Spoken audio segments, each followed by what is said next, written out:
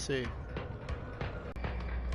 I had to check to be this way was because that's a part of taking on the, we gotta love her. We do. How do you put this? So we're gonna tie the thresholds. I just can't believe that. Part 6 Breaking Threshold URL. Inevitable serendipity. Okay, for example, one serendipity is I said threshold, and then I was told Sean said it said threshold, threshold, threshold. It kept saying it over and over. It was so crazy because as soon as I said that, it knocked me off the network. Like I don't mess around with my network connection. Like it very rarely will knock off. The screen may go off here and there, but this was definitely an inevitable serendipity.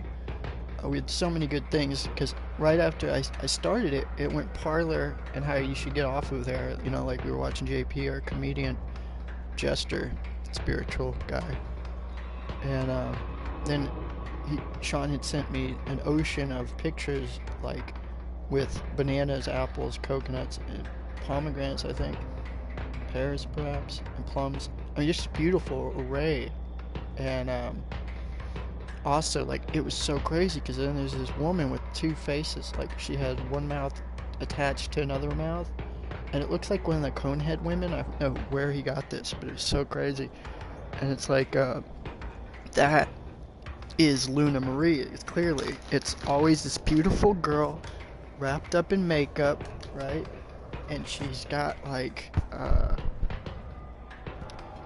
lipstick and the whole 9 yards. It's like, and that is our status quo, and, even masked up. Like all my girlfriends I've ever had, that's what they wear makeup, and all this stuff. And I think I've been with one girl who was naturally just never wore makeup, whatever. Which again is yet more of Lilith or Sophia energy, your natural state. We often vilify the natural state as being something that's just not wanted or necessary. Or why would you not want to wear makeup? Why would you not want to color your hair? Whatever. And it's so funny because the thing that knocked off the connection is the Saturn and Luna illusion. That's why it's so funny. We're in this rock quarry where this is created. If you look at the stars and the skies above, see the connection, and you see that clearly looking like a Regina in the sky. See that? Not sure if that's even coming in very well. So, and he'd said something, like a dear friend, he's a Jedi when it comes to a living soul. He's staring in front, and to blur out the vision, the new realm created the new experience. This is so crazy. He said this before I even checked the text message. This is why I had to lose the connection. Luna and that energy had to knock me off the connection, so I would go and turn my phone on, see what's going on. And sure enough, my friend here had sun gazed for 3 hours. He said it inspired him from the 7 one I had, which, because that connection is 7, is definitely something I suggest shooting for any living soul. That you really don't even need to do that, but I notice a lot of spiritual movement stuff. They'll say you need to like gaze at the sun for 10 minutes when it's coming up or when it's going down, no longer than 15 minutes. Like they always put these repercussions. And then that's when I had this connection with Hermes, literally the sun god, that energy. And it told me, because I had asked it like consciously, I said, is it safe for me to continuously look at the sun? And then it made me answer my own question. It was like, has everything we've been told in this illusion a lie, in this matrix? Wear sunscreen, wear sunglasses, don't sit out in the sun too long, it'll cause cancer. When we know that can't be an objective case of truth, finality, because look at the Africans, for example, or wherever, more closer to the sun, the Belize, they have darker skin, right? It's almost like we don't want to have that darker skin, that pigmentation of melanin, which comes from the sun feeding our cells, making us stronger. They want us frail, weak, pale energies in physical manifestation. wimp, weak, can't handle the sun, can't jump in the water. Oh my God, don't jump in the water, I can't swim. They want to take us back to that. That's why I said, for any of us among us who have touched the foundations of this world and deemed them solid, for who among us has touched the foundations of this world and deemed them solid? The Archons try to bring us down into thought, which leads suffering. So I just sing doodle daddle blah blah boo to gibberish. That's beautiful, and that's what you got to do, you know.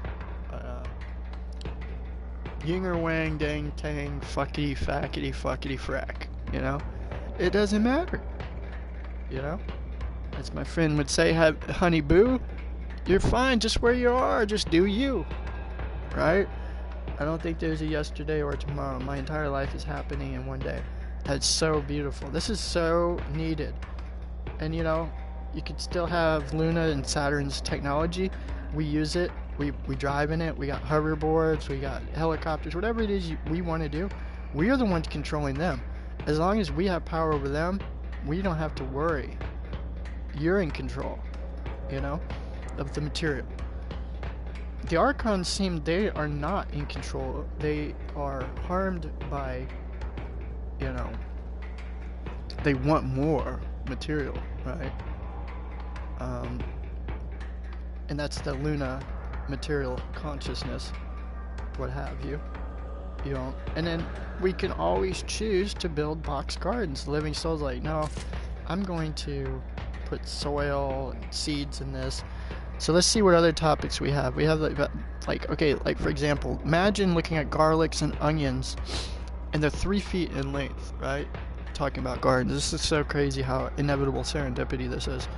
Because I'm getting to the magical spell connection here. This live stream, if you've connected with it, you're here for absolute reason, and a magical happening of spells is about to come over your life and blissfully take over for all of us in the grand, fantastic manner. For all of my friends' sun gazing energy, when he enters into this live stream matrix simulation threshold, what's going to happen is all of our energies are going to collide together and merge into the resonance of this one dimension that we're creating.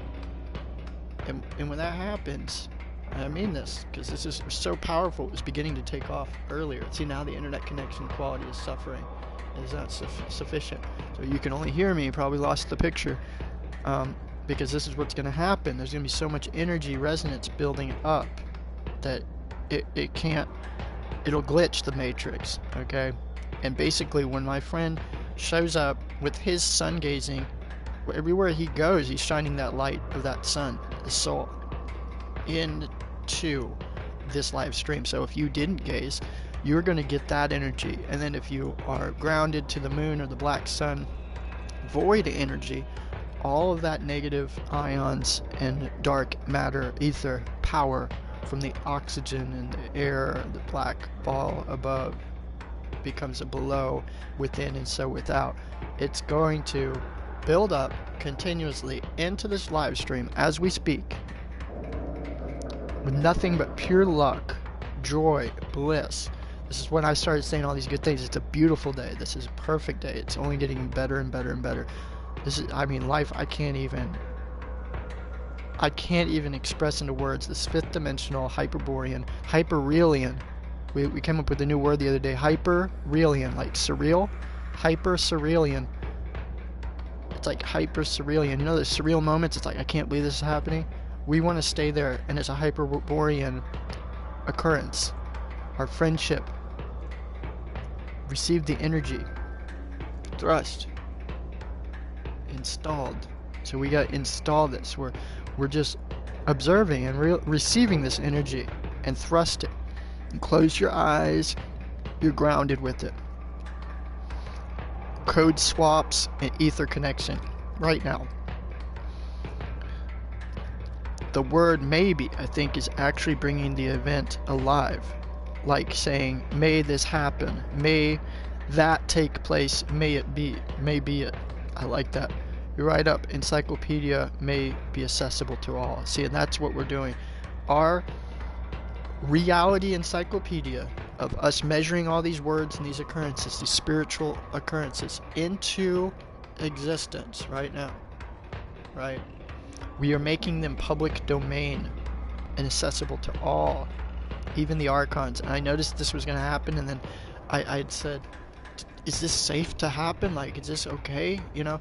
And what I started to see is archons starting to do some powerful things that we're able to do, but in a kind of a mediocre manner, meaning our ascension became more publicized. Like, this stuff was happening on a lower base level. Archons could start considering gazing at the sun, drinking spring water, doing these right things. It's like it's a program, and it's coming out like a positive virus in the matrix. We are the virus stuck in the matrix, and we are giving all the solutions and telling people the ultimate true truth, the absolute true truth spectrum. And this creates a threshold with the resonancy, because when we're saying stuff like, think about the words, the titles, and labels. Stop identifying things with what stories have been told. The Anunnaki, the aliens, the UFOs, the Jesuses, the Buddhas, the spiritual leaders, the gurus, all these ghosts, these gods, these demons, the devils, the angels. Let them all go. They're all energies anyway. So let us not stress about the words, the titles, the labels of the encyclopedia, this matrix reality. Test out the artificial luxury, you know? Test it out. See for yourself. Like my friend said, I just stare at my own eyelids in front of me. This is some deep shit. Blur out the vision, just like the mind. Enter new realms, create new experiences. And that's what's going to happen. You sun gaze and you don't worry. Am I going to burn my eyes? No. You may at first, and then you build like a callus, and it gets stronger and stronger. So this is the spell I'm putting out there. The threshold, the threshold, the threshold. We call upon Lucille, Lucy, Lucifer, the Sophian, hyper-Cerelian energy, the goddess of the void, the dark sun, the black rock, the ocean of the fire, the soul that lit within, the mountaintop caving to the earth within, the ether, things we cannot see, the wind blowing, the holiest spirit of the electromagnetism, dielectric acceleration, creating the lightning, the lightning thunder, gazing to the heart and soul power up, the astral plane threshold, positivity takeover, positivity takeover, positivity takeover with the lightsaber key, you inverse.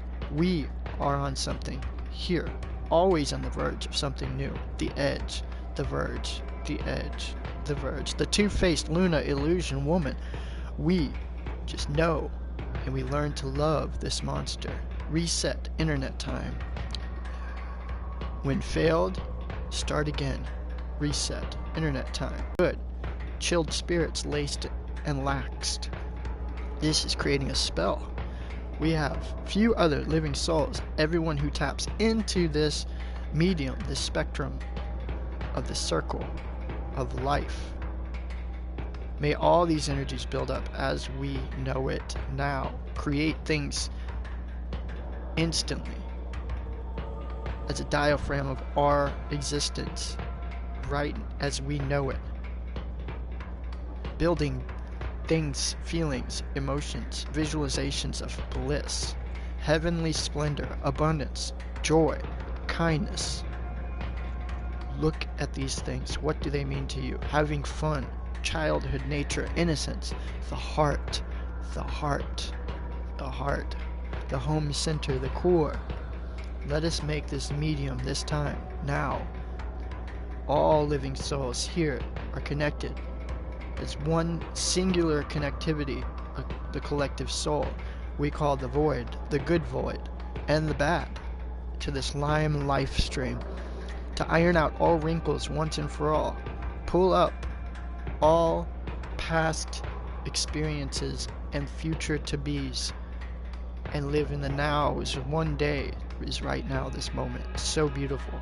This is a gorgeous day. This is a tremendous phenomenon of our moment, of our time. Right now, this is historic. Top of this, next reset, clean, fast net, threshold, time. We control the fate, destined, time, measuring, material. We are that. We are the director. We're the chosen one. We make this oldest house, this planetary illusion matrix simulation happen. We be the name of it. We are the name of God. Beyond I am, we is. It is. We is inevitable serendipity. Since we are spelling out a glitch, now, my friend, with my power vested in me from the black sun and the sunlight energy, we convert that power into super good heaven things above and below in our within and without. This will be great, and repeating, spiraling like a giant spiritual fan. These objects of powers, we give it to them. May they go into our crystals, our necklaces, anything material, our hoverboard, our television, our Ps4, our computers, our phones, and anything that would be of a threat. The EMF waves, alpha waves, poison, toxic darts, archonic distractions, challenges, and any challenge that comes in our presence. May we convert instantly, immediately, with this positive super heaven power, energy, this lightsaber key in universe, below and above, within so without, every corner of this earth reality matrix, all 6 directions, the 66 virgins we shall be, pure and innocent, cleansed with the ultimate power. This will be the great repeating whatever magic spell you wish to doom into this matrix, for they will not enjoy the order over their chaos. Let us do it. Blissfully so, may it be. Calling on Saturn's energy and Luna Marie, the matrix madre, mother energy that we see, and the one we do not see, the void, the ether all around us that shows us the way, the guidance, the power, the luck, the energy of the goddess of the void, the black rock sun, Sophia, Lilith, Lucifer. Come to us now as the almighty singular energy of all energies, and we combine this with the conscious illumination, the light energy that we have brought in as a time capsule of our crystal brother through his crystal eyes of the mirror of the soul, the black soul, heart energy, the black sun rock, the dark sun, within the very eyes of us, the observer, the beholder. We want all energies in soul sun, from Sean to myself, Eric, and all other living souls, Devin, JP, anyone involved in this moment, you, the observer, watching, listening, seeing this interpulse simulation, concave cellular cosmology, spiraling and spiraling itself to complete the test that we've designed for it. It's successful now, and no, never can it fail once. Checking now, checking now, checking now, checking now, checking now, checking now, checking now. Complete. 1393. Complete. Successful. SZZ. As it is, the Matrix 8 ready to launch. Threshold, threshold, threshold. So be it. May it be. The inevitable serendipity. This is the journey to the center of the earth. The heart home. All luxuries now will be created through you, the living soul, the God ghost of your reality. Feel that energy, the ringing of the ear, this hiss resonance as the frequency balances all other frequencies in all dimensions to even the 6th or 7th dimension and repeating. And we call out and carry it on to our 7 connection. The pyramid pointing up, the pyramid pointing down, the spinning octahedron, and all through life, beginning and end, as it is divine now. The dodecahedron, the 12 star, the points, all life, in every good direction, everything that is good and everything that is bad, everything that is evil, everything that is holy and that is good, is one. This creates our bliss. May we have this big black endless energy, this limitless ball, as it levitates into the spaces of every ethereal point in this matrix and to the 5th dimension Hyperborean Shambhala heaven. We absorb that energy into our hearts, into the 3rd dimensional matrix and the 4th piece, to all power to the gateway, the heart, the crown, the 3rd eye activations now, where we use the 3rd eye power for all that is good, as more good is suspected and expected to happen now. So be it.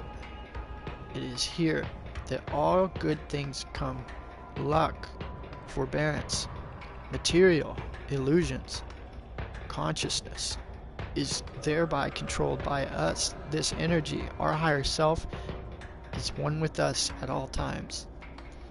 This spell is so great that it's not just a spell for one time or for many others, but always to be. Repeating and spiraling up and down, around, consistent and even, equal and balanced and organized. It is all things.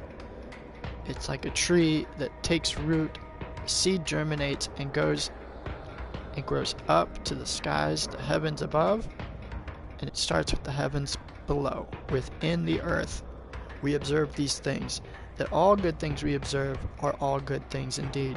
There's no negative, bad to come our way. From this moment forth, all challenges are instantly won by the higher self. May every step we take us to the bridge, to the kingdom above, the heavens on the back of angels that we've created as our guidance, this Holy Spirit power filled with luck and splendor. All good things may come our way. All good things only come our way.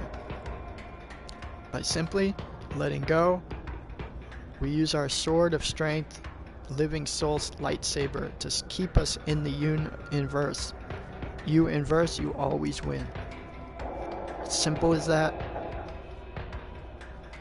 That's all we have to do.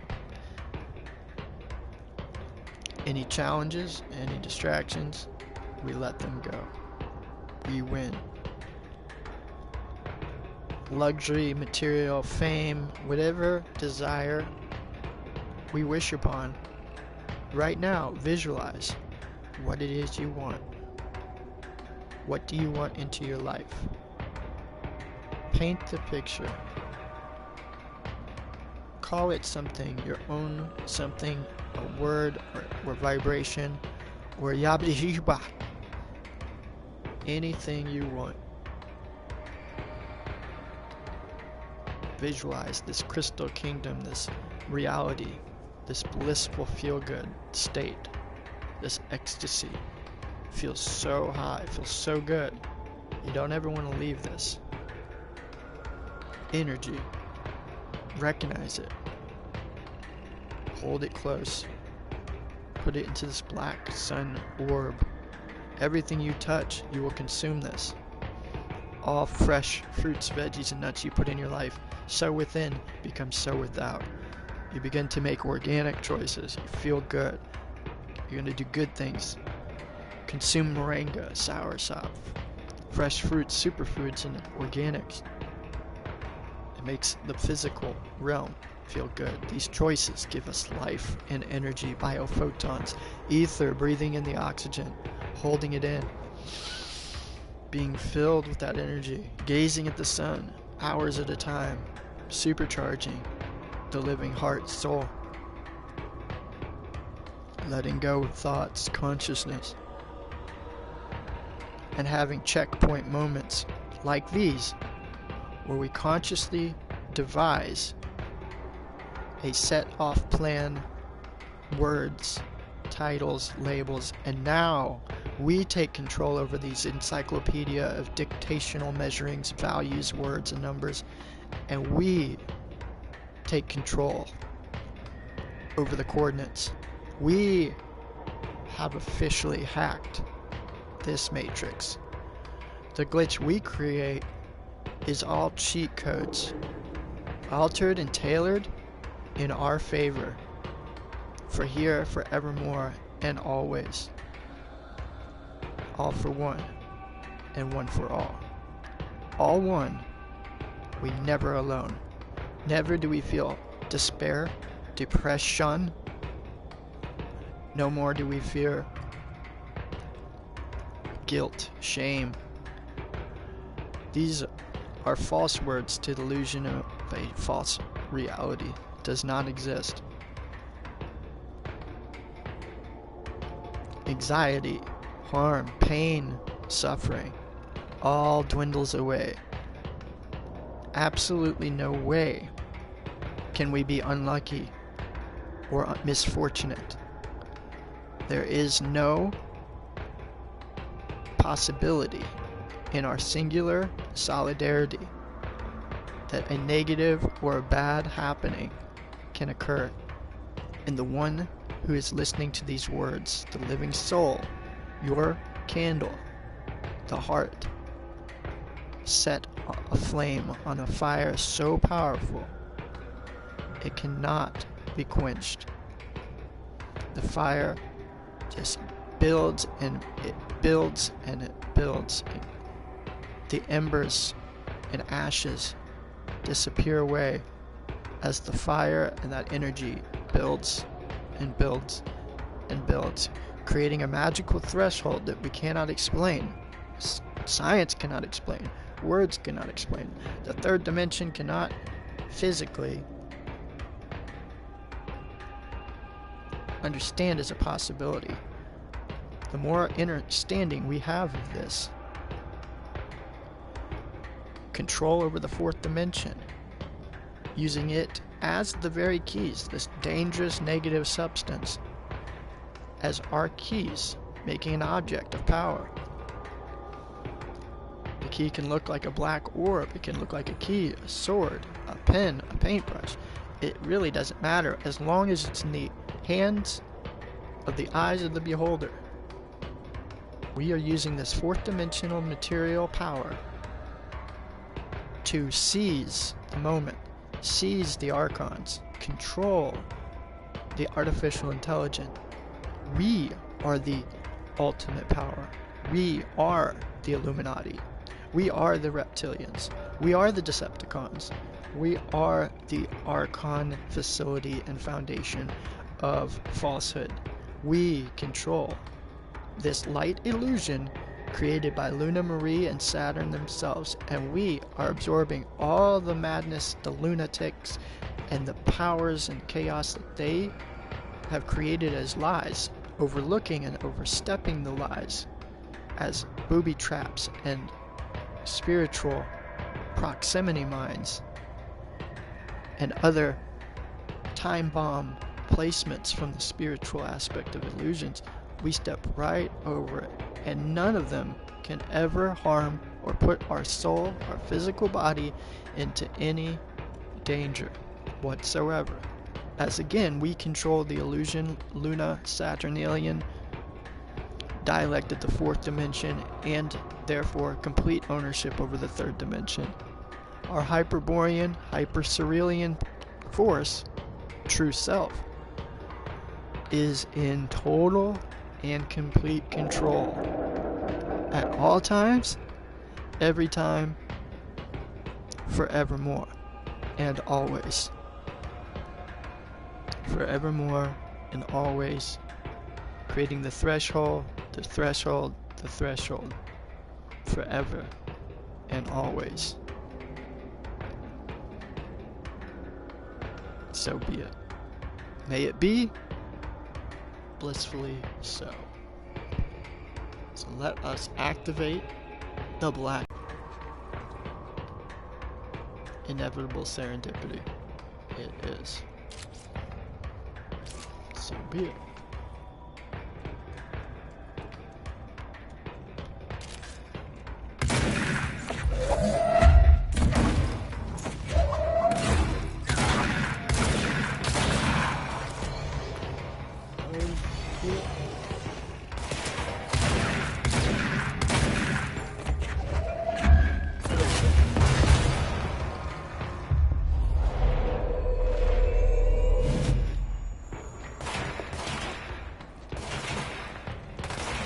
How you beat the Archon. It's funny because I'm beating them now. I've never gotten this far.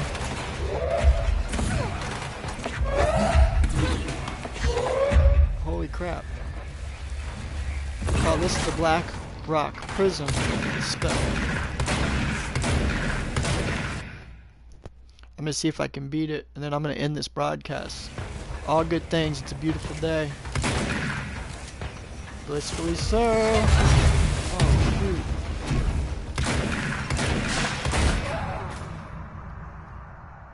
And death comes upon us. Pay attention to the surroundings. You will sustain lethal damage if you fall too far. I love that because it's like blood, the lifeblood. Forensics here. So cool. Damn, I actually never gotten that far. That was crazy. And each time it kind of pushes you further. Darling's key. It's crazy because even the Archons in the game, I just controlled and took them over like nothing on that ending part. That's the way it'll seem. It'll seem like you're seizing. Like an ultimate game cheat code and you just connected to it. That's what I love. This happened to be when it said threshold. That was the crazy thing about the sun, is that's the sun. The 7 connection is the divine connection. This, you know, threshold. And this happened to be part 7. And see, 6 is like when it happened and then it just hit so hard, it was taken over, you know. So, I think that's why I'm going to end with this. This is good enough. As every energy that watches this and pulls in this live stream is going to contain all the energy, and it's going to continue to build up every time, whether it's this one or the next live stream, what have you. And it's going to constantly just keep building up our powers. So every time we do this from here on out, I did this before and it really worked. For the past year, it's not gone away. And now I'm making a resonance connection between myself and my living soul, my friend Sean here, the ocean of power, and anyone else who is hearing this, observing this, can connect with this right now as a portal.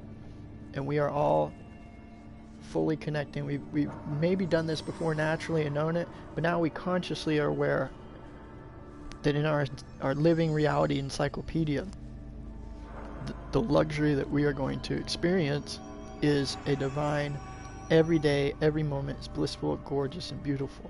That is the new thing, is knowing that, waking up, saying it, knowing it, but not just that.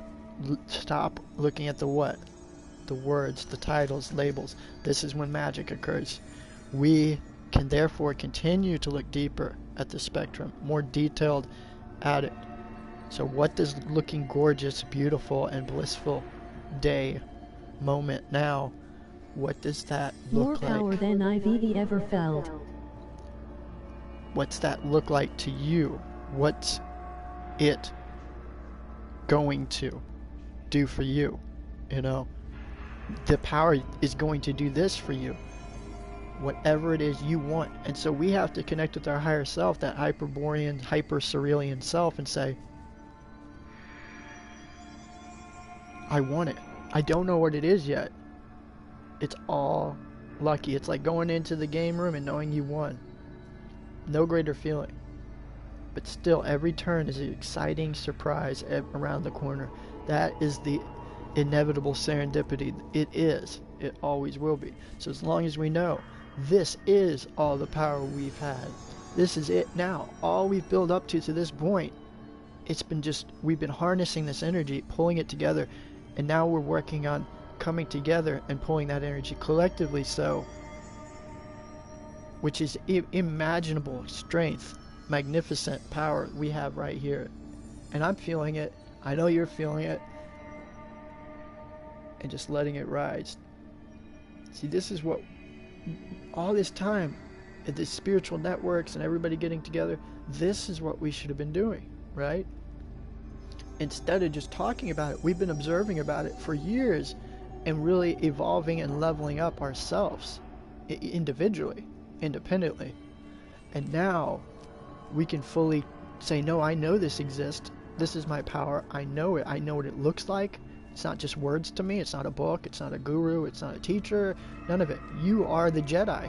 You're the spiritual living soul warrior of absolute true truth here. It goes beyond any book, word, title, organization. Doesn't matter who you are. You're even beyond a human or a living soul or a god. You are something you have to visualize. That Hyperborean self. You're floating in the air with your fire, your lightning rod, your powers. And if you can't visualize those things, you can't visualize what that is and what it's doing, how do you think you can have those powers if you can't first see them?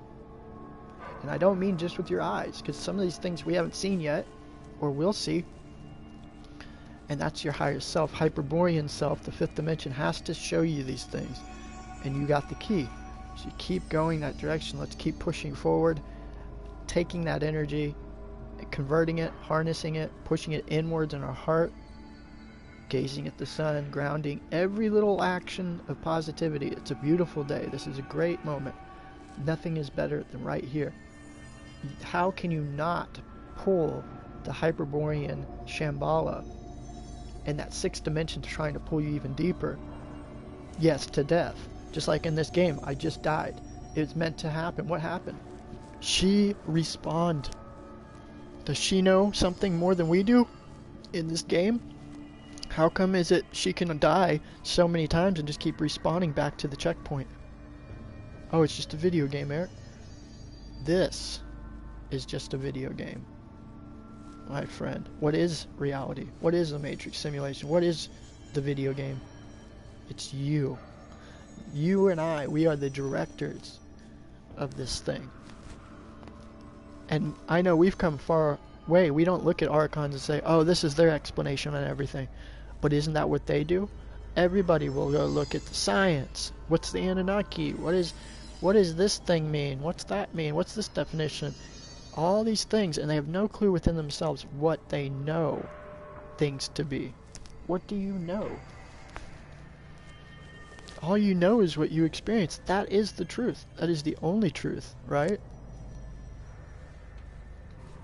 I mean, you can listen to my experiences of how I've connected with the sun, and I felt this energy of like Hermes or the sun god. But when you go out there and gaze and you've had this connection and it's showing you, downloading information, that again is like what I shared in my experience. That I had the sun god Hermes connect with me and told me this information. Take what you will with that, because it's from my walk, my journey. And now you gaze for a certain amount of hours of time and you have your set journey, and this is why it's such a beautiful day today. And it's like I could feel that energy, and that's how it proves right here. His energy converted through the live stream. It created a threshold, because I just talked about two resonances coming together and creating like a same platform of the same dimension. And then bam, it knocked the network off. It was like Luna could not have that much truth in one set field. That was a 6 episode. And then bam, we re-established a connection after the failure, reconnected, and then bam, part 7, the connection. And here we are, setting out the greatest single spell of words consciously into the matrix. And it's stuck in the matrix. What is said, what is texted here, what is felt is all being ingrained in these frames per second, like a recorder. This is the spell. The object of power in this is everything that you're visualizing and we're going through is happening. These are the real archons. When I take these archons out, it's like we're taking out the negative entities. And look how they don't even do anything. Literally, I've never seen this in this game where they just don't even hit me. They're barely doing anything. It's so funny. I can take them right over. Bam. There's one that hit. That's going to be like how it is out here. It's going to be like, man, life is so much easier now. What happened? As it already is, blissfully a beautiful thing, you know? And that's like, we are in the Black Rock Quarry. It's like we are in the Black Rock harvest. And every time we harvest a little black rock sun crystal, energy crystal, it's clear, but it looks black, just like the skies. We think the skies are clear because we can see it turn blue, we see the clouds, all this. At night, when the sun is not reflecting on that dome glass, it turns black. It looks black. It's empty ether. And that's what's making all this happen. So it's like, imagine on a microcosm, there's a small version of the sky, and it's these little black orbs, and we are like collecting them like we're collecting golden rings and gold coins. And it just keeps building up, and we've got millions of these coins. You can never lose them. That energy, it just keeps building and building as you evolve with your age, you mature spiritually, and you just keep feeling stronger and stronger and stronger, harder, more tough, and strength. And it's like, then you just go in there and you just knock them all out. You beat everybody. You become invulnerable. You become invincible. And that is what I feel we are converting into this matrix. Everybody coming around and step across any video I've ever done, any videos we ever see and connect with, that's what is going on. See, and they'll try to shoot us from a distance and we just heal right back up. Can't kill us. You always just can go back to the checkpoint. And when you go to the checkpoint, you're healed right back up. So death is an illusion. You can't lose. There's nothing to fear, right? What can you fear? Only, not even fear itself. You can't even fear fear, because it doesn't exist. Bam. So everybody that's tuning into this, rewind it and go back to the spell if you want the Black Sun Astral spell. Trust me, you'll want the luck and the power, the integrity that we are all designing right now as the creators, the directors of our own reality. We are overcoming. We are powering up more than ever. And no one can stop us. There is no God or entity better than us. We are the ultimate God beyond. We gotta stop looking for things outside of ourselves. We have to start doing it, visualizing it, throwing it at him, dodging the grenades.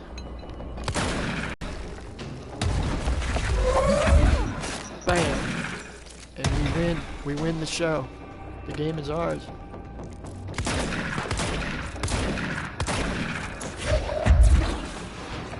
They try to snipe us from a distance, and we can always manage to win. And you know how you win is instead of shooting the trigger, pulling the gun, looking through the lens and killing, you can consciously do those things. But for us, our sword, our magical lightsaber key, it's simple as this. We just never forget this one thing. It's the ultimate cheat code, the ultimate power-up choice. The ultimate action for attack is letting go. That's all we have to, I constantly say it, that's all we need to do. It is the ultimate singular attack of the Black Sun. If the Black Sun had a move that it would do a special attack on anyone, the ultimate takeover, the ultimate weapon, it would be the Black Sun lets it go. And by letting it go, it's like chaos just swarms in and everything works out. It's when we consciously try to pull the trigger, aim the bullet, look it through the scope and try to kill or try to blow up, try to cause chaos. That's when it reflects back on us, like the black mirror. And the black mirror can literally take one's heart and soul away. That's what all these negative actions that we think are good can be toxic. But what does the Matrix say? You know, get guns, get ammunition, better fight back, you better win. You know, like this game, I gotta kill all these bad guys. That's what they want you to believe. You know, we gotta win, there's a duality. There's a good side and a bad side, you know. No, let it go. Watch what happens. It is the road less followed on, isn't it? And then look, you just take over with godlike powers, you know? That's the beauty of it. And the only way to lose those powers is to think, oh, I'm not that special. There's something more powerful than me. You start believing that, then so be it. That's what's going to happen. You can either have two choices here. You can be the absolute beyond God and know that you're creating all this, or you can believe something else is and be mysteriously living in a chaotic, random, spontaneous generation of events. You know, so by controlling these things is by uncontrol. By not controlling and letting go, creates every desire in your heart you didn't even know about. That's the beauty of it. How would you know? You don't know any better. See, and just like this guy, he's healing all the other guys. I can't even hit him. He's hiding behind a rock, and he heals all these archons. It's pretty interesting. Look how many there are. Damn.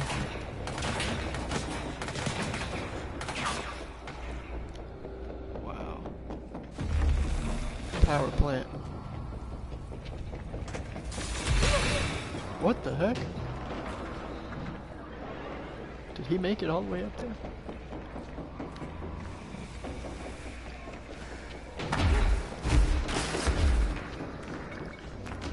So yeah, that's the beauty. It's anything that you visualize right now you want to create. That's what we're learning here more and more, is it's just going to build up. You're going to start seeing things that I'm thinking about, things that other people are thinking about, start to actually happen and manifest.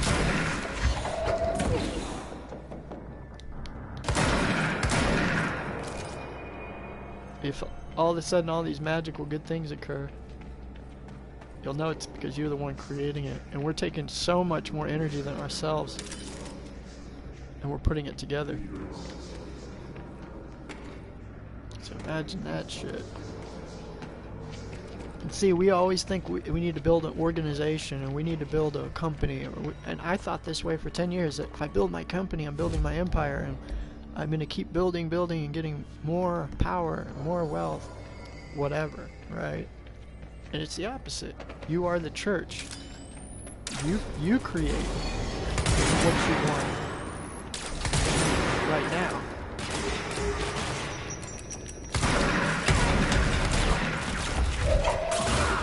Bam.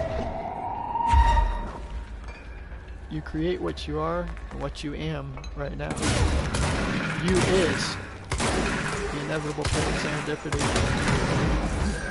This is why people who are even poor and live out on the streets or something, and they're considered visual geniuses, they can visualize a blissful reality and live there and never need anything of this world.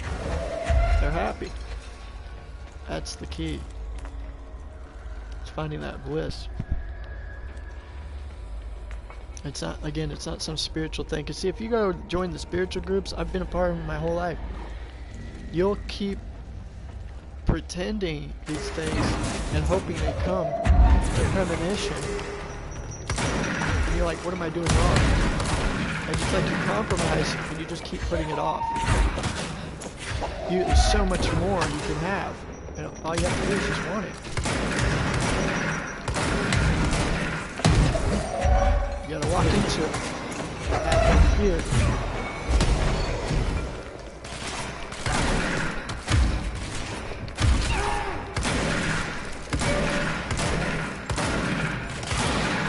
Whoa. today.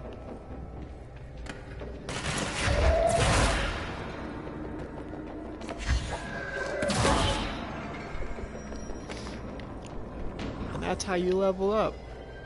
Basically, you continue to get stronger with every necessary quote-unquote battle, right?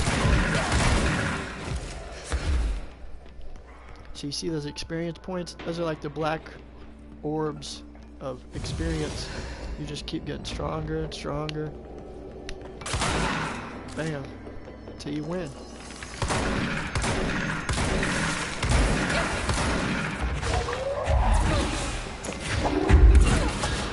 Bam. So it's like, we want to manifest the ultimate weapon now. You just, every time anything bad happens or you think, doubt for a second, dwell on something, consciously think you gotta be somewhere, it just immediately pre-triggers and it blows it up before it even exists, before it manifests at all. And you defeat it. How cool would that be? It'd be like an automatic win, afterlife experience, after death experience gainer. So you're winning all these battles and you're not even there. Imagine that glitch. It's like the ultimate. It's like you have a conscious version of you out there fighting for all this stuff and truth and trying to win, and you're just like, no, I'm not gonna initiate in that battle. But your third dimension self does, and it's out there kicking ass. But it's not you. And when it wins, you win the battle. And you can always tap into that and say, well, I'm gonna go check it out. How am I doing? It's like, damn, I'm kicking ass. But I already won. And you're absorbing all their information. Constantly becoming stronger, aren't you? How crazy would that be? It's like an afterlife experience glitch. A hack where you only get stronger. And you don't even have to do any work for it. See that guy back there hiding?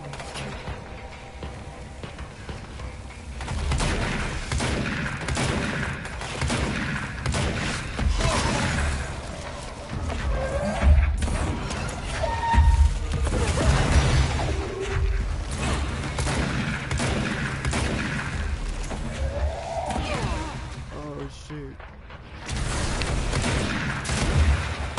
Damn. Oh, I did it. I got him. Oh, I can't believe I just got him. That was it. That was the good guy. I hope if I go do this that he doesn't come back. We'll find out. Oh, I can't believe I did it. See, because those guys, they have the hiss resonance protecting them, and then they can sit there and start healing their other archons. So you have to kill him first. Whoa. So it's like increments.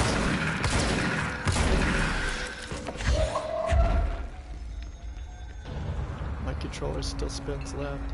Maybe that's just like an extra added challenge I have to do.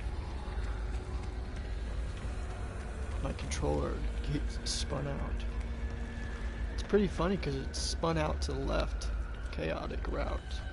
Chaos. I got this energy generator. I figured out how you can drop it. That took me forever to figure out how you can just drop it. You click square. You square it up. That's the other thing I realized. Square, like the word tool equals 8. I think it even equals 89, which is anything. And then if you look up tools, like tools with an S is 9, so it's complete. It's divine. And so to be a tool means that you are literally a material object being used for the matrix. That's what ultimately the number 8 is. That's why the word queen equals 8. And it really is. Plasma equals 8. Everything physical in this matrix, the plasma materialized. is 8. It's the full cycle. So if you're a tool, you're an 8. If you're tools, we're all connected singular as one, we're complete. We're 9 tools. That S is a 1. That means it's you and all the tools. That you are tools is divine. So that's what we're doing in this spell today. We are taking control and dominance over the 8, the matrix, the 4th dimension. That's why the 4th wall is ours. We have the key over the archons, all of it. They're ours. That's right. Shoot that gun. That's the action. We are the action. The go green light. The 9/11. The 2-force weapon is only controlled by you, the chosen one, the director. You are the main character, and you already know it. We can't make this up, and we can't change it. That's one thing you can always bet. You'll never change it. See? Bam, we just took his life over. See that? Your soul is mine. So now the Archon is on our team. See that? He's the bad guy, and we just took him over. See that? And when he wants to turn against us, he won't be able to. You know what he'll do? Watch, this is what... He'll just kill himself. See that? We seized his mind because we own the 4th dimension. So we can't feel bad, you know, what happens to them, their suffering, their pain. They don't have any feeling. They're not real. The sooner you can just get through this and realize that, you won't feel those weird, stupid, gullible feelings that we need to care about and save all these archons.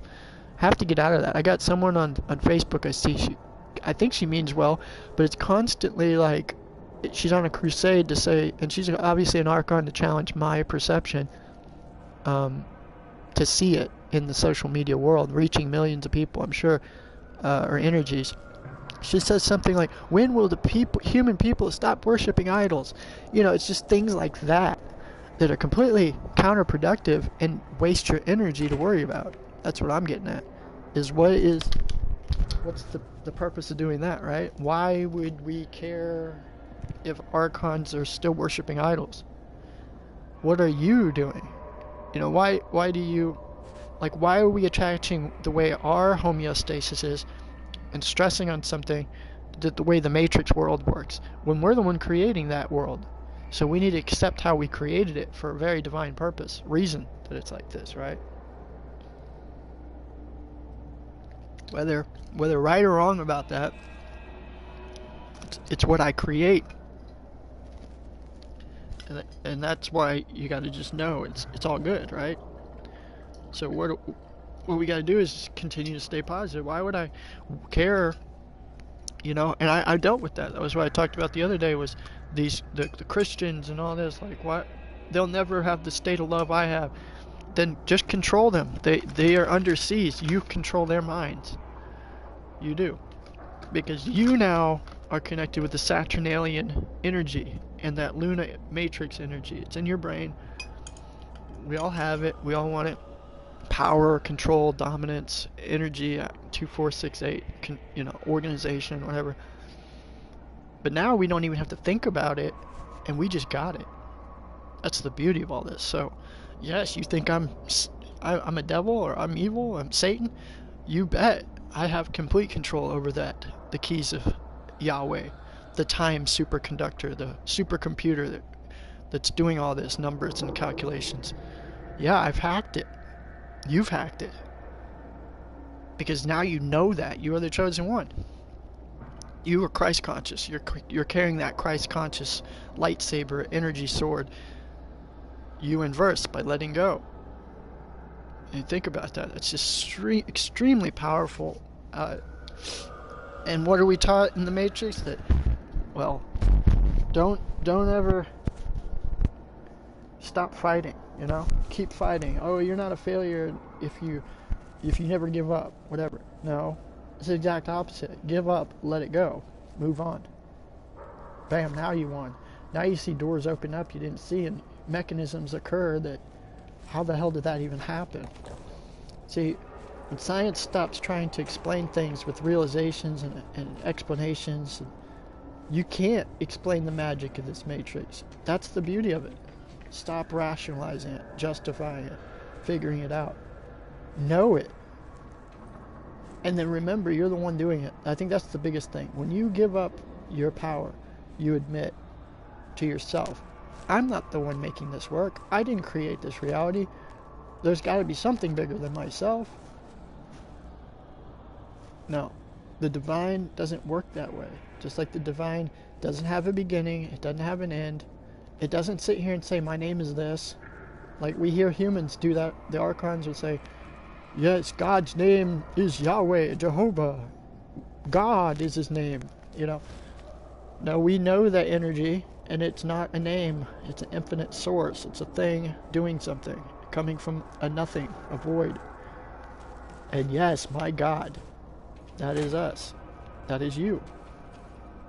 No two ways about it. If it created everything, you created everything. I don't know why people consciously have not evolved to that realization yet. But again, it's not something I should worry about. Who cares? Let's take control, and we win. We win every battle.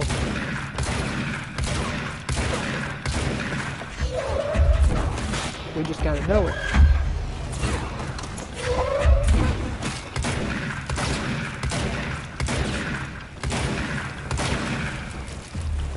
Whoa. She has a hard time going upstairs. Whoa.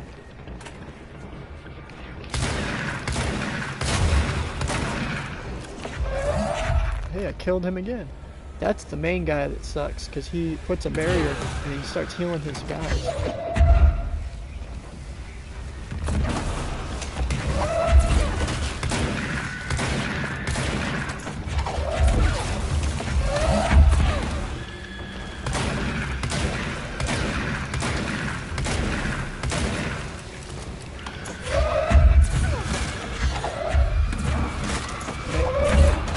May it be.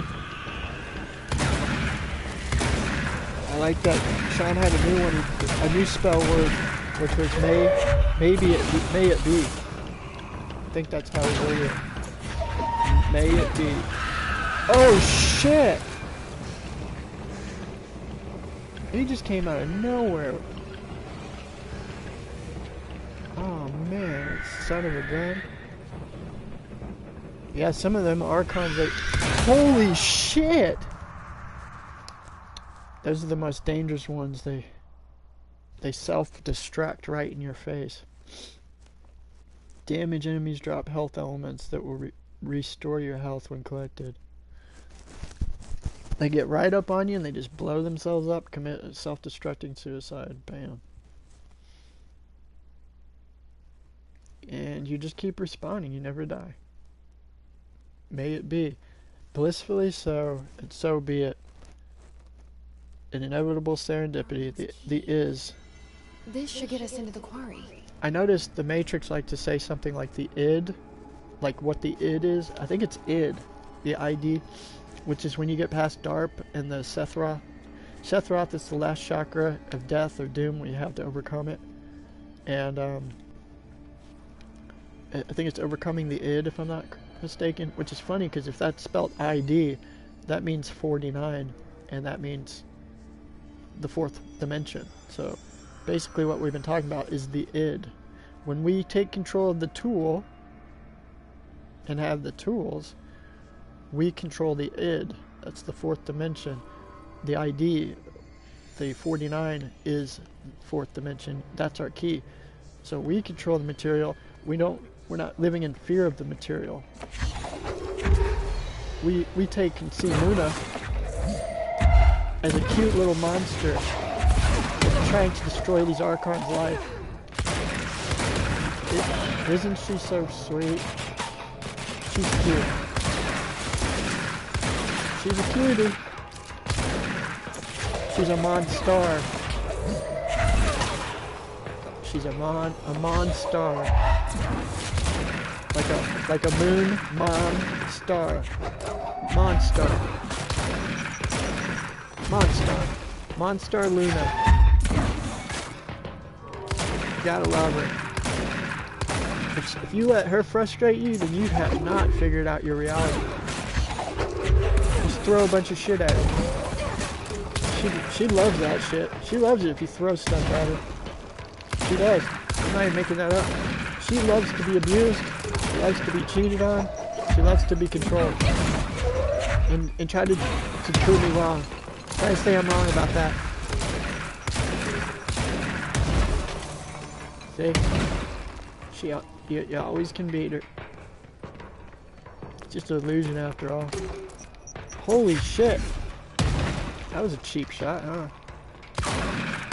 I'm getting a little too close to the truth, huh? That's Saturn right there. Bam. Red hot hothead. Oh, did I destroy your shield? I took his Luna shield away. I took his Monstar. Because I don't have any fear anymore. I got the object of power. My Christ-conscious gun. Ooh, you can't kill me. Bam. Sorry, Saturn. You know I love you. Now I'm going to take you over. I'm going to seize their mind. Your soul is mine, Saturn. You're just the energy after all. I need to use you. So then we collect all these energies together and you realize it's just one void energy. And we pour it out. Bam, now we've got Christ conscious light. Lightsaber conscious energy. We can build something or we can let things just build themselves. How do you want this to end? You're beyond God. Man, we're getting so deep. We get so evolved and deeper. And we realize we're not even progressing and evolving. We're getting just deep, man. Like, this is intense. See, look at that light beam coming down. That's like the Merkaba. It's that light, that one light, Christ conscious DMT. Let's look at DMT. That would be 4, and 4 is 8, and then the T is 2, so that's 10. It's the 8, it's the 4 and 4, which is 8, and then 2, which is 10. So if you notice, it's 2, 4, 6, 8. It's all equal. DMT. It's all equal material things in the brain. That's why there's 6 sides in the brain, and there's 2 hemispheres in the brain, right? And that equals 8. See that? There's 6 slices in your brain going in one direction. Then there's 2 hemispheres. It's all equal because you're a material object. In a material physical body, it's all equal. It's pretty fascinating. And everything in your body has valves that all work in 4s. If women have 4 cycles, PMS, it goes with the moon, literally. You have 2 sides to the lungs, so there's 4 lungs that you can 4 valves to the heart. You know, there's arteries and veins. Everything is in equals. If it's something that rots, it's a body that dies, it falls apart. It's all equal. It's material. Anything that's coming from the spiritual spiral of magic of life, it's all 3, 6, and 9. You know, so we are a perfect mesh. We're like a perfect mesh between the 3, 6, 9 and the 2, 4, 6, 8, 10. 12. We eventually become the 12 and the 6. Right now, as we speak, we have overcome the 6. We are, you know, the 66 virgins that guy was talking about is, that's us, the Most High. Saturn in this matrix, and Saturn, the controller, in the other half, the 6th dimension. We have more power right now than ever. This day was a 10 day too, by the way. It was a 91, I believe. I mean, I know it. And it's going to be a 9/11, I think, tomorrow. So it's starting all over. So your game begins. Your show begins. Right. Well, actually, it's now.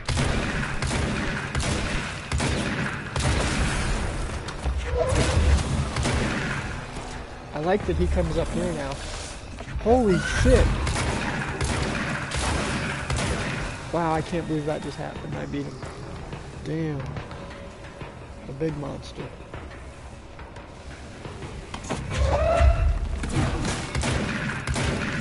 Yeah, I think we're about to beat him now.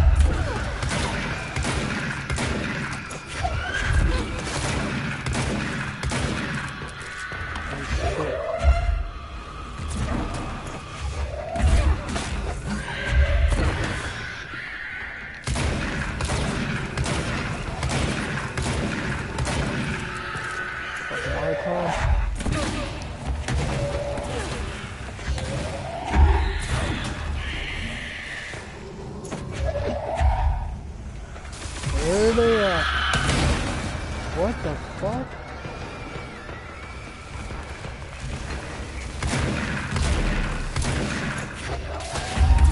Quit spinning my damn controller. Damn, I think I beat them all.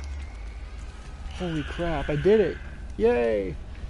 And it's crazy, as soon as I was talking about the 66 regions and the Most High, see? And that's like this very moment. What you just saw there, that's a 66 moment right there. You win the battle. You're the most powerful. You're the dominant one. You're the alpha, as the Archons call it. No, it goes beyond that. Because that would just say that it splits into parts. Like, oh, there's an alpha, there's a number 1, there's a beta, there's a 2. No. You are all numbers. You're not some month out of the 12 months. You're not an astrological sign. You're all fucking astrological signs because you were born in 9 months of a divine complete process. Then you were born and you had 3 months to kind of settle in. You have 12 full months of a cycle. And you can't change that. That is the reality. It's that. Holy shit! You see how they do that? He just snuck up on me and blew up, and I still won. It's kind of like he gave his last try. You can't beat a 66, man. We're the number 1. We're the and 1.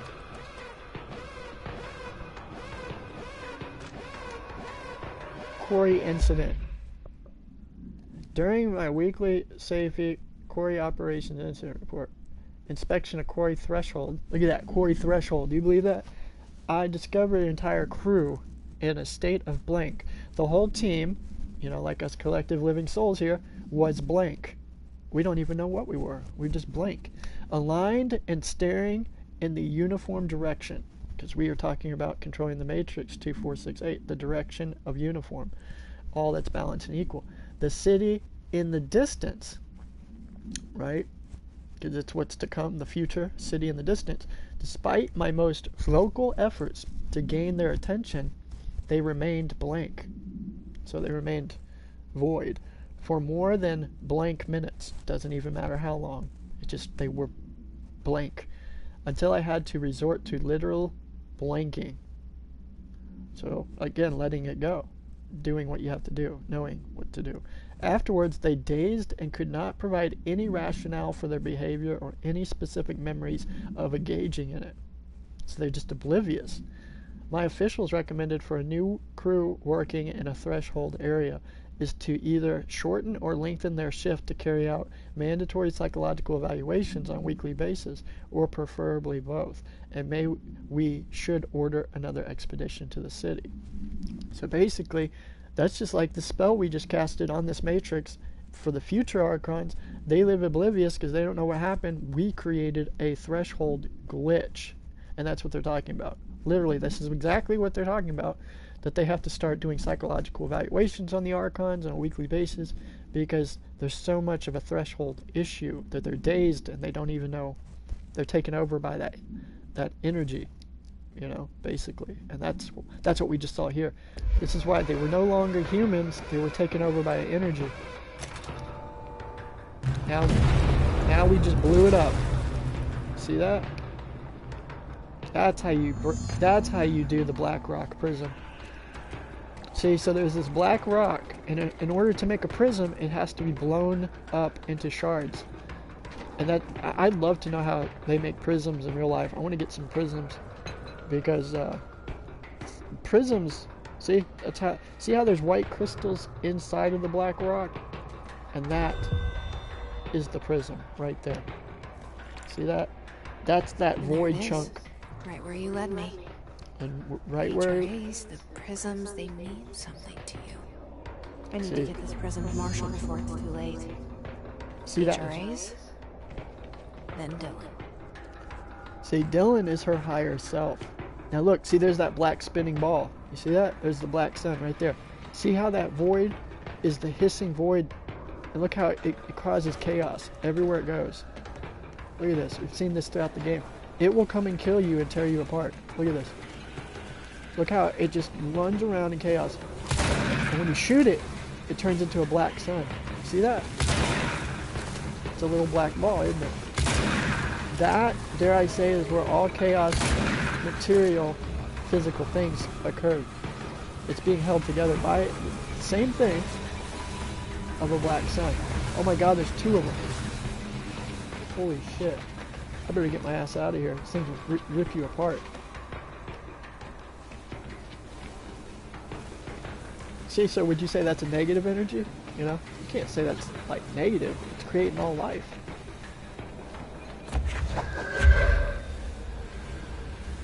This game is actually one of the most deep games that I've seen on the topic of, I guess you could say, spiritual reality. Basically, the CIA had figured out this spiritual reality that we're talking about, literally. The ascension, the thresholds, resonances, and they call it different things like hisses. See, like here's a hiss. See that? It's an archon hiss. It's taken over. And they blow up when you kill them. Interdimensional defender. I just got a trophy. Interdimensional defender. Okay. I still hear music. Oh god, that black sun thing is chasing me down. Holy crap, it really is chasing me down. What the hell? Is it chasing me like that? Oh my god, they're everywhere. Holy shit!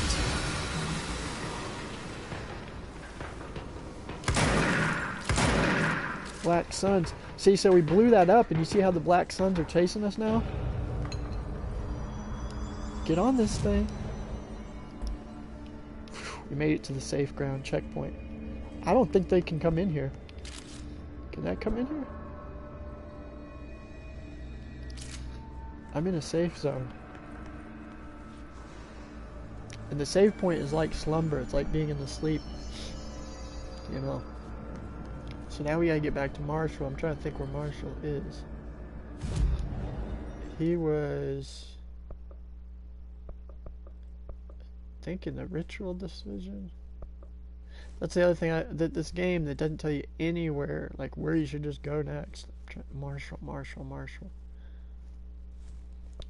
Astral exhibition, I think.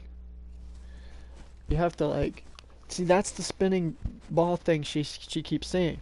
And that's like with me, I saw this spinning vortex. It's almost identical to this. If this was more of a detailed version of the swastika, that is what she is seeing. And she follows this spinning spiral thing, this black void. They call it, in this game, they call it hiss resonance.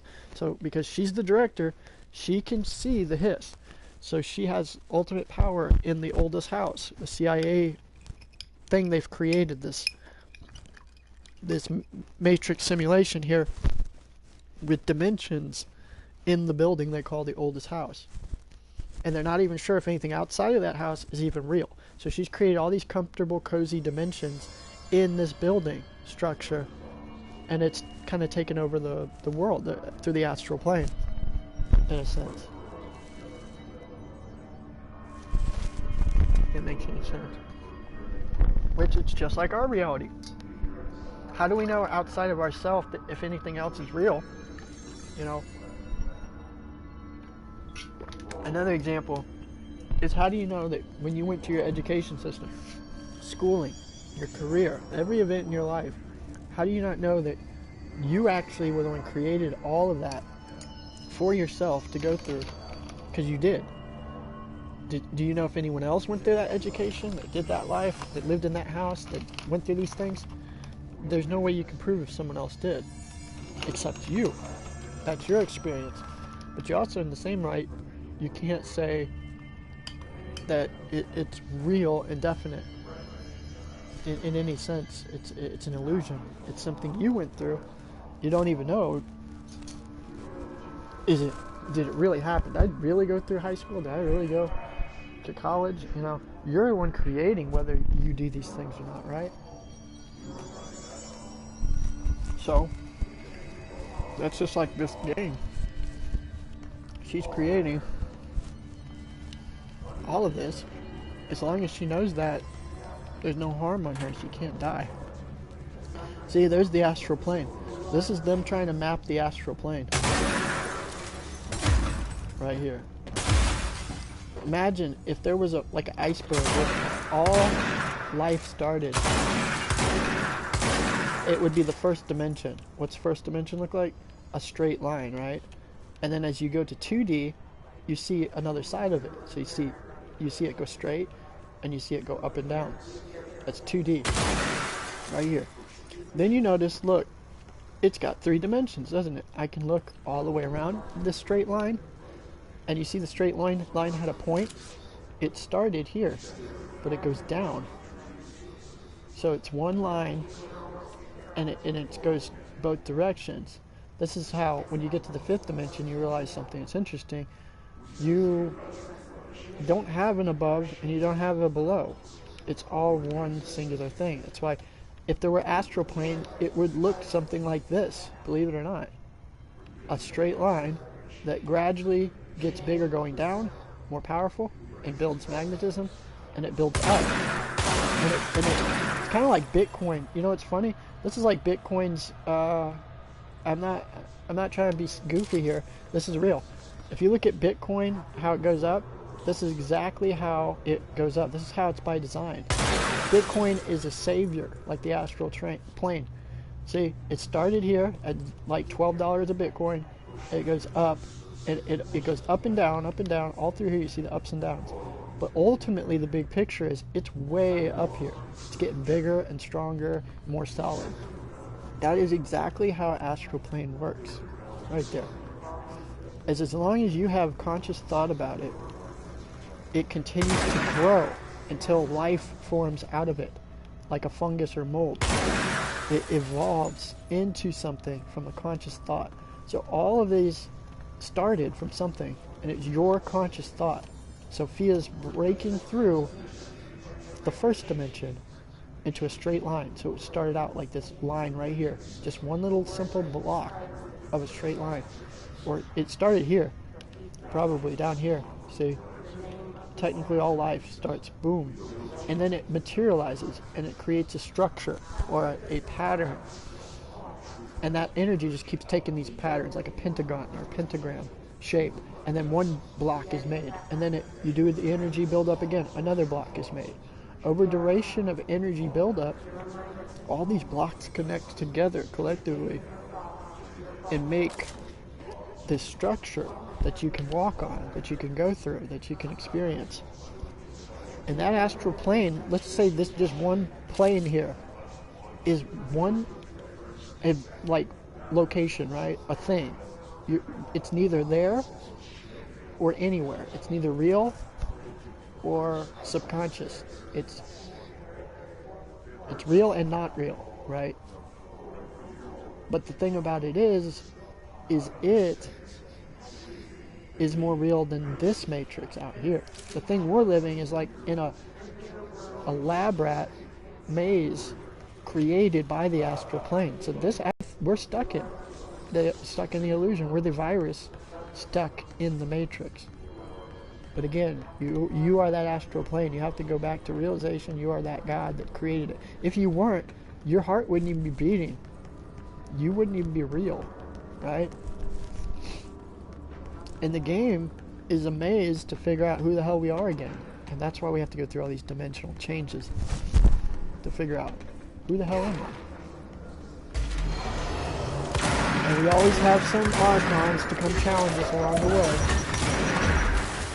Whoa, with the grenades.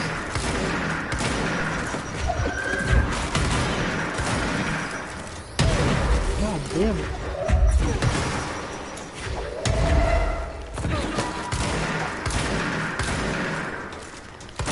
stand this guy.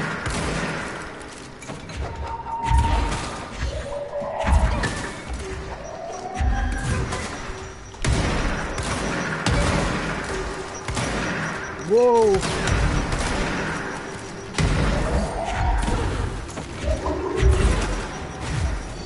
Oh shit.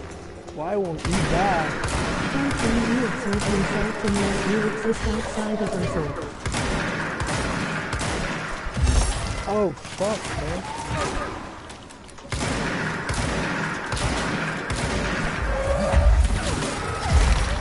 Where'd he go? Where'd he go? I don't like the flying.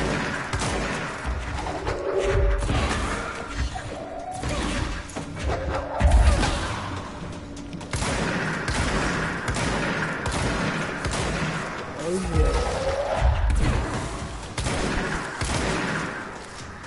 Let's take this guy over. We're taking this Archon. Your soul is mine. Go fight for me. Now he's gonna fight for our team.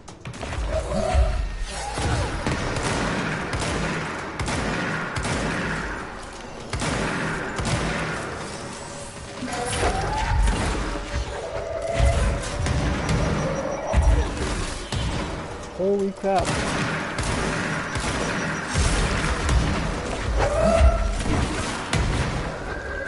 A lot of action. Holy crap. This is intense, y'all. This is an intense freaking battle. Damn, you Archon really put me up for a challenge. Whoa.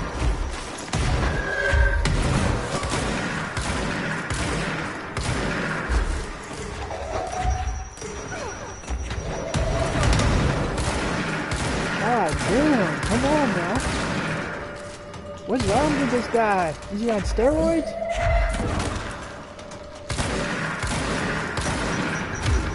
Damn, he was hard, man. What the? Super Archon. Steroid Archon, that guy.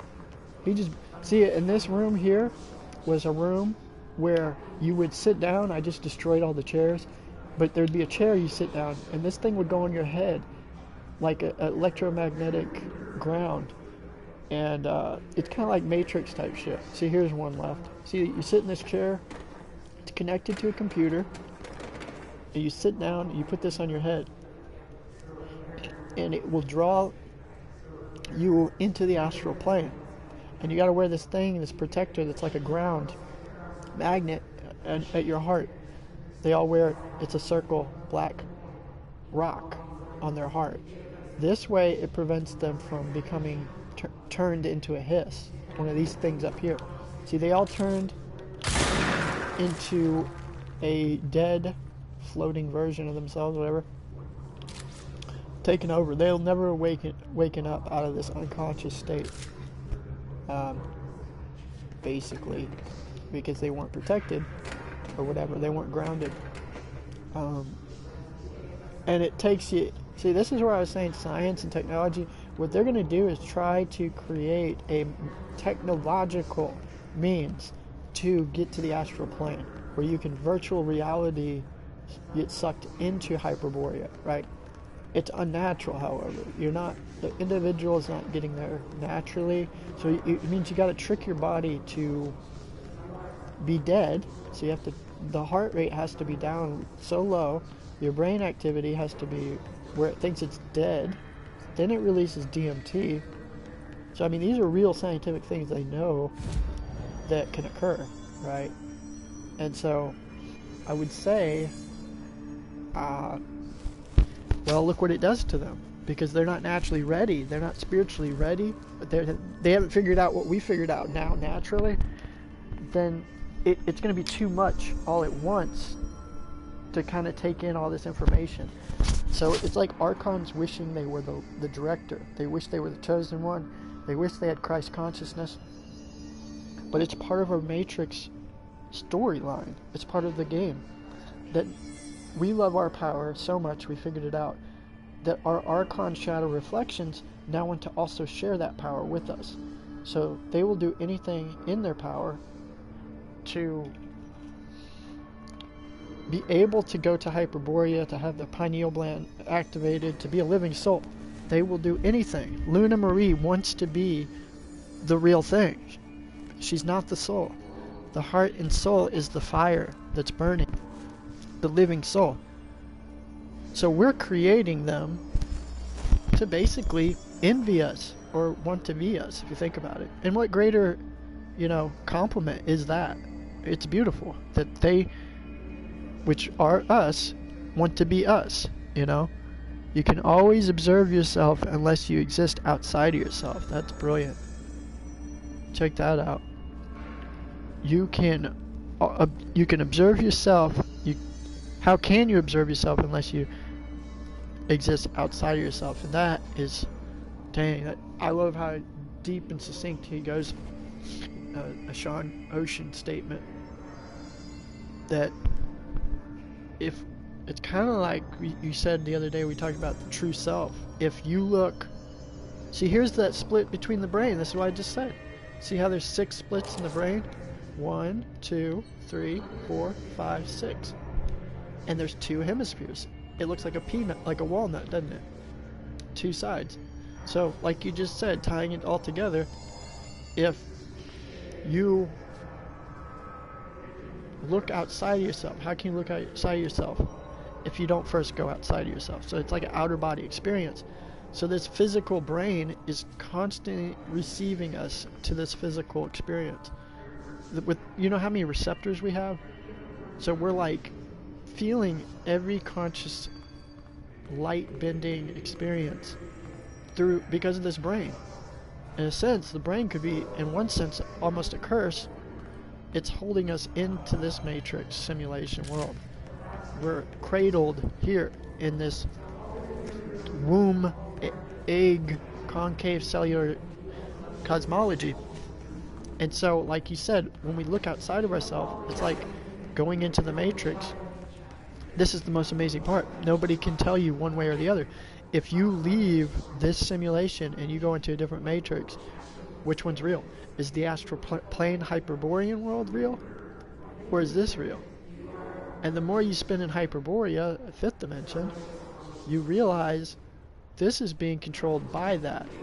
It's further advanced than this. Therefore, that reality takes precedence. It takes control. It is more powerful in the astral 5th dimension plane. Not here. Just because you think you're here, this is all that it is, doesn't mean that outside of yourself, this projector screen brain thing is projecting this, that I'm sitting here playing a game within a game. That's how complex it can get. The brain, it can just keep getting more and more complex in dimensions. But again, you have to go back to what is real, and that is the root, the 1st dimension, and then to the 5th dimension, creating the illusion through time and material, the 4th wall. So as soon as you break in the 4th wall, it's like a hypercube, everything material, 4, 2, 4, 8, 10, back to you again. And then everything connects with your life, 3, 6, 9, the heartbeat. So I don't know, why not, why not try to leave your body, astral project, or ascend while you can? Whether you have to gaze at the sun, ground yourself, stop thinking consciously, stop writing books, stop writing in your journal, and stop speaking for a year. Like, if you did that, you would see what I'm saying is true. No doubt that there is another world outside of yourself. And, but, so you live in a world where science can't prove that it's materialistically here, then it doesn't exist. And so then you become kind of skeptical and, what's the word, like negative about life. You're like, oh, well, that can't happen. There's no miracles in my life. But you gotta have some magic in your life. Holy shit. There's gotta be a way to kill this guy.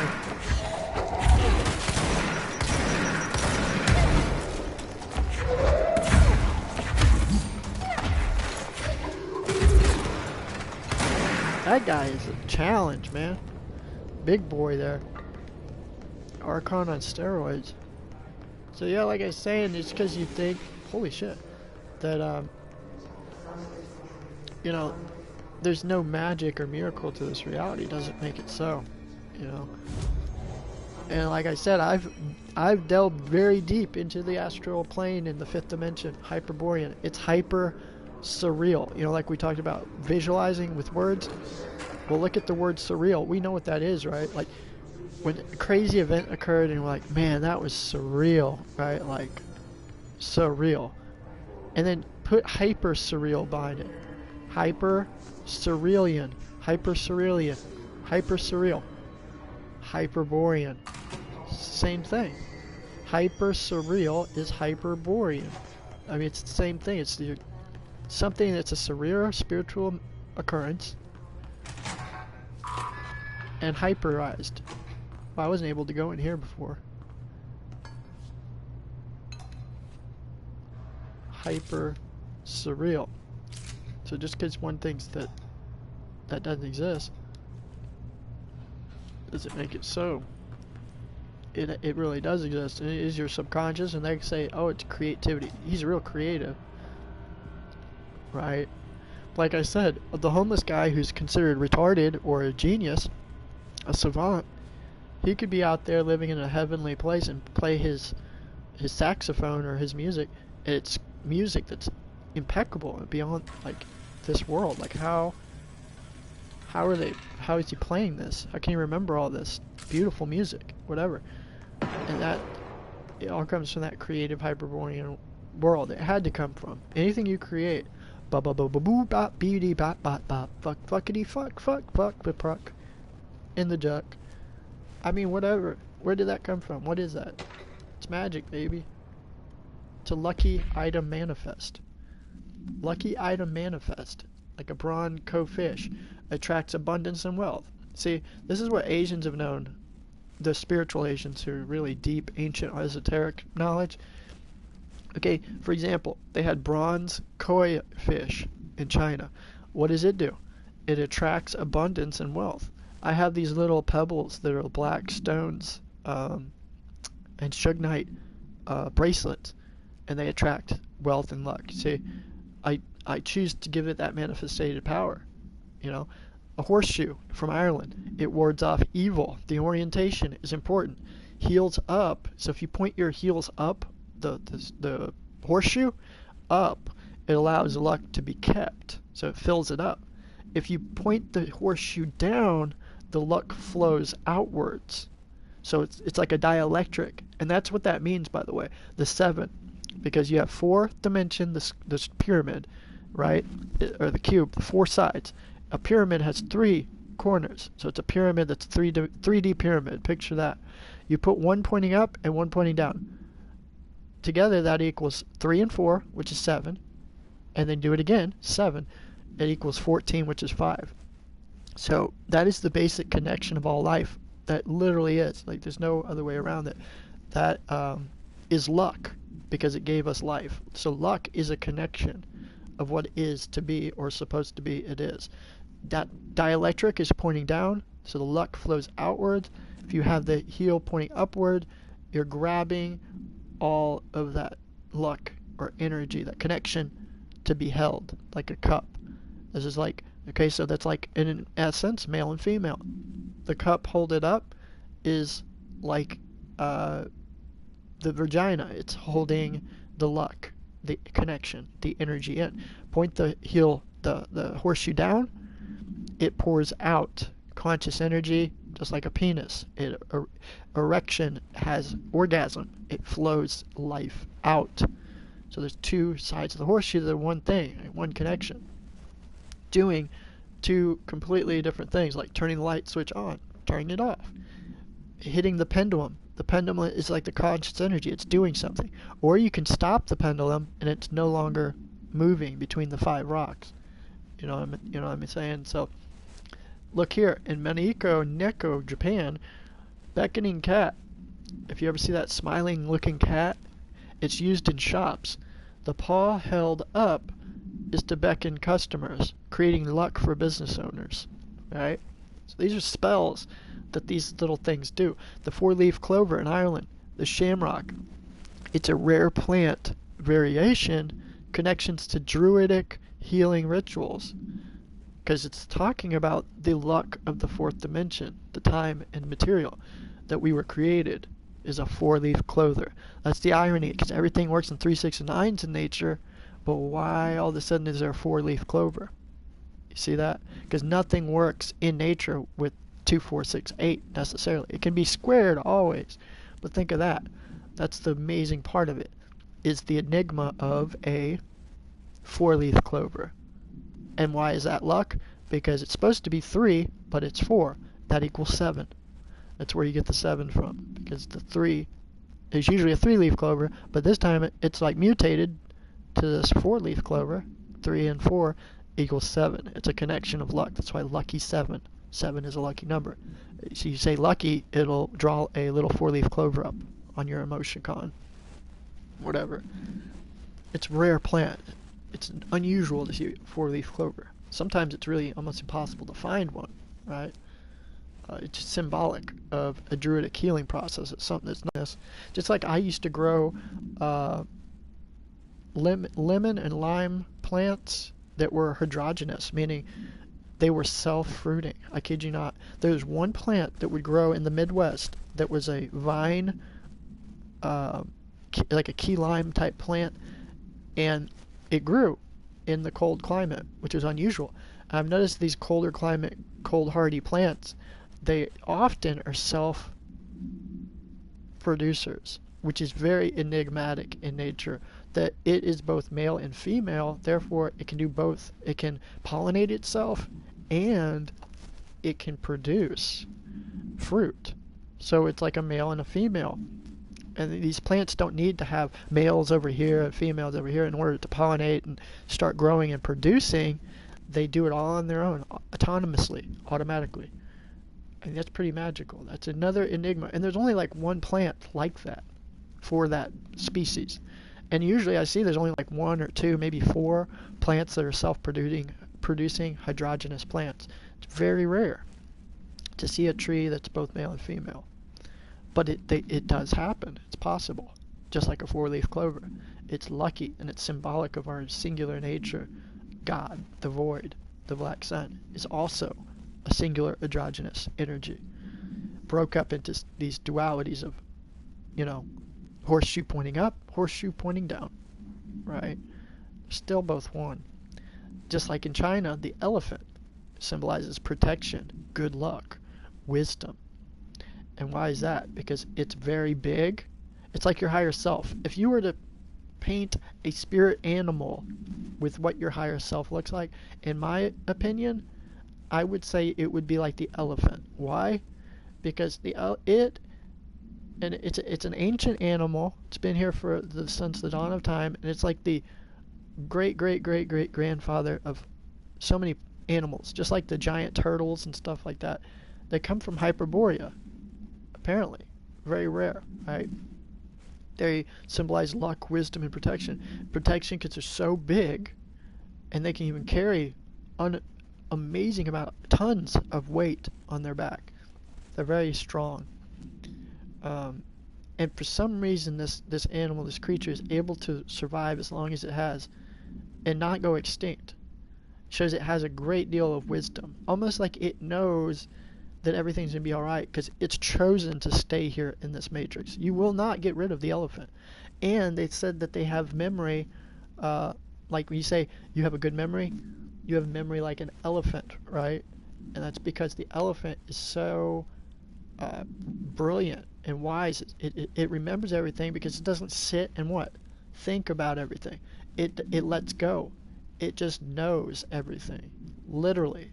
By what it doesn't know. It doesn't sit here and take science classes and get educated and have a degree in science and major studies and psychology.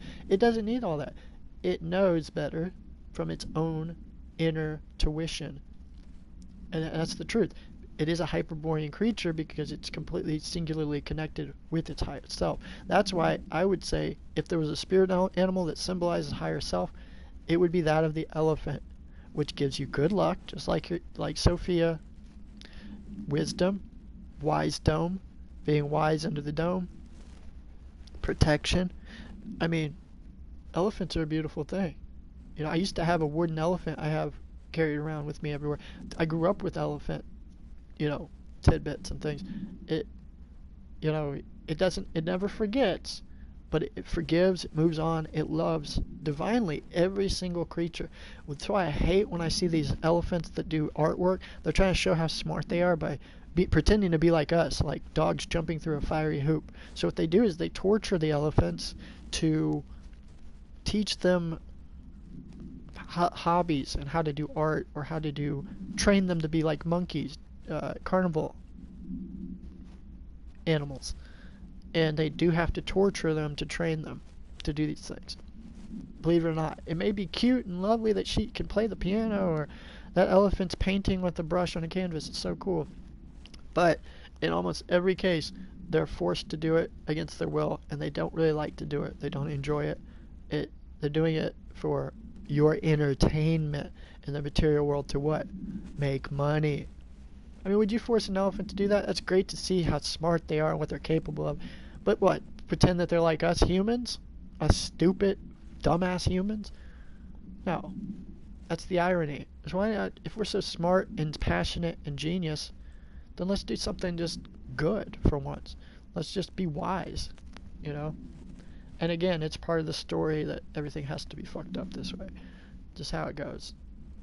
Not to be taken too serious.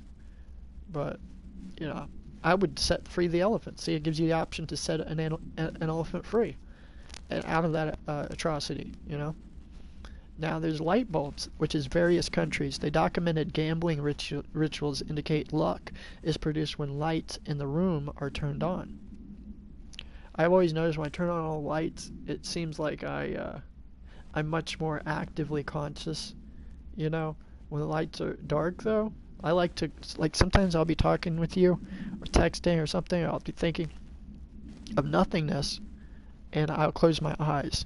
Like, I'm closing my eyes right now, and as I go into a way deeper space, you know, like, oh yeah, that's my complete Hyperborean void self. And often I will talk for hours and stuff when I do video segments or live radio podcasts, whatever, or listening to other people even. I will close my eyes and go back to that grounding place, the Hyperborean. It's like you are in the Hyperborean realm in darkness. Turn on the lights in your hidden brain. You know, and that's why every morning the lights come on. What happens? You know, the sun comes up. Everything's go time. Turn on the lights in your hidden brain, and there you go. That's that DMT. That's the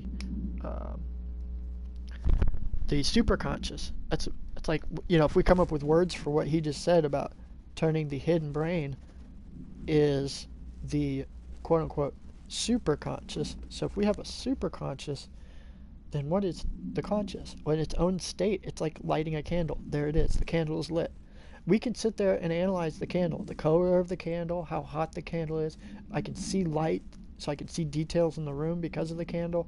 You could sit there and consciously think all day long. You can have your wheels spinning for months. As long as you have that candle lit, you're constantly seeing all the details around you. And that's a beautiful thing. It's regulated by what? The ego. If you didn't have an ego, you'd be brain dead. You'd be sitting there like what we think a fish is, which I don't even think fish are brain dead, to be honest with you, but like a jellyfish. A jellyfish is considerably just nothing but a brain, and it's constantly illuminating. Explain that enigma. Trust me, you can't. You cannot explain a jellyfish. It's one of the oldest creatures known in our reality, supposedly. Okay? It's always lit up, right? It lights itself up magically. We don't really know how. It creates this apocorin protein in its brain, which it is just a moving brain, a jellyfish, and it lights up magically through a dielectric electromagnetic occurrence. It's a magnet fish. From the water, it's being grounded, and electrically it lights up. It's the energy has nowhere to go. It just sparks up. And we see this glowing fish in the water. It's beautiful, just like with the light fish and the other fish that do that type of thing. blowfish. All these different things are evolutions of our subconscious, that hidden brain of God. And the hidden brain takes us, so we have the superconscious, is we realize that candle is lit, and now I can see the details in the room. I can pick up a pen, start drawing something. I can write in my journal. I could even just sit there and start thinking about inventions or ideas or plans, or I can turn the candle off and say, I don't need to be thinking about any of this anymore. I don't, I need to go to sleep, right? Or I can rest my mind. And you put the conscious down, and this is when I believe the superconscious enters the room. The superconscious, it just knows, like intuitionally. I've done this so many times, I've tested this. Like, I have walked through the house, and I purposely will not turn the lights on. I will not think about it. I will connect with the ringing in my ear. I'll connect with it. And I'll say, I know what this house looks like. My brain should tell me. I'm not going to think about it, like every step. Where am I stepping? Is there something here? I have literally stepped right near taxes, like old plates and silverware that were on the stairwell, and I knew they were right in front of me. Like, something about it. I moved my foot the other way. I did not step on the dishes. I didn't step on the DVD. There were tacks at one point. I knew there were tacks somewhere in the house. And I was like, whoa, I almost stepped on tacks. Like, how did I know that? And again, I truly believe that is the superconscious. And you don't need your eyes, or you don't need the candle lit to see it. Therefore, it is more powerful than even walking around with a candle looking for tacks on the ground, right? That's an example, a metaphor of it, is that, yeah, the candle light, the light in general, is very nice to have. During the day, we can see the street corners, we can walk out into the woods, we can be active and productive when the light's on, right? That's why they have slaves work during the day. They need to get their slaves out there. Christians, you slave god, sun god worshippers, you don't need to realize you're the sun god. You are the chosen one. But instead, we want you to believe that our money, Luna Marie and Saturn's power, that you want that dollar bill. You need to be out there and harvesting the land. You need to be plowing the rows. You need to be plowing the gardens. You need to be working, whatever form that is. Now we have office spaces selling convenient things, like whatever, you name it. Stocks and bonds and stupid things in banking and weird words that are written on pieces of paper. And people slave for these things written on paper, right? The material. You better be out there working and slaving when the sun's out. That's your choice. Or you can be lucky and realize that you're the sun god, and everything will be handed to you because you are that sun god. You can't ever forget that. Unless you want to be an archon, I could sit here and pretend to be a slave, pay my taxes, go to work, and start chasing that Luna illusion. I can do that all day long. You will never find that bliss in the superconscious guiding you to that bliss, that heavenly place, so long as you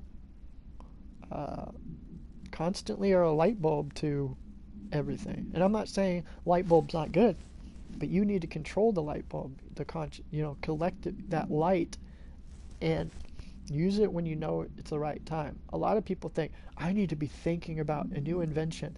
I need to figure out a plan and contrive a way I can become a millionaire. I need to, all these material things you have to do. My mission and goal, my dreams, I want to come up with a cure for diabetes, or all this. Well, you're not going to, because the matrix doesn't want that.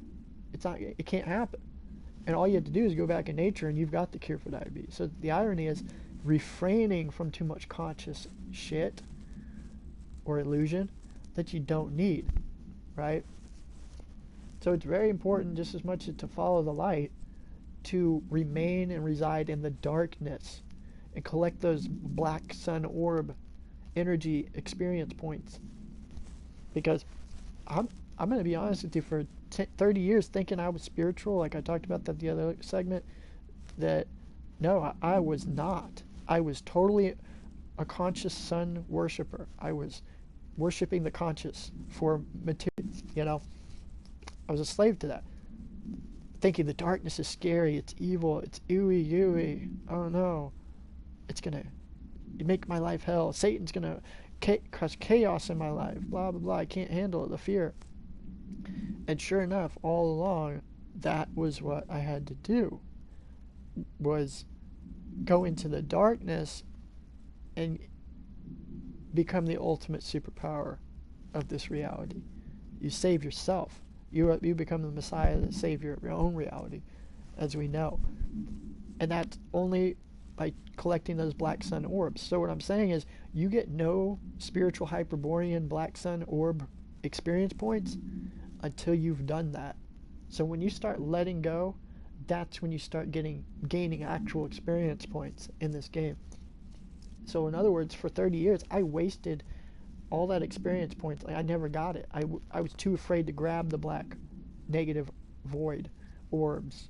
I thought they were evil, so I avoided them at all costs. Instead, I chased the things I could see, all the conscious candlesticks, and had to light up every candlestick, thinking this was going to somehow give me luck or a blissful heavenly life, and it will not.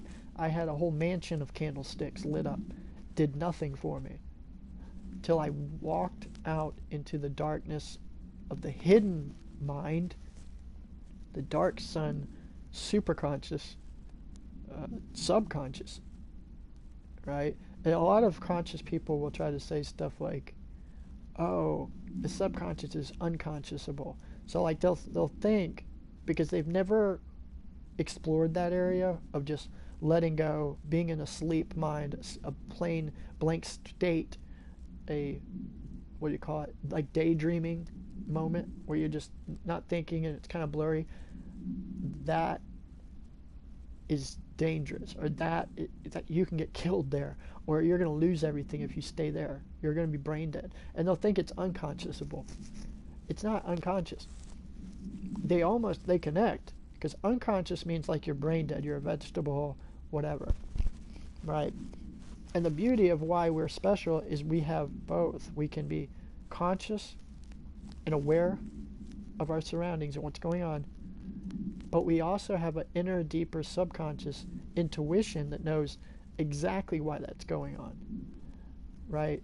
If we choose to live in the conscious, then we are unaware of the true fullness of what's taking place. And really, the unconscious is kind of like it's like the ultimate deadness of the subconscious. It's like it has no, it's like being in a really crazy dream and everything is just going like, kind of like, doesn't make any sense. Kind of unconscious. You're in an unconscious state, you know.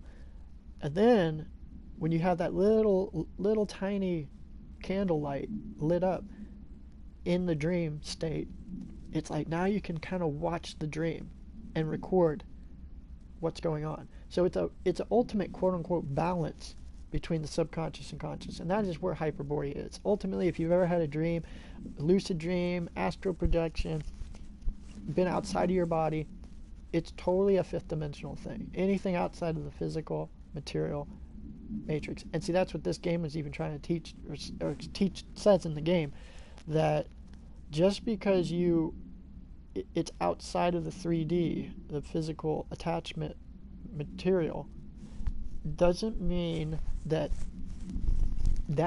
fourth dimension, fifth dimension thing is not real.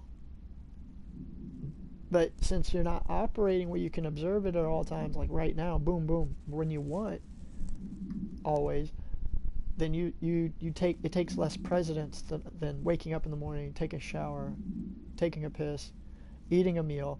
We start to actually place our life around a schedule. We got to eat 3 meals a day. We need to go to sleep at this time. We start to actually organize some structure based around this non-real world, missing the entire point that there's another world, the hidden mind, the hidden brain, that can open up even greater doors of bliss. Because ultimately, isn't that what we should be living for? If we are here, enjoy it. This is a beautiful day. This is gorgeous. This is amazing, right? This is luck that we're even here. We really are lucky we chose ourselves. And yes, we chose ourselves, you know. And just like here, it says, note The effects of an item can be tested. Consider that. Investigating the orientation of the horseshoe. Also consider positioning the objects, the Chinese objects. Proximity of luck items can influence luck readings. So again, this live stream is the most important live stream. All the other ones are incredible, but this is for us. We are connecting all of our luck energy, astral powers, black sun orb experiences into one stream of consciousness. We are creating a threshold where it automatically, we don't have to think about it, it's on the right frequency. We don't have to sit here and calculate 432 hertz. No, we control the ether. We got the ether frequencies just right, set on every medium perfectly, all dimensions set. Right now, you're calling on that medium, whatever you want to call it, ritual thing. It's pulling together. It's going to create a physical mold in our reality, meaning an ultimate glitch. There's some creature or animal or plant that's being developed from this moment of us right here coming together, manifesting this luck energy into creation. And the third dimension will be affected by that. And you can put that in anything. Right now I've put it in all 7 and 8 of my crystals over here. I have a whole wall of these electromagnetic Merkaba necklaces and different things in gold. Silver does it too. Silver can block EMF waves, You can build a little beanie with silver. It'll block 4G, 5G, okay? These are minerals that come from nature that actually can bounce off and repel, quote-unquote, negative static energy, right? My glasses have been built where it's got a Blu-ray light on it, meaning when I'm wearing my glasses, it blocks all EMF waves, alpha waves, and energies into my eyes, because your eyes absorb that blue light, and ultraviolet light. The different colors can block it. If you have blue lens or if you have a red lens, it can block those certain waves or whatever. Blah, blah, blah. Sugnite blocks EMF waves. In Russia, to prevent hackers from breaking in, they paint the walls with this black Sugnite. It absorbs it. It just makes it disappear like you're in a jungle. A pristine...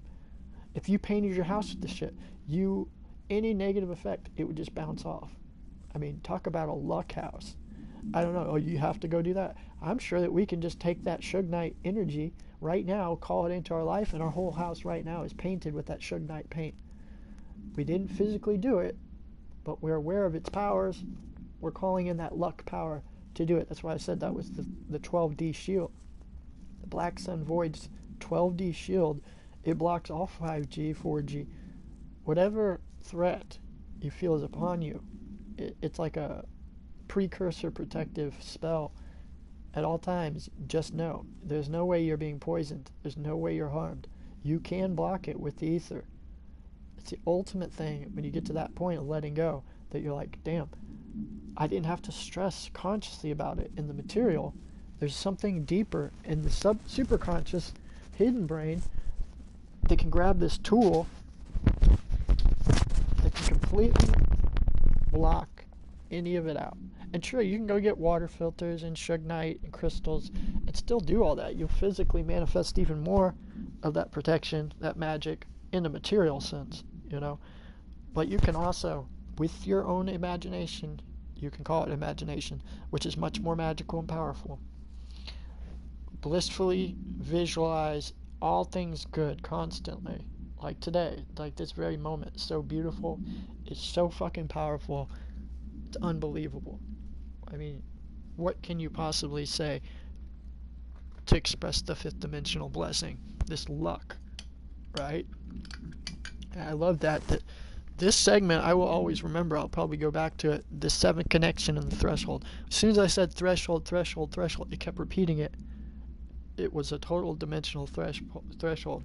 Meaning this is like the closest in my segment, in your segment, our live stream together as one collective living soul, 144 strong, complete and divine. That we are literally welcoming in that 6th dimension fully. We are totally open arms with the state of awareness, consciousness, bringing in the subconscious and saying all things are possible. Anything I want. Bliss is before us. This is the greatest moment of our life. All powerful things ahead, and it starts right now. Without this now, our key is not being put into the keyhole. But we are in that now. We found the now. That is the threshold. And that is why my ears are ringing right now, even more hard than they have been the whole time. It's that total connection. Seeing it spiral into existence, this whole living power. Like I said, I mean, what greater thing can you manifest into your reality than the sixth dimension? I mean, it's so powerful we can't even look at it. Like, it's just like you don't know where and what it is. It's like that is the ultimate form of God, in its sense. It's everything. And the more you could say it's a big black sun and say that's the sixth dimension. I go into it, it's like I'm everywhere. This black mirror, whatever you want to call it, black ball, hole, this void. And when we go and we attract it in, we just know all good things for us are coming our way. Like, there's just no way to fuck this up. There's no way to have a bad day in that sixth dimension ball. That's where we're headed. That's what I'm getting at. We may not be able to grasp it yet, but there it is. All good things ahead. Blissful ascension. And you're there now. We are there now. That's the most beautiful thing about this live stream connection, is the full realization, visualizing it, that we are at that cornerstone. We're at that magical door. The keyhole is there. Our letting go is the thing allowing all this to happen. Wow. God damn.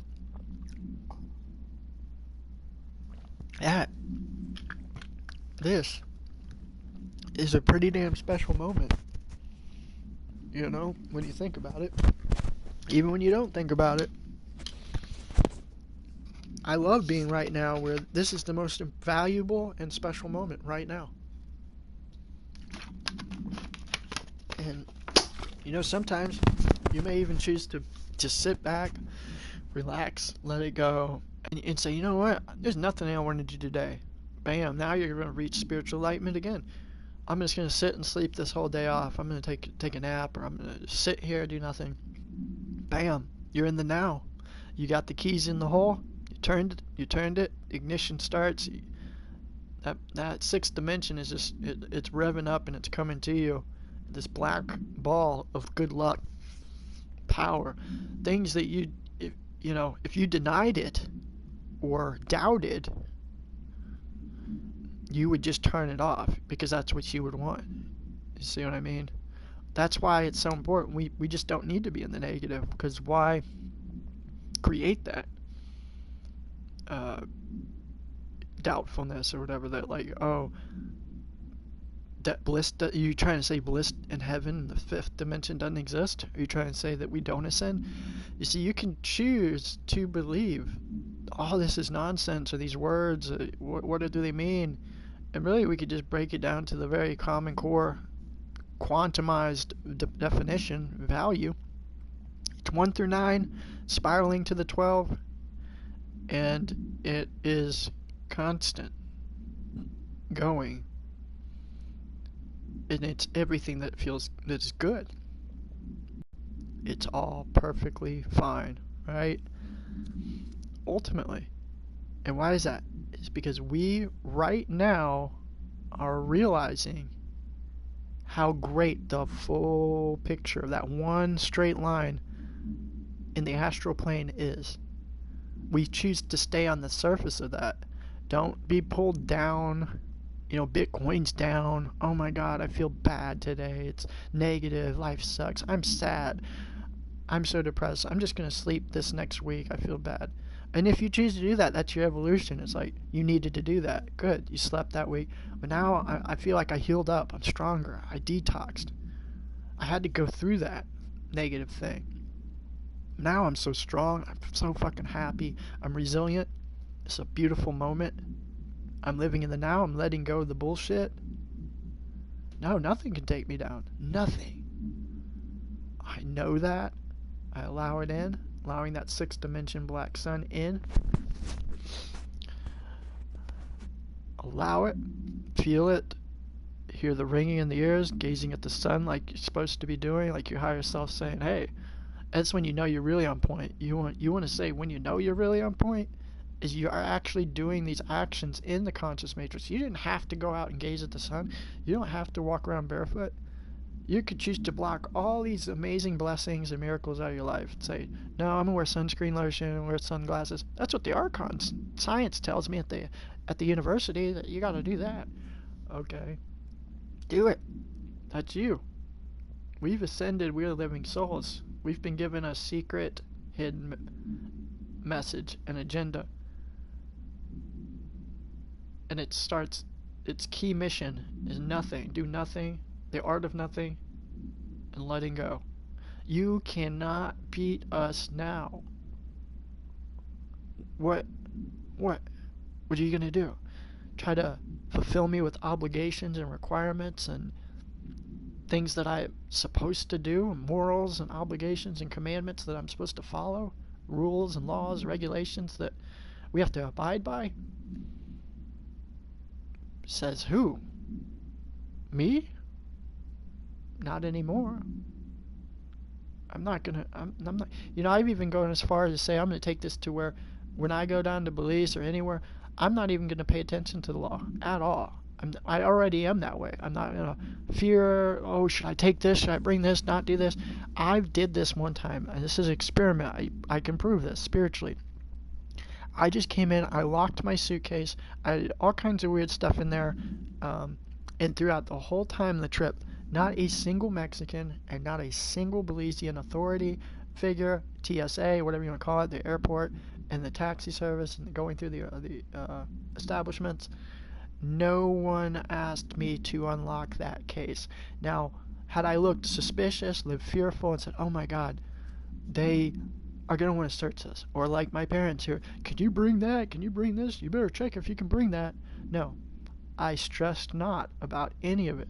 I cared not about any laws, regulations, or things, whether I was bringing something illegal or something that's not right, or paraphernalia or something bad.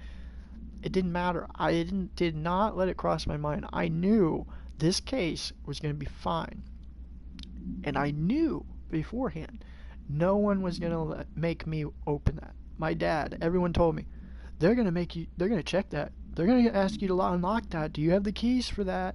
Because it locked up. It's like a real briefcase, solid, and you had to have a key. I didn't even take the key out of my wallet once. I didn't even want to touch it. I wanted to act as if the key didn't even exist. It's locked up and it's going to stay that way. And like I said, I proved my point. There was even some of them that would looked at me and stared at me like, I could ask you to check this. But it was like these divine moment where my eyes connected with them. We had this connection, and he just looked at me. I kid you not. He just smiled and said, "Go on," And I was like, "Wow, that is the power of the superconscious, subconscious state of letting go right there." You would think, "Oh, I got to sneak this in, or I got to cover this up, put a mask on, I got to hide this." What if us as living souls never even let that cross our mind? What if we said, you know what? Everything's fine. I'm just going to let it go. And like, you later find out, you're like, oh damn, I can't believe I brought this in. I brought a hatchet in and a knife. You're not even allowed to bring that in. Or a machete. And I've done this before, weird stuff. My mom brought like a baseball bat, a hammer, these different things. But since you didn't think about it, bring it up, it's like the material didn't even exist. And it made it invisible, even in a damn metal detector. So it shows you that by our own fear, it initiates some sort of the very thing that we're not wanting to happen. It will not it will happen how we don't want it to be when we dwell on it, think about it. Because again, we're God's creating this material matrix. We are. As soon as we forget that, doubt it just a little bit, or just choose to have faith or hope, instead of saying maybe it's going to happen, start looking at may it be. See how just changing that word a little bit changed the magic of it? Because my mom will say, well, Bitcoin's going up. Maybe it'll do it. Hopefully it'll get way up there. We have faith that God's going to protect and provide for our family. Hope, faith. What? Those are the big things that I stretch could not be what I want more than anything. Hope, maybe, faith. These are things that kind of show you that you don't know for sure, right?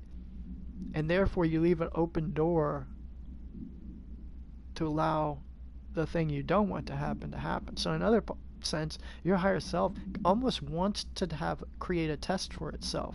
You're wanting to test yourself because you think you're not sure of yourself, your own godhood.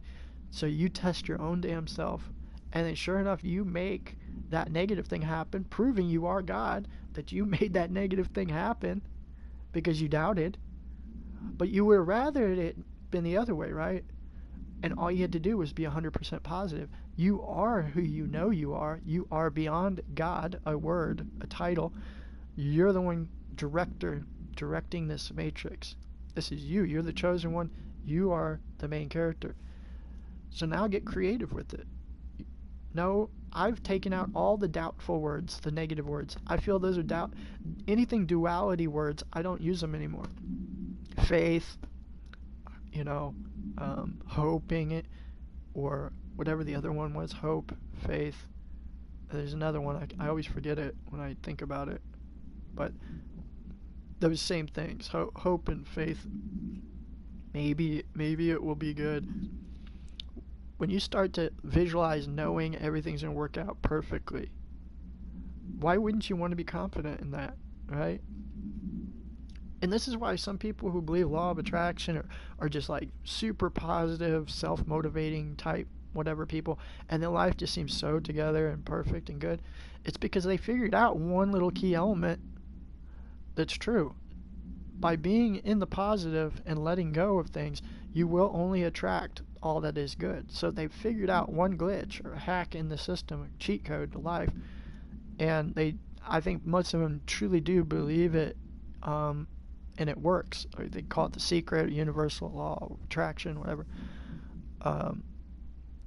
But I'm not saying that they're spiritually blissful either, or that they're living souls, right? Because a lot of times they twist the power of our matrix that we have, the keys to you and verse, and they use it to only focus on getting material things. Do they not? A lot of them. I can't speak for everyone because I don't know everyone. I don't care. But I know for myself, if I just started making millions of dollars because I attracted it in, got a Lamborghini, it doesn't mean I'm going to have my heart complete and divine and full with divine love. Doesn't mean that, like I said before, I have everything I want materially, and that's exactly, I attracted it in. Everything's fine. Is my day beautiful and good just because I have everything that materialistically I wanted? No. That's one of the things you have to overcome right there. Is I do not need anything, right? I don't need like my business, my job, money. I don't need Bitcoin. Bam, now the keys are unlocked. You let go completely. Everything's squared up, if you want to say, in the chaos. Now you're lucky. You have both sides of the path controlled, the 3 and the 4. You're connected. You're on both sides. It's singular. Let go of all the duality words. It's all good, right? So then we know, oh, it's not the Bitcoin that's making me feel blissful, but it's a product of when it goes up, I'm the one controlling this astral plane in the matrix. I chose that it goes up. I knew it was. So it's like, oh, I'm falling right into the storyline that I was creating. Yes, it's up today because I knew it was going to be. In fact, I said it's going to go down, and that's how I said I instructed for myself. If anyone wants to do it, this is when buy more in. I got more money together, put more in when it went down. I said in a mere week or two, in moments of time, it doesn't matter what the definite number is, it doesn't matter, it is going to skyrocket again. And here we are, we're back where it's up again. And yes, it will continue to go up. I just know that. I don't have faith in it, maybe, let's see. No, may it be so, blissfully so. Again, not to make me happy, but when it goes up, it's kind of like the story's going the way I wanted it to go. How do you want this to end? Start looking at it from the publisher view of creativity, how you want the song to play, how you want it to make you feel, and maybe other people feel, just like we're doing now. We have the strongest live stream in the universe right now, because this is the U inverse segment. The threshold is here. Meeting that threshold, and it's automatic. That's the beauty of this. Imagine hitting all 12 frequencies all at once. Just total connection. You're fully connected, you know, from beginning to end, whatever. No, you're divine, because you're here. We can put these in words, and the words are not the things making this segment. It's the magic behind that conscious energy that's making it do something, you know. Because we took the time out right now to visualize this. Allow that energy in. Feels good. This moment is making all the things in the present possible. Is it not? If you think about it, or if you don't think about it, it all comes together perfectly fine, you know. So yeah, go out, engage at the sun, you know. And if you want to, 3 hours, 7 hours, more power to you. It all is getting more black sun orb experience points that you can actually hold and keep. And when you get millions of them, you never let them go. You have them. You can use them to buy bliss, you know, directions and things you want to build, kingdoms. You have so many black sun orb points and experience. Yes, you will be ready to ascend fully to the 6th dimension and build kingdoms and empires with those points. That's the key to look at. Is you won't lose these special super points, these experience points. You never lose them. Therefore, you only are progressing. But it's not like, oh, you got to grow or work hard and all this other shit. You don't. That's the key. Letting go, realizing it's all working out exactly as planned. And when we consciously try to, what do they say? When you work on one end of the candle, you're burning both ends of the candle. You know what I'm saying? That is like someone who wants so badly to know the answers. Like this one guy, Sean sent me this guy, he's talking about Anunnaki, and he's frustrated, wondering about his past lives, what other dimensions, and how he's been edited so many times, revised. He thinks he's a damn book, and some other power or entity above him, a reptilian's here, God, Anunnaki is over here, aliens, and they're controlling and copying people and pasting. Really get that irrational fear, basically.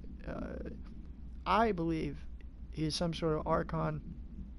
And it's funny, his name happens to be Soul Mason. No better word to fit someone like that, because Masonic means archonic. I have nothing against archons. My entire family are Masonics. I mean, Masons. Masonry, they're not just people who build things. That's the root of it.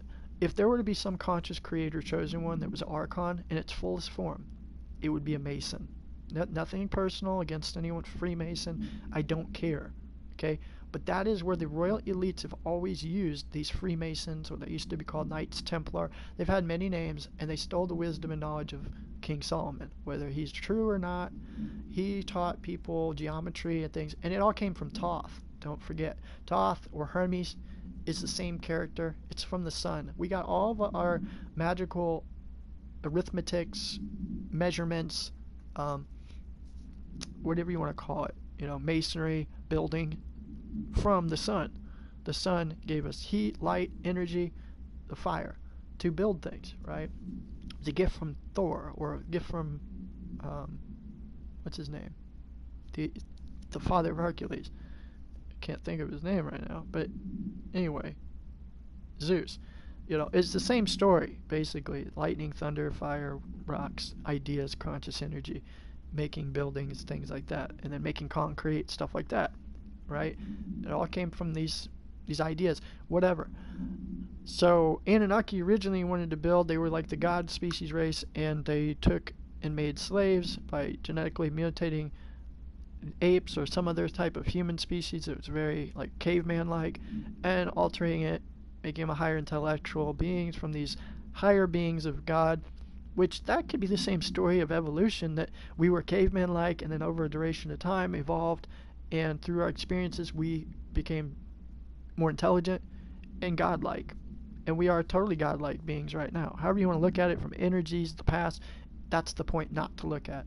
The divine doesn't work in how things used to be, what the story is, or history. It doesn't matter. Dinosaurs exist, dragons are over here, or the inner earth. Those things probably are so in the Hyperborean realm. That's what I was trying to say. We are in a 3D world with a fifth dimensional download of stuff that's possible. We can tap into that, and even the sixth dimension, what's going to happen. And basically, it's good that we have this creativity, Anunnaki and reptilians and all this crazy shit, because what we're doing is we're just putting a story or caricature around the negative, or the positive like this, negative like this, but they're both on the same team. You're creating them, both negative and positive, black and white.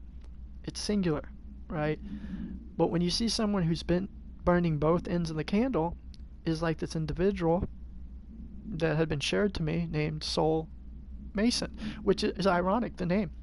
Soul, to imply he's a living soul. And I'm not saying he doesn't have a good heart and he's not a living soul. I truly believe he probably is. But he is being constricted by his own occupation, being a Mason, whether he is or not. Being in a big house, being tied in to wealth some way, or having to become elite, having more material things. And there's nothing wrong with that either. You know, fancier things. I've lived in a nice neighborhood, golf course, Royal Oaks, different things like that. I know the people who are higher up in the caste system, so they're not as much slaves, right? But they control the slaves at the bottom, this and that. So in that dialect of the Anunnaki and all that, it pertains. However, they would also say stuff like the bankers and all this are reptilians, Illuminati, a bloodline. They go back to this Anunnaki, blah, blah, blah. Okay, these are nice ways to create a religion around your fear-based irrational delusions. And I'm not saying they're real or not. I'm saying they're not real in my reality, because they don't exist anywhere in my day-to-day. They don't. I don't see reptilian people eating and having sex with little children and murdering and drinking blood and for adrenochrome, whatever. These are the stories we can hear. And don't think throughout time the elite have not created stories to create fear into the archons. It's called fear-mongering. And they do this because it will detach you from your pineal gland, your full realization that you are the soul god. You know, Masons take what is in nature and manipulate in a 4D way through ideas, inventions, to create a way to manipulate this nature and use it as a tool, right? Like Masons have stuff that they could build shit that I could never think of or dream about building, because they are Masons and they are the builders of this matrix world, their matrix world, the archons. Are there better ways to do it? Yeah, and that's why he even said we're down the road where the buildings are even cheap. They're like eggshells, cardboard boxes. It's cheap material, wood mixed with other stuff, maybe not even wood, whatever. And he's distraught about this, you know. But all along, we were living in trees before. That's a main key focal point. We are so far from that. Does that matter? No, because that's not where we're at now. We are in a more virtual matrix world. We're at a point where you're listening to me right now in a box, a Saturn's Cube virtual manifestation live stream, right? Had it not been here, we may not even be able to connect or communicate. You wouldn't hear this, you know. We will wake up one day more in a virtual world, right? Eventually. We're not there right now, so it doesn't matter. But they're trying to manipulate the Hyperborean world that's like that and bring it and merge it into this world, right? At the inventions and what we see, like in these video games and stuff, is like that collider in Russia or wherever it is, the hydrogen collider, whatever that is called. I think there's things they're not going to tell you, that they just cannot manipulate. You can't break through. It causes chaos. It'll just like magic. If you want to have this great power, you're going to have chaos, right? It builds up objects of power.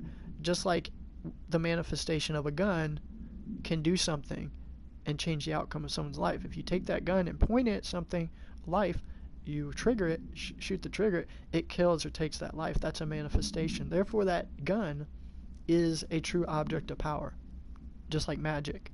It can determine the fate, outcome of a life, right? And don't think that you can't put that same magic into an inanimate object, a material rock or something. You can. If you believe you know that rock is powerful enough to take a life or kill or be very lucky in your life or do something good, you can manifest. That very as is below is above. So within is so without. That's what I'm tapping into, is this magical reality. The more you know, the more happens, right? And that's why I'm not just sitting up here spouting a bunch of bullshit. Like, I could say that to that Mason guy that, you're entertaining, but you do not know what you're talking about. And I feel the reasoning for that is because he learned a lot of information, the Archon said, as he was tripping on drugs, hallucinogens, shrooms, DMT, and had the spiritual high that he was ascended, that his pineal gland was activated, no doubt about it. Now the problem is when you activate your pineal gland, you have to be very careful, because what you then present before your third eye, you may believe the illusion version, if this makes any sense, the illusion of the trip and everything everyone's telling you. So therefore, are you knowing there's Anunnaki and reptilians and all this shit going on in the world, and the Matrix simulation edit, and there's publishers and entities above you, what they used to call, I forgot what they called them. My friend used to say they're some like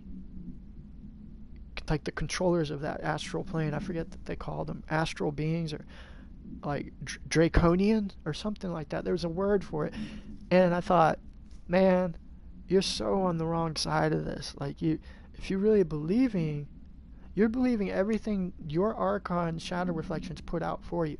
That's how you can't be a living soul, because you're believing in the old ancient stories, the things that are pulling you away from the full truth. So again, that's the illusion. I would say if he activated his third eye, which I'm assuming he did, DMT's rushing out, then he's looking at a book, and the book is full of lies and illusions, and now his third eye is just going wild with, oh my god, if Anunnaki did this and created us, they can edit this simulation, and they changed me, and they took me and copied me and made me a downloaded file of this other guy who's a living soul, but no, he's a Archon AI being, robot. Again, then what would it matter? And you're so close to seeing the bigger picture, you don't realize you're already there, right? You're right there. The only problem is you are believing the titles and the labels over the feeling. Let go of these words and then ask yourself one question. I swear to God, you'll figure it out. What is that? And don't use any words. What are the Anunnaki? Okay, what is it? That word, that title, what is it? Oh, it means God. It means a God that created the Matrix simulation, and they've enslaved all the human Archon species race forever. Oh, no. I didn't say what you were told in the Encyclopedia of the Archons, the world, the history story. What is Anunnaki? You are Anunnaki, my friend. You are Christ Jesus. And if you can't admit that, if you don't figure that out at the end of the road, when it's all said and done, you will constantly be a candle burning its wick on both sides, trying to figure this out. Truth be known, if you know what I just told you, you know it all. You know absolutely every fucking thing you needed to know. That's it. End of story. You are Anunnaki. And I would love if he saw this, or someone told him. I think my buddy Sean actually did tell him. He won't get that. They when they're in the delusional bliss, illusion spell, you can tell them the truth and they will not hear it. It's because they're not ready for that absolute truth, reality to be manifest. They're not ready. Nothing against this individual at all. They're at a really high peak for their life. They're getting there. It may be their peak. And once they hit the 7 connection, then they're going to have the Christ conscious fluid come in, and then they're like, oh, no bullshit here. I see it all. So it's like you can have your third eye activated, but you could be listening, believing in illusions and bullshit, grandeur, and almost be there. You almost got it.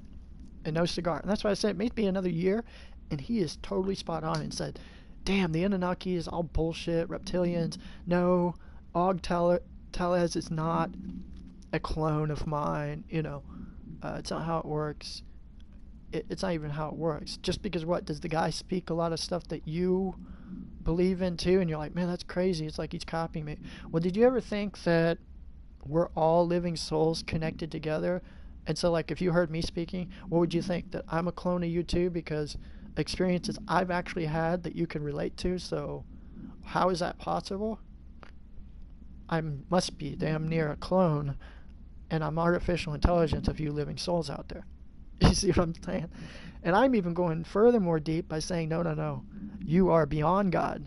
You are the Christ. You are the goddamn Anunnaki. Until you figure that out, man,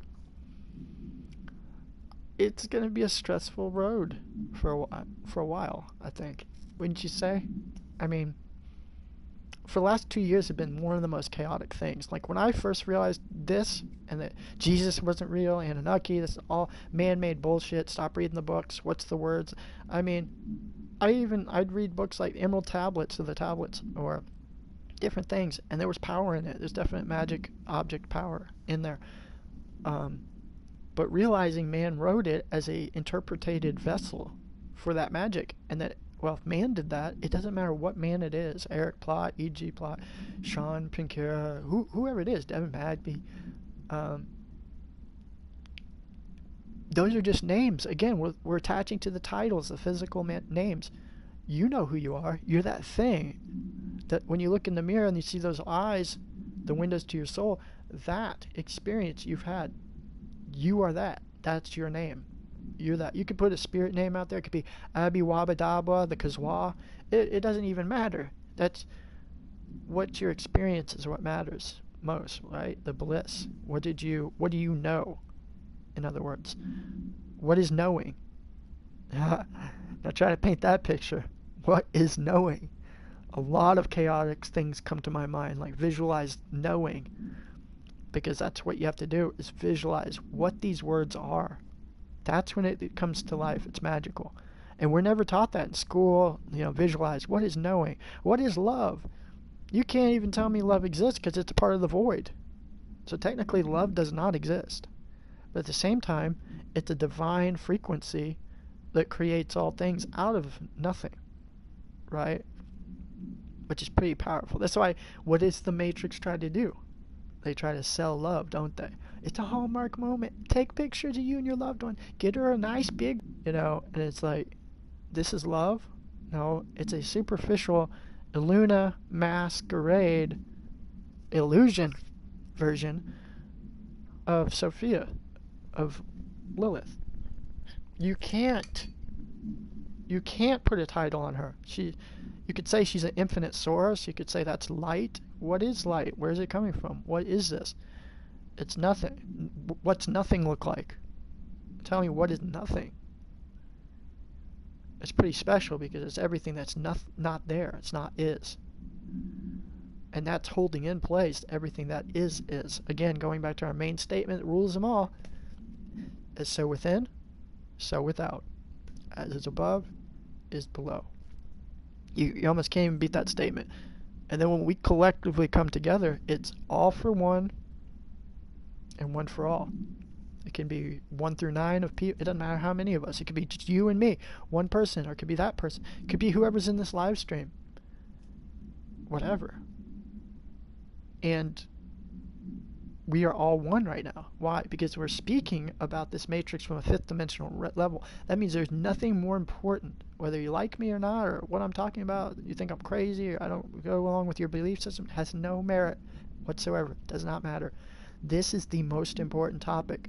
in the energy universe simulation right now, today, at this moment, now. It is. You can't even beat that or deny it. It's what's going on now. And it is the biggest thing. And that's a beautiful thing to be a part of. Instead of me talking about nonsense, Kim Kardashian and this and that, I'm talking about something that really matters. It's reality. And this is why those type of people will never connect with this live stream. They're not meant to. It's not connecting with their heart and soul yet. And I think the greatest irony of someone who's stuck in duality, the candle burning on both ends, is that soul mason. It's like,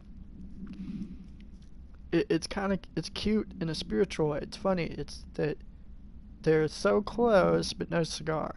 But they're very close. So that's why I love seeing those type. You kind of reminds you back where you were on your journey, and you're like, damn, it's not like I'm on my high horse or I'm better, but until you realize you're God, how can you not have the keys? And the one thing the Matrix tests you with, and you're testing yourself, is you can never say you're God. Oh no, I surely didn't create all this, You better believe that. Doubt that. Dwell on not knowing. And this is all a mystery, And I'm not even saying take my word for it. I'm saying tap into it. Delve deeper. What do you know that you've created? Whenever you have a rendezvous, a synchronized moment, you think about someone and they call you or they text you and you think of something that happened with that person, whatever.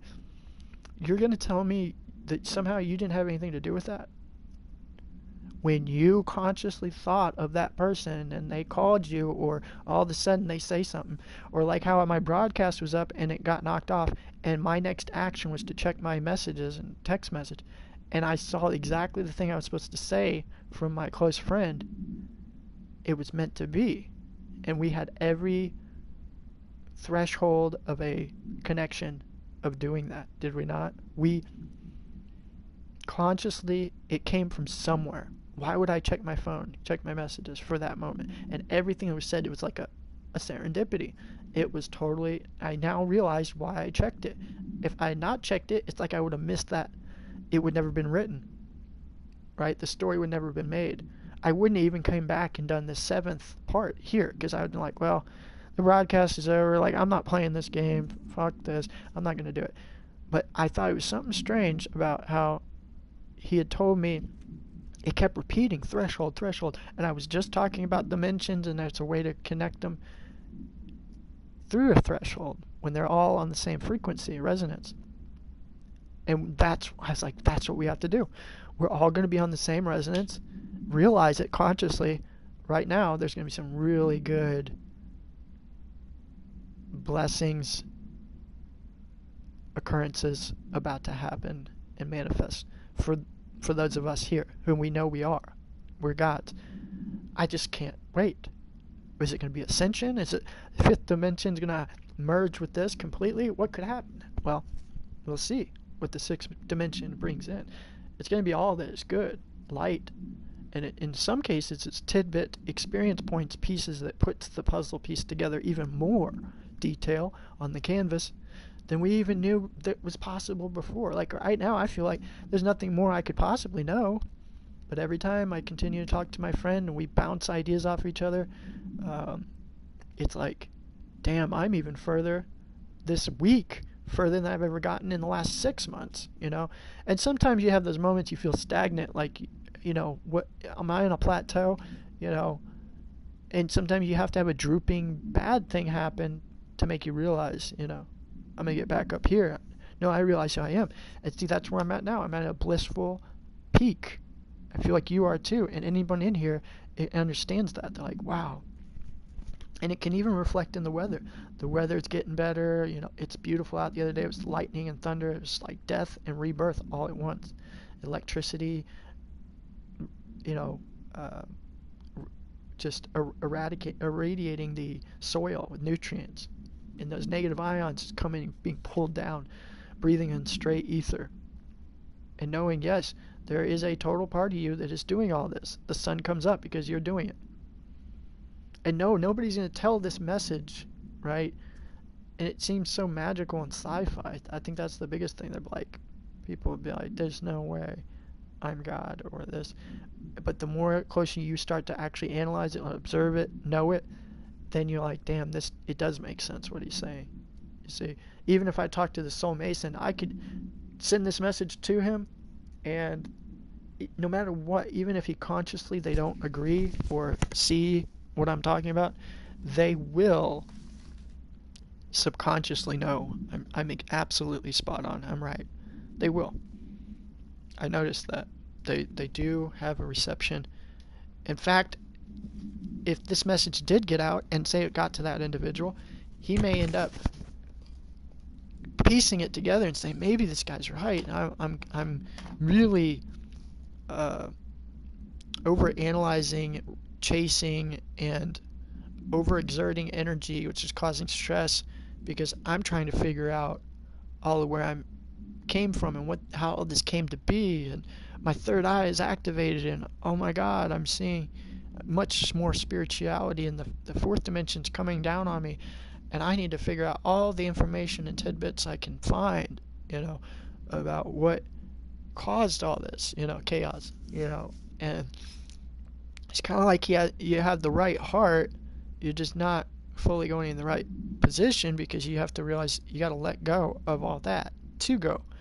See, and that's why I notice a lot of archons is they don't want to admit they're God and beyond. They don't know how to let go of all this. Like, as long as you're chasing the illusion in the matrix for answers, the books, the gurus, I promise you this, you will never find the ultimate answer that lies in your heart. It's all solutions right there in your heart center. And you notice they don't ever talk about that as well. They won't, because they want you to watch them, they want you to buy their book, or maybe they just want the notoriety that they're waking the whole world up, saving the planet, which is all very notable and honorable things, but what do you know? What did you find, right? And that's why I urge people to take what I'm saying with a grain of salt and go meditate, go water fast, go gaze at the sun, do something opposite of the matrix, right? And find you do control this matrix. You will find that out. I don't care. If people did quit smoking and acidic things, drugs, alcohol, smoking pot, turn their TV off, turn their video games, like, I'm already aware of it. That's why I can control it. I could be on my phone right now, my Wi-Fi, the computer, play the video game, watch a movie, all at the same time. It doesn't matter. I have total control over this. I know that now. Before, I used to let it depress me, get me down. Oh my God, there's 5G. I'm drinking fluoride water. It's going to poison me, and food. But I've learned the 12D Black Sun Shield, the different spells you can cast, all the neat things you can do. Is you have control over this matrix. You get to a super ego, and that super consciousness, you come right back to where you started in the beginning, but you become stronger each time. That the ego is not bad. You don't want to throw that away. You open your third eye, the seventh chakra, and you become ascended or whatever, and it goes back down. Back to that's the super ego. You're like, no, I shouldn't be ashamed that I'm watching this television show, or I'm going to buy some Tommy Hilfiger jeans. I'm going to splurge my Bitcoin because I have it. I don't care about money, so I'm going to spend it if I want it. If I feel my heart saying, hey, buy that piece of gold if you want it, then so be it. I'm not feeling guilt or shame or remorse for what I want to do, because I know who I am. I'm beyond God. I can do whatever I want. I'm a king of my matrix reality, and so are you. So what's stopping you? You can do whatever you want. Or if I want to be really spiritually enlightened, I know, let me just turn all those things back off so I can go back to Hyperborea again, which I'm technically still have the bliss of Hyperborea even when I am immersed in the material. That's what I'm saying. But I had to get to that super ego, overcome and become ultimate self, the super consciousness, third eye just always lit up, to realize that. I used to feel guilty about these things. I need to quit that. Maybe then I'll become spiritually enlightened or spiritual. No. Those are great things and tools in the matrix to water fast, to gaze at the sun, to be grounded. You will tap into your superpowers. I know that now. I see that. I know you see that. whether it's something you visualize, you see, or I notice, like, if I feel like I'm almost going to have a bad day, I can almost feel it lingering. And I'm like, no, I'm not going to let that get to me. I'm not going to be depressed or allow that to be negative. No, I'm just going to choose to sit here and sleep. And I don't care how many hours I quote unquote waste. And then as soon as I wake up from that nap or whatever, I'm like, wow, all these really good things just happened to me. It's like reward, reward, reward. And bam, it's like bonus, bonus, bonus. And so I just got out of my own way. Bonus automatic, 10 points for pass and go. I'm like, well, I didn't even do anything to pass go. Okay. So now I have my conscious little being down here doing all this dirty work for me, and it's automatic. I'm not even thinking about it. The archons are destroyed. I put it on autopilot. It's all doing its thing. And I'm just blissfully sleeping here, playing my game in Hyperborean 3D matrix simulation world here. I'm doing fine.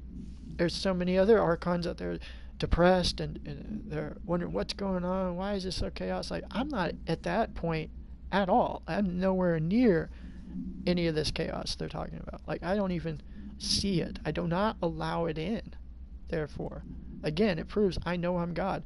If these people just knew that, how much more strife and depression and stress they could alleviate and eliminate these problems and issues and conundrums. And that's what it really is. The spiritual thing is it's a conundrum. I like that Bashar says his spiritual audiobook or whatever it is. I gotta purchase that and hear what he says. He's got some good spiritual stuff. Bashar, Bashar. He closes his eyes and he speaks from the heart. I can tell. And then one of the things happens in this book or whatever, it's called conundrum. And it's a perfect way to put it when you think about this whole mess. It's not duality, it's a conundrum. It's singularity. It is not a problem, not an issue. It's intended. It's about the same as saying an inevitable serendipity. It's a conundrum. It is going to happen just as it is. It is. It's supposed to be this. And it causes stress or strife, or it can be very depressing when you're in the mix of that conundrum, right? Because you don't know any better, you're searching for answers. So what do? You go on the internet, you look up for good spiritual books, you read the Book of the Dead, you read the Bible, you're really searching for answers, right? And isn't it amazing, the one place truly most will not look is right there in the heart, And I remember the day where I hit my knees and I said, God, if you really exist, show me the way. And it was like me talking directly to my higher self, that Holy Spirit, and then proving the Holy Spirit doesn't exist, not this storybook version, and not this Jesus and all this other stuff. And it pulled me away from it. I hit my knees. I literally cried because I felt like I lost my best friend. Jesus doesn't exist. This sucks. And I mean, I was full-hearted, 100% faith that guy did exist. He died for our sins, the whole 9 yards. Like, I had more faith than any Christian you have ever met. I promise you that. I truly mean that. I did. That's how hard it was for me to find out. I bawled my eyes out for weeks. It literally was like 2 months of recovery and detox, because I had lost my best friend. But the good news is it took me a little while later to figure out that best friend was my Christ conscious center. That was my third eye. That it was always there to begin with. It wasn't not real. I was worshiping it in a materialized physical form, like an idol. The idol being this Jesus on a cross guy, or whatever you want to view it as, that this is the Son of God, whatever. And I now realize, no, even better. I am the I am. I am that guy. And not sound crazy, because it doesn't matter what people think when you say that. Oh, you're an antichrist. No, that's what you archons have been brainwashed to believe, because they knew you would wake up from it if you followed your heart. If you went in the heart, you've opened the third eye, you'd realize, oh, I am Krishna. I am the Buddha. I am the sun god. They're one and the same. Just because the sun is setting up in the sky, moving around, however you want to look at it, this light illumination is separate from you, but bringing all life together, doesn't mean that you're separate from that sun, that light. You're completely one with it. And that's the conundrum. The conundrum is you either realize that, or you really don't believe that. You're not sure about it, or you live it the side illusion of what the moon is telling you. And I really do believe the moon and the Saturn are parasitic energies. They're one and the same of each other, and they are trying to tell you that they're more real than the sun is. What's the irony is the sun is creating both of those entities, and it's a reflection of it, right? And so it's a delusional state within ourself that creates the conundrum that we need money, we need material. If I get the moon and the other thing, well, the sun is telling you have everything you need. In fact, I'll grow these crops for you. Here's some produce. Here's an apple. Here's some water springs. Here's some energy. All you need, I will provide. And I'm coming from this black sun that knows exactly what your body needs, and I'm going to create it for you. Whether it's nitrogen, oxygen, remove that, this, hydrogen, whatever you want to call it, CO2, it's created, whatever. These are just words to express magical actions occurring like a magical spell. And so now we gaze at the sun, we're not scared of it, put sun gaze on and glasses, and so scared the sun's going to kill us with radiation. That even proves it to you that there are people who are lunatics, moon worshippers, and in that static illusion world, and they're like, oh no, the sun is going to kill me, I'm going to melt. Just like the witch, the witch can't look at the sun, or zombies, they die and the sun hits them. It's not the point. The sun is obviously very powerful. That's the key to understand. What you are, what you eat. You are what you listen to. You are what you absorb. What you feel, you are. You allow in. Why not allow the most powerful entity in the matrix to come into your consciousness, your reality, your brain? Light up your hidden brain. And that's how I think it works. It's like a handshake thing. And when you get that sun in your pineal gland, that dark black sun absorbs that energy, and it wants more of it. And that is what creates bioplasma, the astral aurora borealis, which makes plants and green and material things. It's such a beautiful thing. It's like the orgasm of consciousness. And yes, it all started from that black hole sun, the black rock, whatever, the essence of all life, the crystal prism, the black and the white crystal prism, and what if I told you, what if that little black rock is literally attached to your brain? It's in your pineal gland. You have this receiver antenna that is perfectly designed by yourself, as you are God, who developed yourself through your mother's womb. Just like the womb of this reality, humanity is a baby, a black sun baby to the black sun, and we're just recreating ourselves, remanufacturing through our mother's womb through a black hole, vagina. Same thing, just replicating gods.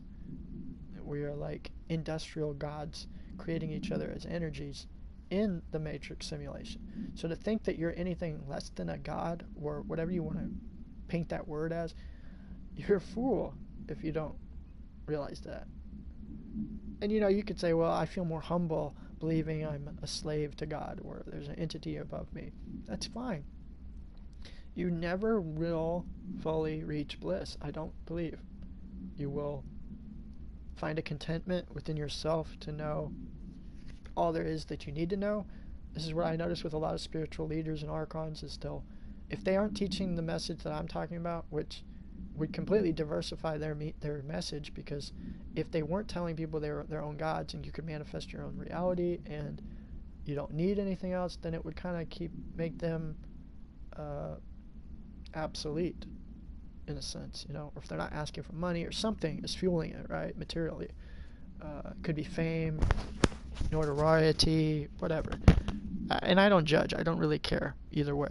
But I'm just a thought professor expressing my heart and soul, right? That my experience I know is true. I know other people have had similar. Not very many people do I know all this into words. Some do, and I listen to them. We're friends. We are living souls, but I noticed the message is never that you are a beyond God. You know, that's the big thing. Is it's always be a humble slave or servant to some other energy or power. And I know I kind of subject or objectify, like the black sun's over here, and you can harness that energy, you know, tame it, whatever. But when you, like I said, get to the 8th chakra, you see that God is a black mirror. And then 9th chakra, you walk into that mirror, this big black ooze ball thing, magnetism, ether, and you become one with it. You're inseparable. You are it. So it's very hard to. It's kind of like both in the same sequence. It's like I'm saying that's Sophia, the black sun there, but yeah, that is me. See, that's where in English, words and language and titles, it's very difficult to express something that is over there, but that's me too at the same time. And that's what I think. The more we can visualize that, realize that, then yeah, there's going to be more blessings. And the blessings to me today are knowing magic that works. So when I think about something and I'm like, I want this to happen, or I'd like it if this event occurred, it would be cool. Like I'm at a point of such fun bliss that everything I've ever wanted to happen is or has already happened. I love it. It's so beautiful. It really is. That, or it's going to happen. It's continuously, you know, it happens in just right time. As long as I know everything is going to be fulfilled just right, perfectly, at some point it's going to work out, you know. And then I visualize it. And I kid you not, I will have these things happen. And I can't even tell people because I'd be like, you know, yeah, I said that was going to happen. Like, there's some things I do publicly go out and I said the virus was going to happen, you know, and I said exactly where it was going to come from and how it was going to happen. I mean, it still blows my mind to a certain degree, but then I'm like, why should it? We can all do that, you know. It mainly comes down to, are you capable of harnessing the responsibility to manifest events or serendipities into this reality and altercate it? So when he was talking about Anunnaki and editing people, all this, you are the Anunnaki and you're editing your avatar, your physical conscious matrix, makeup, being. You. So when he says someone else is manipulating this, creating ghosts and demons in his head, he's creating a spontaneous chaotic concoction within his own heart and soul that will purposely keep him spun out and on a crazy conscious journey. And that's what I feel I take from that individual. There's nothing wrong with that. We often like to do that we think we need to have a story placed around it, and it's going to be all part of his story. One day he may wake up from this and say, damn, I was so wrong about this, or this was crazy, or I didn't see the bigger picture till now. And see, that's the aha moment.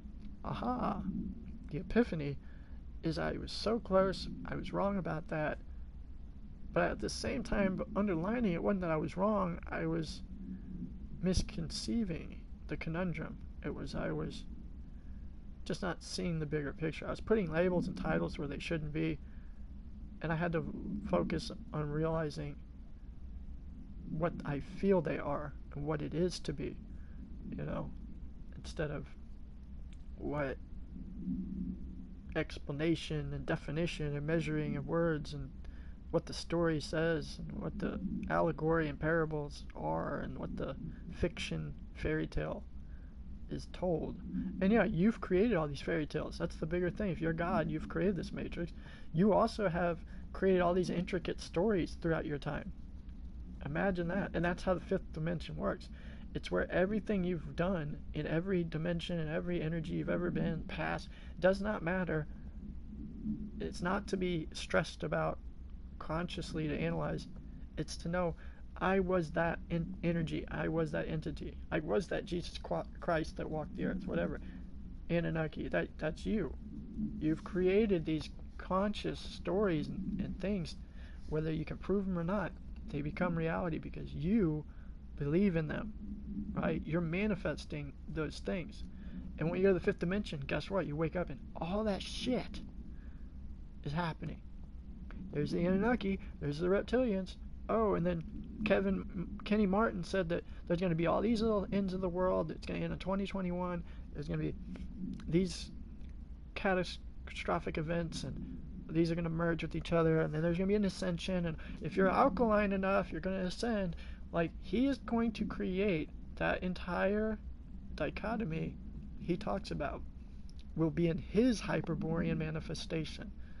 And anyone else who's a living soul who listened to him will also manifest that in their Hyperborean expectation of reality, the afterlife, into the sixth dimension. So he's creating a spiritual army. If anything, what he is doing is he's getting living souls to think in his cult like how he thinks, to build a afterlife that will occur, which tells me he's very spiritually, aware, right? But it's sort of an illusionary Luna type thing. It's about material. It's like, that's where it's headed, which it always will crumble when that is the foundation.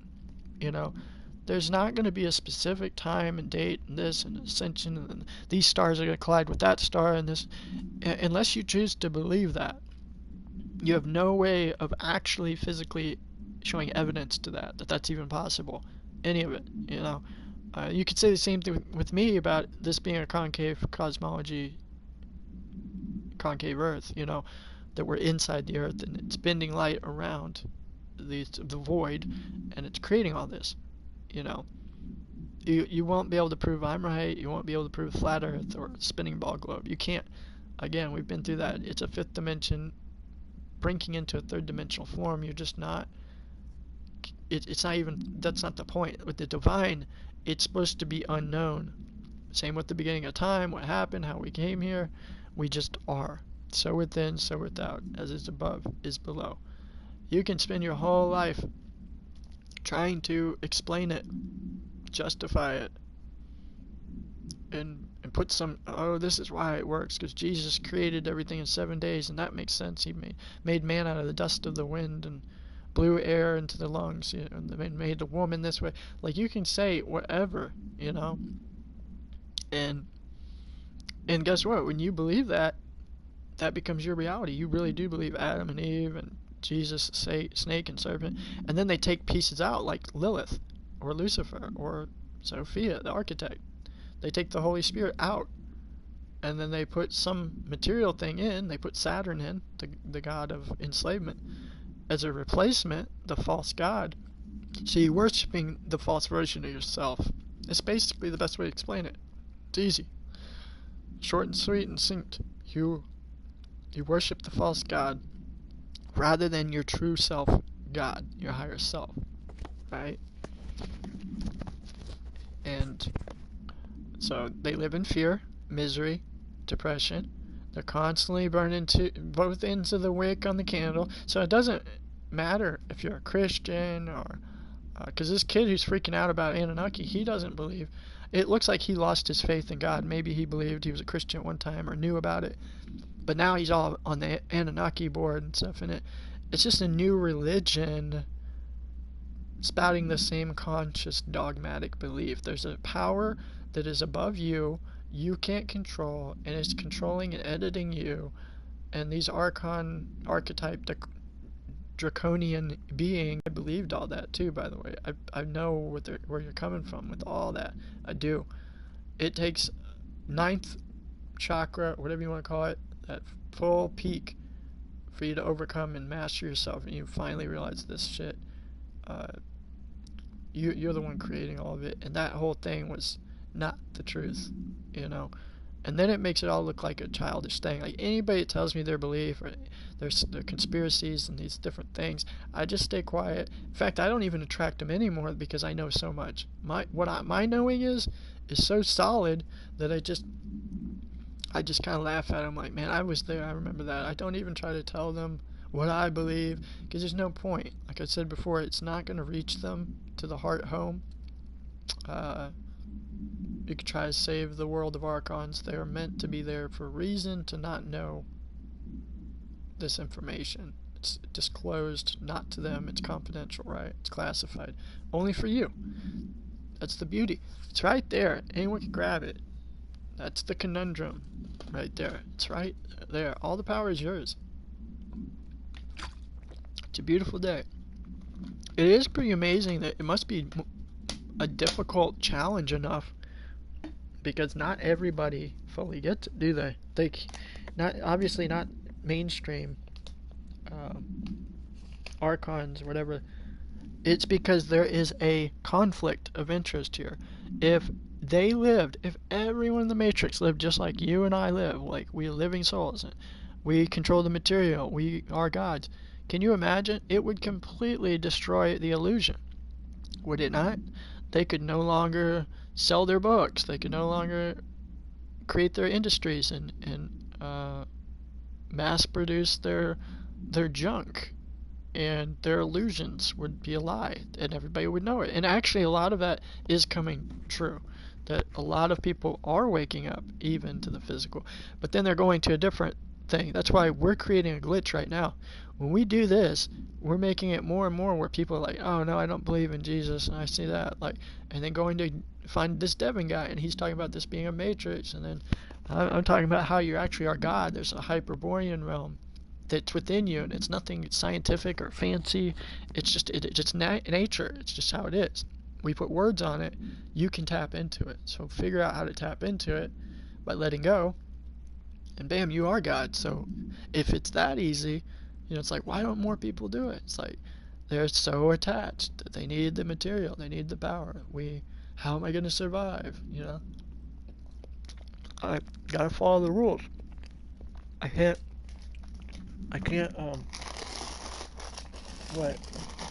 follow the rules, or I'll break the rules, the laws, I'll get in trouble. Live in fear, right? Screw that. It's very interesting talk, because I think, did my phone die? No. This phone is so crazy that it charges sometimes, and it chooses not to charge. I love it. Truly, all of my devices, they have like a mind of their own. That's what it comes down to. I don't even know. It's crazy. See, I don't even know where this came from, but something just sent me $100. Like, for no reason. It's just crazy shit like that happens to me all the time. And it's because, again, I just don't even care about the money, the material. How did you do that spell tonight? I was literally insane. Yes. Oh, and I just saw that 309. Complete insane spell. This will... You're going to see all kinds of crazy stuff happening. That's what's going to be awesome. I love it. Dare I say, it's harder, because the more you realize how things work, it's like, I want Hyperborea to come in this. I do want full ascension. Let's start it going on. Like, just make it all happen, Because a lot of it, I will admit, I'll have, like, I've been to the Hyperborean realm, the 5th dimension, and I'm like, how can this enter into this world, And so I guess you gotta start with just really insanely good knowing of positivity, that, alright, just like this. See, they're showing you that the luck in the elephant, the luck in the 4-leaf clover, the light, so they put it all together and they can test it. Basically, if a person feels positive with the lucky charm or not, or something good comes in their life. See, in the same sense, that's how magic in this realm works. We call it magic because we can't explain it, but alright, we've been to Hyperborea, we've experienced third eye. I want the Hyperborean realm to be here. The more we can visualize Hyperborea emerging here, then what would make it stop from being inevitable, true, from our reality. It would have to manifest. I mean, if we really knew that, then it would create that astral plane. Remember that astral plane? It would start building the structure. It would know. You could say, well, I don't know where to begin to build an astral plane. I don't know where to start to build Hyperborea. Where do I begin? You just began. Just now. That's it. And it will, I kid you not, magically, energetically, every time you feel good and blissful, it will start to structuralize into values and shapes. It'll begin to take over. And the more it takes over, and you believe in it and know it, it will merge, and it will be inevitable. It'll be in your reality. It'll be in my reality. We will all, when we collectively connect like we are now, we are collectively connected through the whole spiral of 12 right now, right? And like I said, it's a beautiful day. We want every day to be Hyperborean. Can we bring the fifth dimension down to earth, to us at all times? Why not? You know? And yeah, that would be like operating at full 100%, 1000% positivity, wouldn't it? It's like, wow. And I don't even know what that would fully manifest, but you're gonna see it. From this moment forth, it's going to be like, holy crap. And yeah, you chose that magic, so this is when, you know, you keep your eyes open, your ears peeled, because it's like you may run into somebody or something, and it's like, wow, that was meant to be. I didn't know this, or that person there. Everything just evolves and upgrades,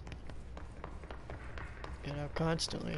And that's why I showed you that positive magic that you have within yourself.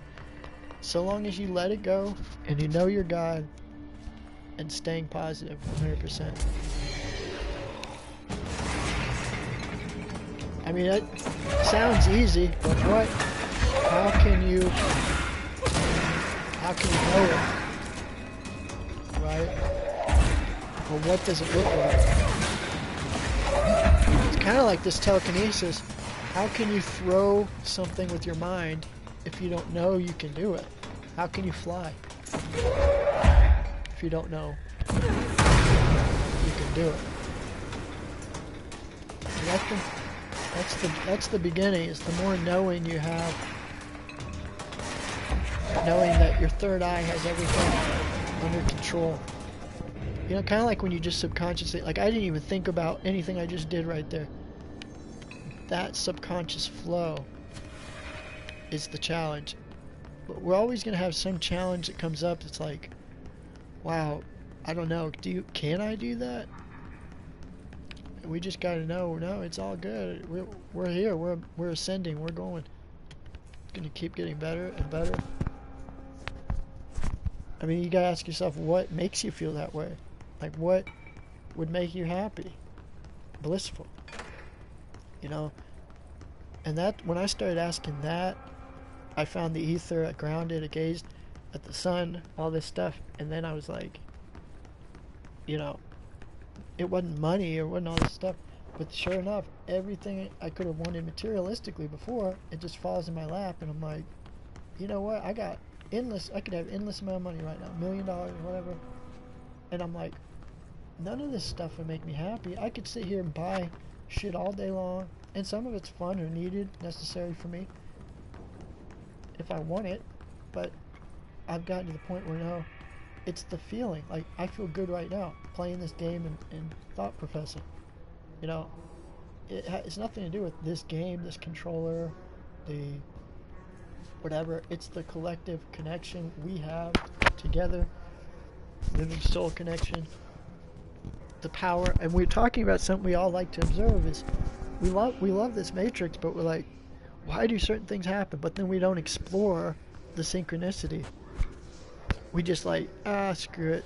I don't know why that happened. I guess God did it. God's in control.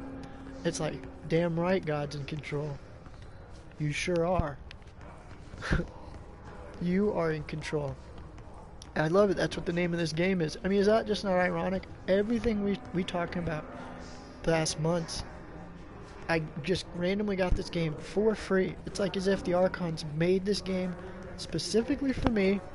I'm playing it, and everything I'm talking about, the Matrix, it's like you're in the Matrix. This is a simulation, you know, department here in this old building called the Old House.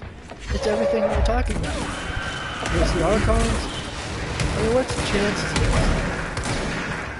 And that we're talking about this right now? It's all synchronicity. You can't tell me we're not already in a majestic, crazy world as it is. Is this not crazy? That we've created a video game that's reflecting fictional depiction of our reality. I knew that was going to happen. We're creating a fictional reality into a game. It's like, no, I created this game. Sometimes I feel like when I don't pay attention, I knew exactly where to go. And so the only time you're kind of running around in circles and shit is when you just don't know what you want to do or whatever. It's just part of it. You ever notice that?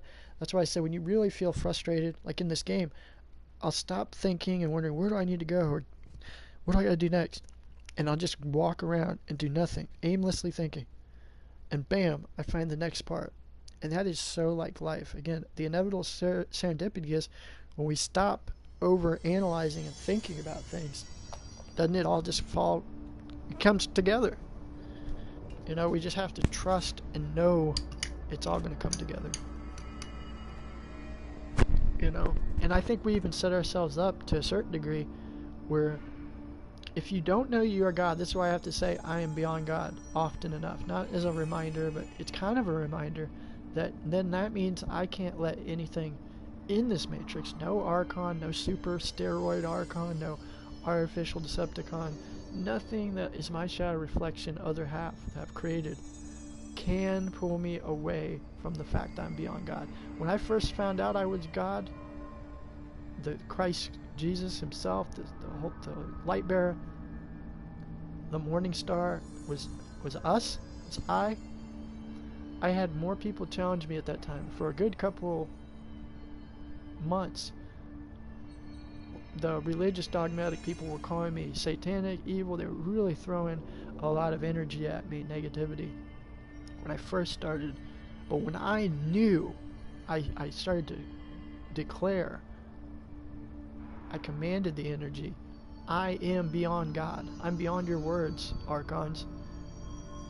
Yes, I'm creating all this, no doubt. I know that. Then things started to change. It was like it just ate them up alive. They knew they couldn't defeat me anymore, like at all, because I was the one testing and defeating myself through them. And the only way we were attached to their shackles and lies, the illusion, was by not believing we actually are the most significant thing in our reality. We've been taught, oh, you gotta be humble. Humble yourself, Eric. How dare you say that? You're not God. You didn't create all this. What's your problem? But now they don't do that to me anymore. They do not, because they know you can't even get into my head like that. I know 100% that I am beyond God. And by me constantly saying it, or like a reminder that we are Black Sun babies, Black Sun kings, however it is you want to remember it as, the God void, whatever you want to verbally, you know, King Kawawa Kazwa Katut, whatever it is that gives you some vibrational essence. You feel like you're reigning your own kingdom and throne, not in the essence of, oh, I'm going to enslave everybody in power. You know, no. I'm one of the most loyal and relentlessly peaceful kings ever in this existence matrix. It's not about rule and I want to control you and make laws and you're my slave. Nothing like that. That will come when you realize you're God. That will happen anyway. These energies, they will choose to be entrapped and enslaved.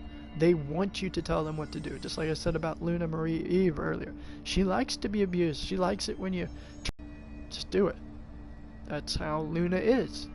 If you sit here and you try to cuddle Luna, check this aspect of it. You treat Luna like a princess, what does she do? She treats you with abuse. You're the bitch. You're the slave. You're the one whipped, right? So it's your choice. If you realize this dichotomy here, what do you want Luna to be for you, right? You want to take control and charge, or you want her to take charge of you? Either way, you'll always get what you want. If you like to, be on top, then she'll be on bottom, or a bottom, she'll be on top. However you want to look at it. It's ultimately your choice. You enjoy it. As long as you don't let it get to you. Like, oh no, I'm sick of being used and abused by Luna, or Saturn, my boss, whatever. Then you need to learn to take charge and admit who you are. Proclaim that shit.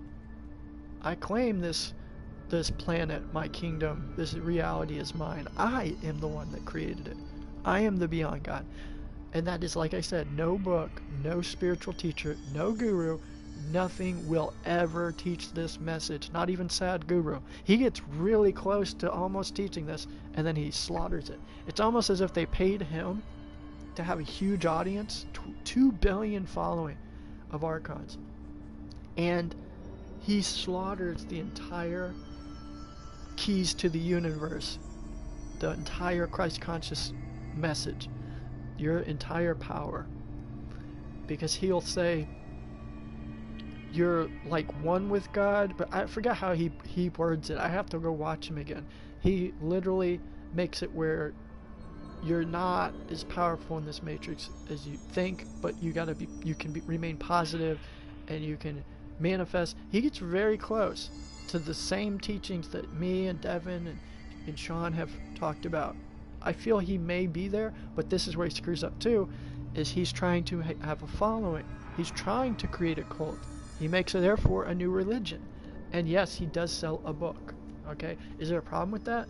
Well, in the sense of empowerment, if he was a real deal thing, he would have his wealth already given to him. It would not be structurally about money. He would say, no, I'll give you all this for free. Everything he would present, because he has 2 billion followers, he's making all this money. He would start looking at it. I know I would. I'm just going to start giving away now for free. No, have my book. It's here. This is free information. All freedom of God. It's the truth. It's free.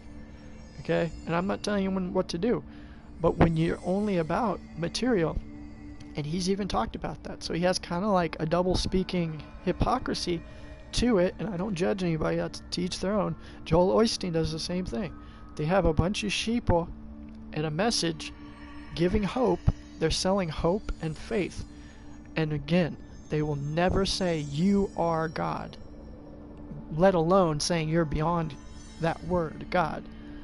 I mean, it's almost so funny, is it not? The ironic thing is we're like these little archons, and we could choose to be living souls and take our sword out of the stone and then say, no, you know what? I really am God. I see. I just controlled that situation. Everything's good.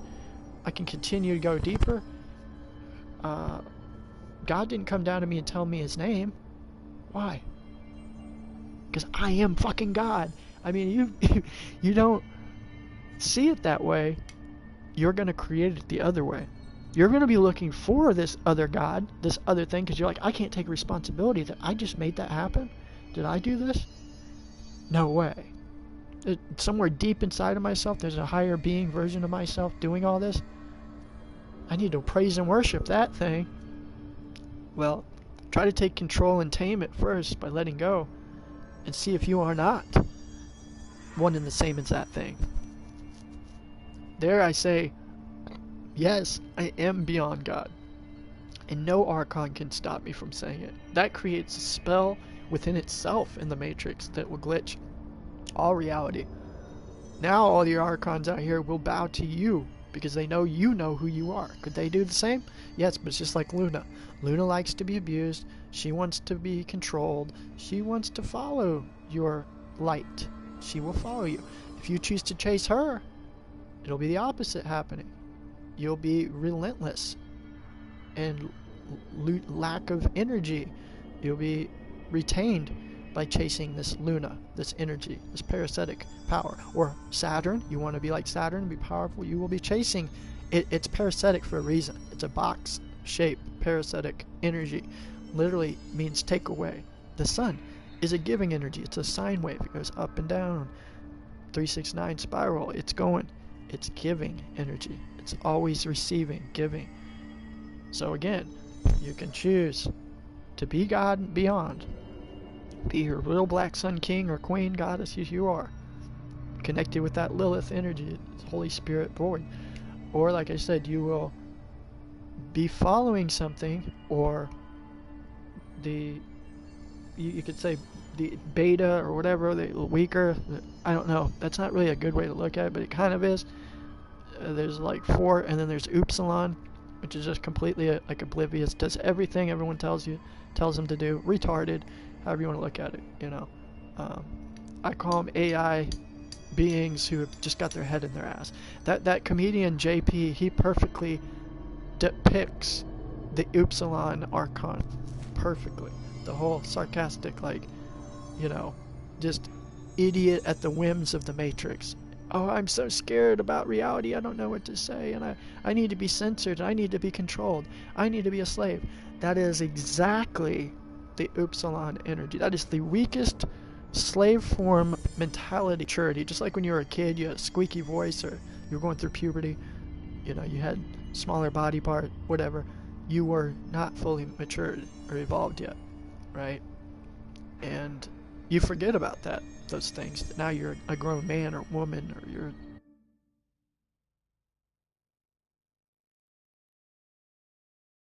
it knocked me off. There we go. Weird.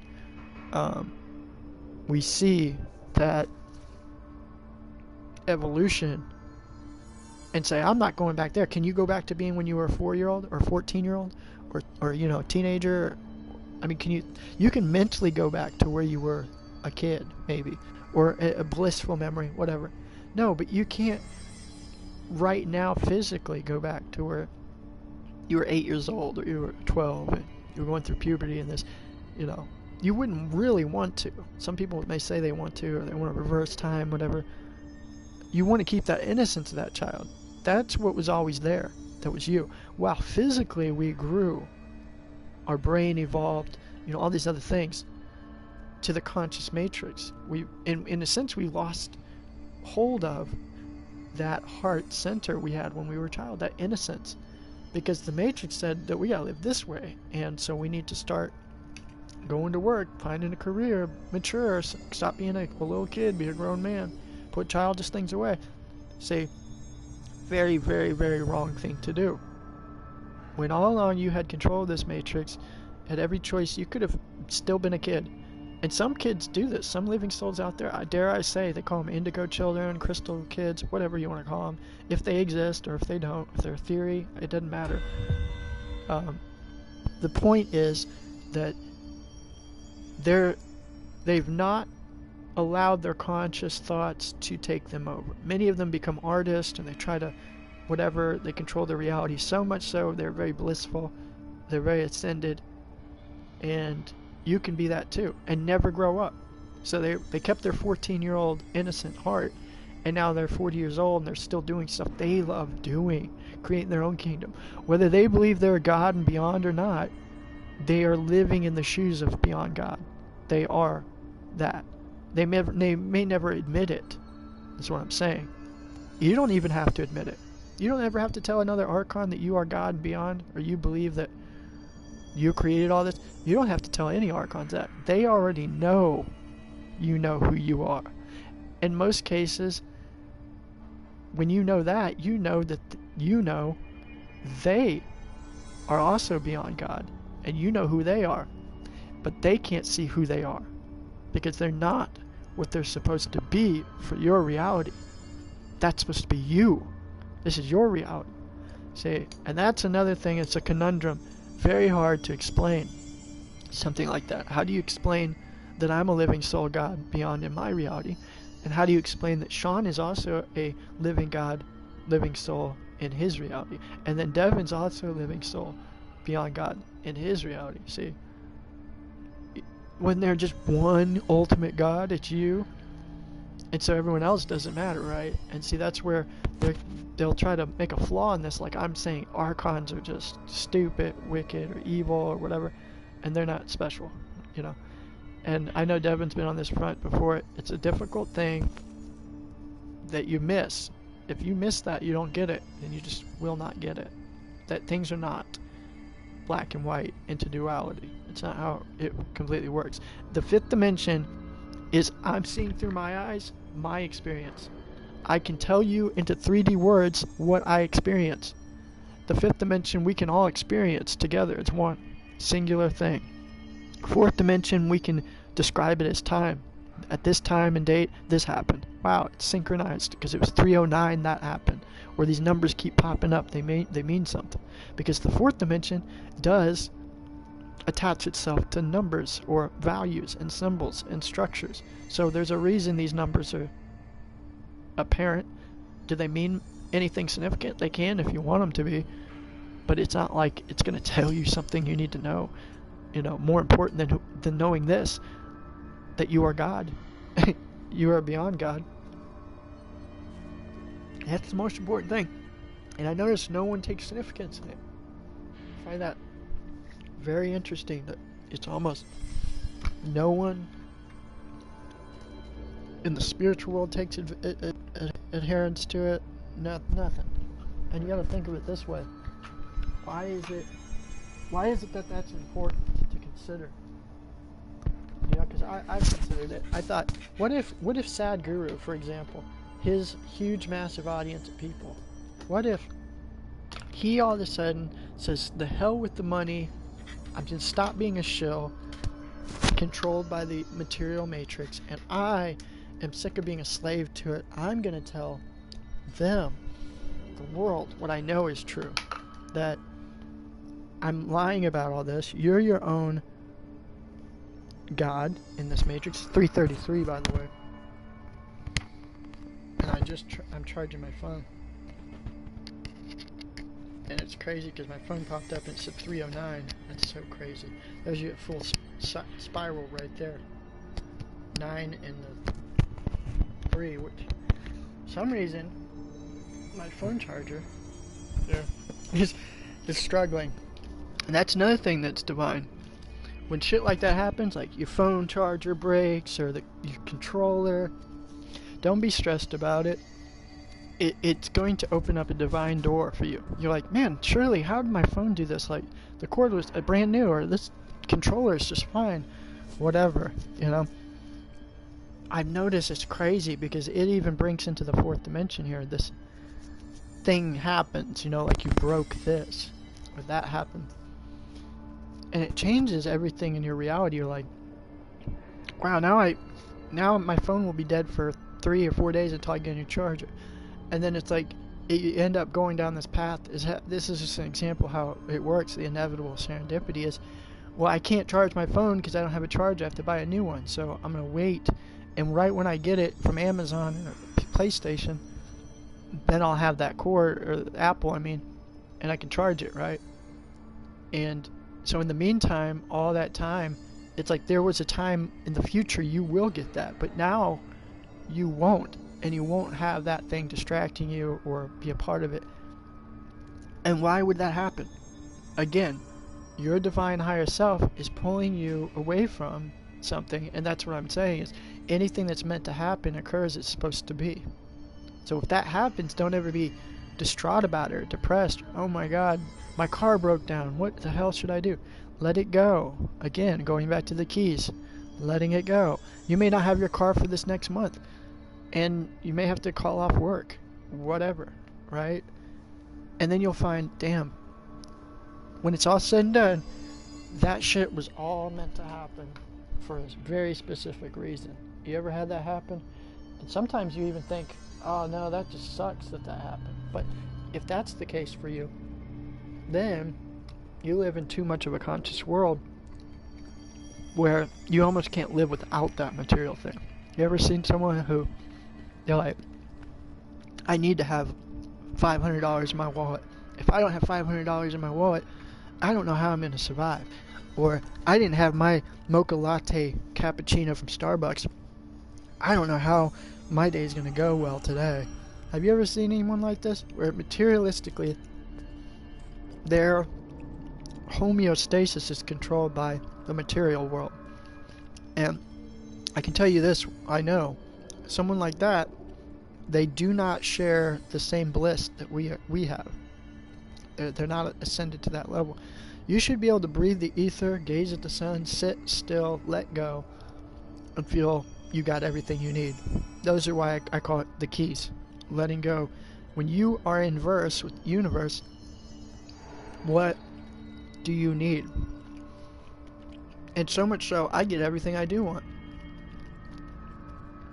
Today, any food item, any specialty item, organic, vegan, whatever. There were times in my life I couldn't afford all that stuff, or my lifestyle today. I could quit it at any point and just drink water. I literally can. But it's like my higher self knows that about me, and I know myself so well. I love myself enough. There's nothing, I don't need my phone, I don't need the internet, I don't need connection, whatever. Archon's telling me I'm great, or that I'm God. I don't need to be worshipped, you know. I know who I am, right? You know who you are. So, you know, no, I don't need a mocha latte or a coffee drink. I may go get this coffee drink I have downstairs. And see, that'll be my reward. I'll be like, wow, I bought that organic coffee little canned item I really like, or it's kind of good to have. I'll feel high energy, I feel good. But it's all part of the bliss. That was intended to be there. You edited that into your reality, right? I mean, I see myself do it more and more. I love how many surprises I put for myself.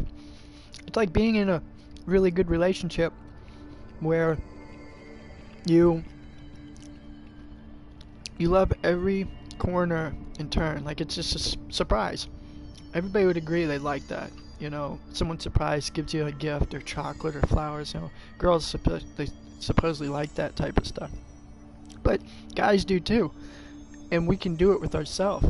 You know, sometimes I order something that comes in and it'll be like a special juice drink or something came in today, and it's like, oh wow, I ordered that, didn't even think. It was unconscionable that I did that to surprise myself and make myself feel special for today. It could be anything. That's why I like the one guy. He sent me some weird COVID thing, and I helped him out, and I didn't know there's people who needed money, you know, or whatever, and it really changed their life, you know? So, it really helped them when they needed it. Granted, they're stuck in that conscious world, like I told you, like the person who's like, I can't go without my mocha latte from Starbucks, or I need to have $500 in my wallet. I need something physical, right? I need my drugs. I need my pack of cigarettes, so I'm not going to feel right. All temporal, carnal, material things. You can't teach in a self-help book enough how to be set free from the material, because it's something you must know within yourself. But you can give good affirmations, look in the mirror, say all kinds of positive things all day long. Right? Till you've overcome the realization you're not just an Archon anymore. There's so much more. That's what I try to tell people. And since we're all the same plasma, that means it goes for you. Anyone, everyone. I don't care who you are. We are plasma beings. It's like being a bunch of plasmic energy, electromagnetic beings running around this matrix world. And some of them are saying they're not that significant.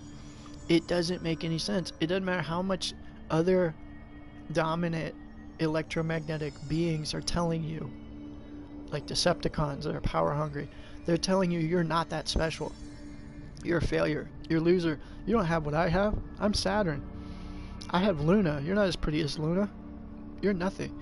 And so then you believe these lies you put out there for yourself, and you create the reality that you would never want, but it's all you know, because it's all that you've come across right now. Until you know what you know, which is you are very special. You are a plasma being. You're all connected to the ultimate plasma ether.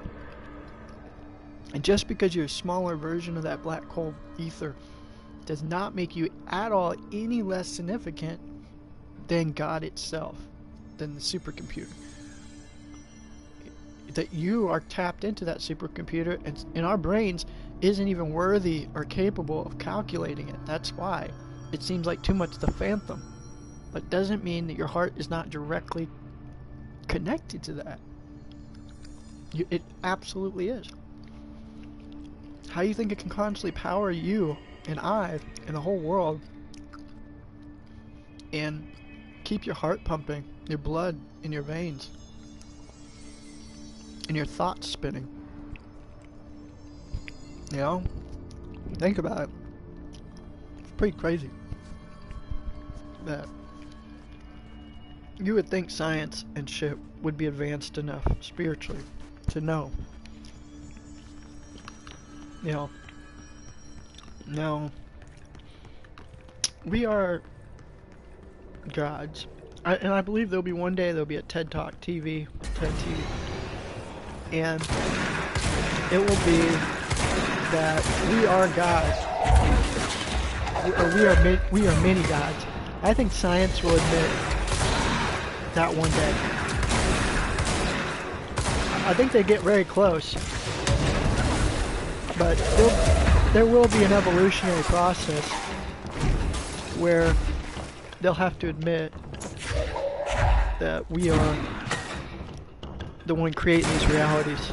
I don't think, especially now, I think the realization is becoming more apparent,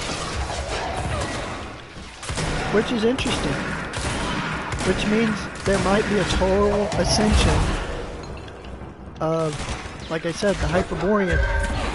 Can you imagine 8 billion people believing they're God? Whoa. Can you imagine if 8 billion people believed and knew we were all equally God working together, making this matrix bending light occur? If everyone knew that. Imagine if we created a world, that's what we need to visualize right now, for a real, true, singular, purpose-filled world. What if, because we're the start of it, we're obviously the start of this, because if we are talking about it now, it proves we're the start of this. That let us visualize every archon with divine love, and that they are all beyond gods. Everything I talked about tonight in this segment is connected. That it's the living souls can carry this energy with us to the quote-unquote archons. And what I noticed, I had a dream about this. I started seeing the archons doing more things like us, and they were realizing they were God, and they were altercating this matrix. And it was really interesting, because when you gave that power to them, like, you know, the freedom of being beyond God, a lot of times people who are power hungry control freaks, this is what they'll do, is they'll say, you're not God, or no, don't think that way. Like, oh, Eric, I knew a guy, he was such a control freak. He knew he was God. He worshipped more of a Saturn energy. He said, Eric, stop telling people these magic spells and how to do this. Like, they get really offended in the organization, especially Satanists and magicians and wizards. They get offended when you do teach real magic that I'm talking about. That's just a given. Nordic nature magic, not witchcraft. That's a total ripoff, counterfeit, next to religion. There's a real magic in the matrix. When you figure it out, it works. They'll tell you to shut up about it. There are people who do not want, you know, obviously this to get out. That's fine. But the fear is that they lose some sort of control or power. That is the real truth. That is why they are offended. But I've seen too many times where I've seen the bigger picture. And I'll tell you this, the bigger picture is when you help other creatures, divine like yourself, and realize you're on the same page, they're living souls, we're beyond gods, we're in this together, connected, you'll find that if you give that trust to these individuals, they all will start doing the same good thing. And that's the divine love. I have knowing that if I show people how to use this magic and connect it to the matrix, how you can let go and you can alter it and manifest realities, if the more I show that to people, that you can do it, just know it, visualize it, threshold, then it will happen. And what I've seen, I don't see any negative, because I don't have negative. So I'm only giving this to positive individuals who then become blessed with this information of wisdom, and the wisdom becomes like these energy points, and then you manifest things, and it's going to be all good for you, because I only manifested positive people. If I had a bunch of negative, evil archon beings in here, they would say, well, I want to take over the world, destroy everything, destruction. And that's the people we were talking about who are in the material world. They do want to destroy the matrix. This is why, look, they barricade the trees around the buildings. See that? These are buildings around the trees. And they want to take control over nature. And then, what's the word? Confine these plants and border them off in cages and say, you can't, there's not going to be any nature here. We're going to put our concrete square building here instead, right? So there's your quote-unquote evil people. And so they can manifest just as much evil, just like we can good. They can, with their tools, destroy nature. They can toxify it. They can barricade it. They can create weapons of mass destruction, which all can alter the manifestation of our reality. That's how they use what I call witchcraft. That's what witchcraft is. The Nordics always had to deal with these witches, people who use Saturn and Luna's parasitic energy to build their kingdoms up high and destroy nature instead of working and living along with nature. And it's magic. They do the opposite of magic. It's like magic, nature, destruction. And it's the only way they know how to fight back against our power. It's druids or whatever you want to call us, mages, wizards, who are doing this ultimately for living soul heart. Because we follow our heart. Our heart tells us these things. You don't need a book about where do I go next, You know what is right. You don't need a book. You don't need morals, standards. You know absolutely what is right? And so that's where I'm getting at, is that you gotta trust. Go ahead and give other people this power. If you attracted them in, they probably are good candidates. They are good candidates. I know that. They're good. They're good enough to. Damn, they're good enough to tap in. Then you're good enough to know this power.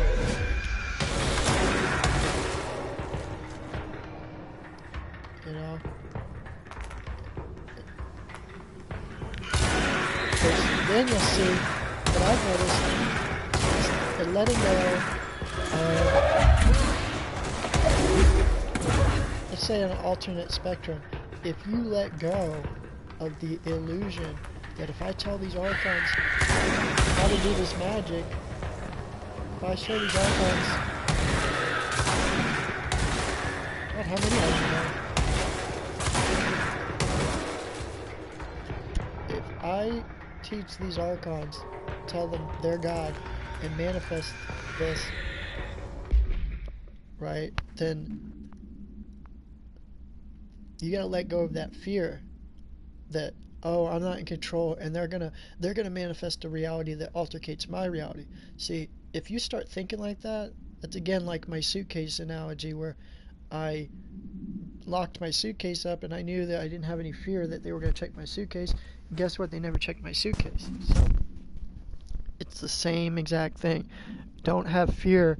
If I tell people that you have this magical power, these archons are going to use it against you, or they're going to create a diverse dimensional reality that's going to be evil.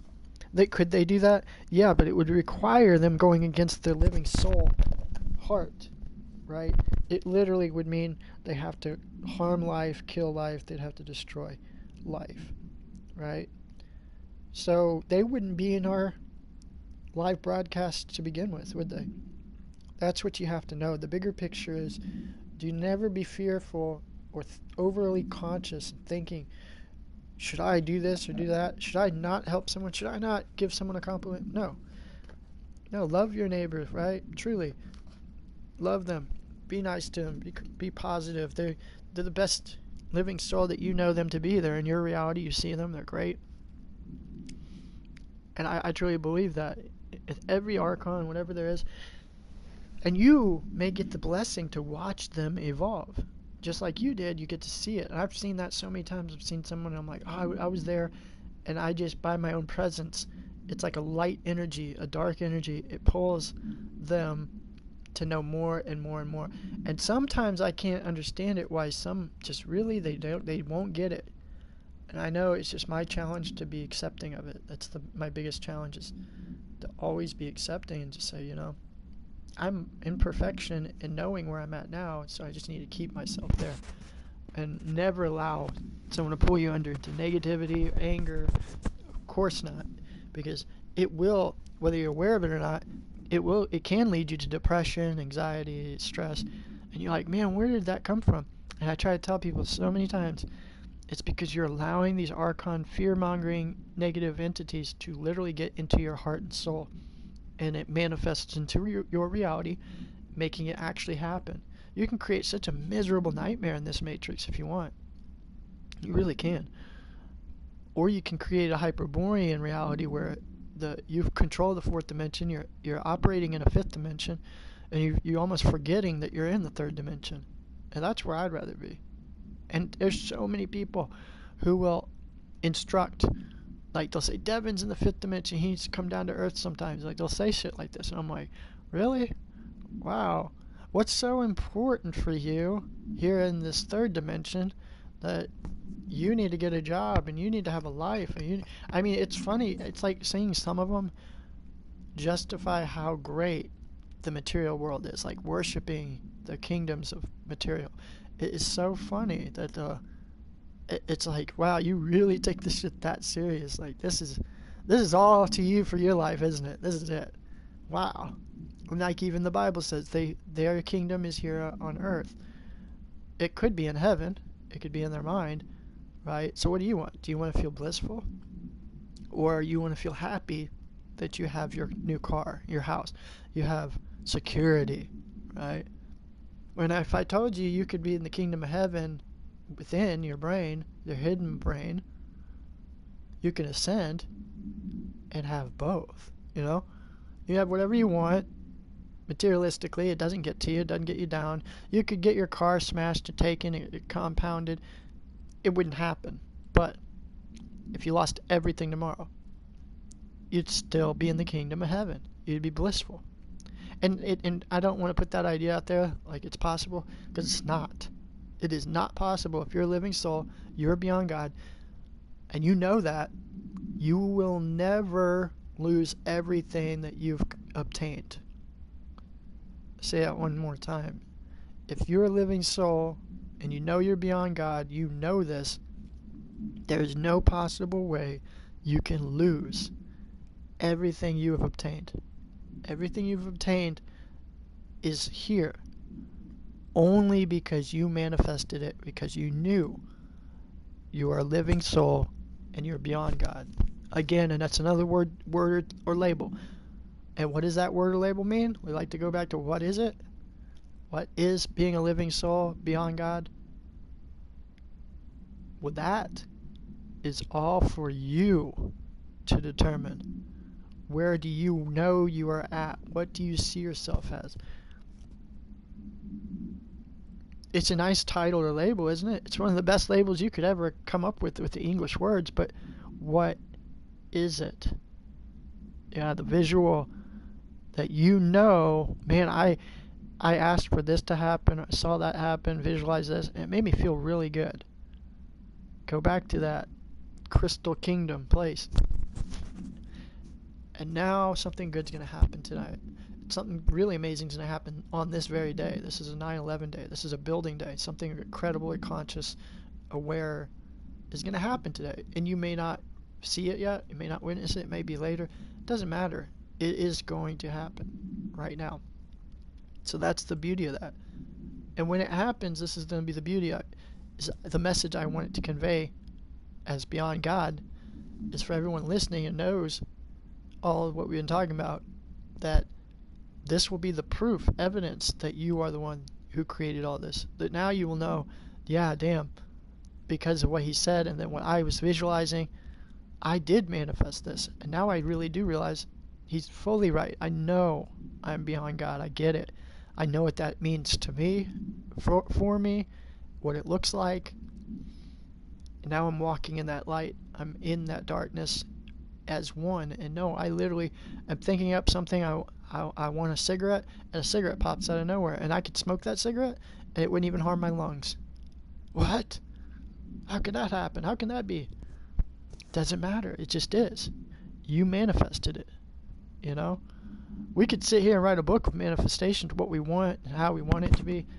Why not just visualize it, keep it to ourselves, right?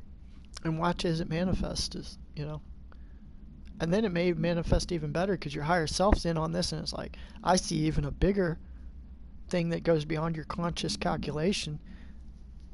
And then you start to realize, damn, there's not very many few things that I actually want in this matrix, in this material world. The 3D, what do I want? I've let it go. There's not really anything I care about. I mean, like, you know, materialistically, like I said, I could lose everything, my Bitcoin, my house, jungle, all this stuff. I've gotten my godhood to the point where you cannot compromise my solidarity. And that's where I would suggest everybody, you know, find that. I mean, when, you know, action comes to truth, like, Eric, but if I robbed you, see, that's what happened. Recently, I had someone take money from me, and it almost dawned on me to stress out. It almost did. And then I was like, no, I see what this is. This is a total challenge I created to test myself, to see how I would react. Of course, people would say, Eric, you need to get your money back, or how could that be, or you need to care about that more, or lock your shit up, whatever. No. Everything was perfect. It was meant to be. That's how it was supposed to happen. Because it just took me at a way higher level. That, no, I know for a fact, if I were to magically manifest where I lose everything in my reality, my car, my computers, my money, my gold, silver, I would absolutely not even think about it stressfully. It would not be negative. I would be so blissful to take all those material luggages off of me and find even more spiritually expensive bliss that these other things maybe could be pulling you apart from, you know. And I mean, literally getting your mind to that point is what I'm saying. Not saying that I have to actually lose everything, or you have to lose everything to gain the kingdom of heaven, you know, because it works both ways. It could be that way. You'll have it within you. Yeah, if you have less things, you can experience the kingdom of heaven much easier. I really do believe that. But those who obtain the most are the ones who know how to handle their money or material.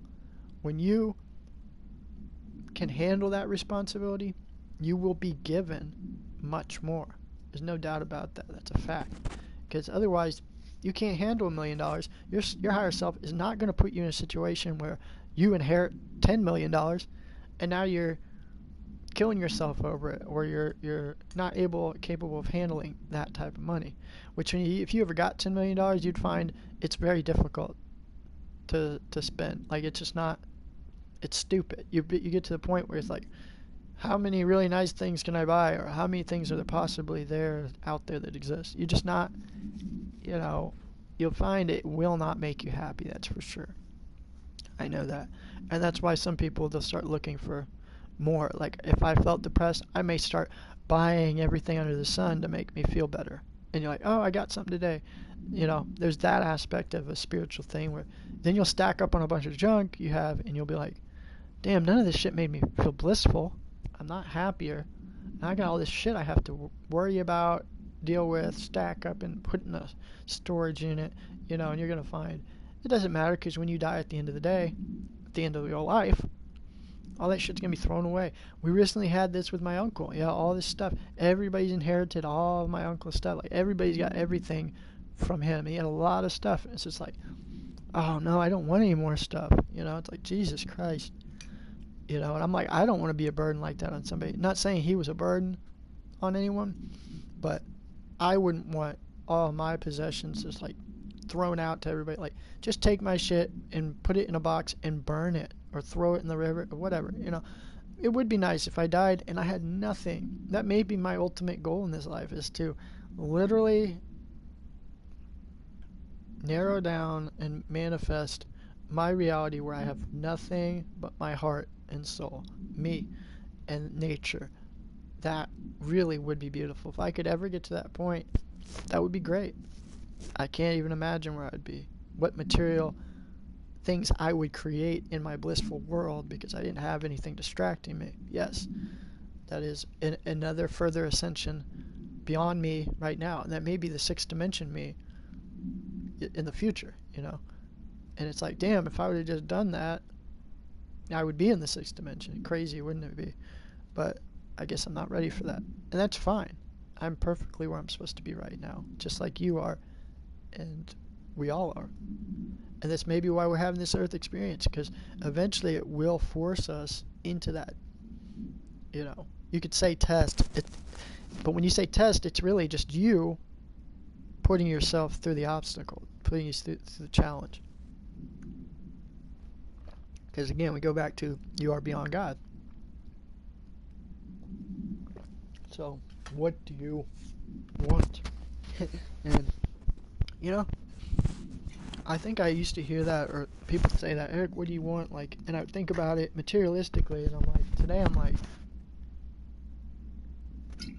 you know, that's actually a very challenging question for anyone. What do you want? You know, because then you gotta think about it.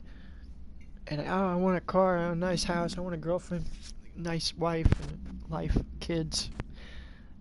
Okay, that's fine. You want those things, but then you gotta look at also, what if you didn't want anything and you're fine the way it is now? Right? So let's try to let that sink in. You're happy. What do you want? I want nothing. Huh.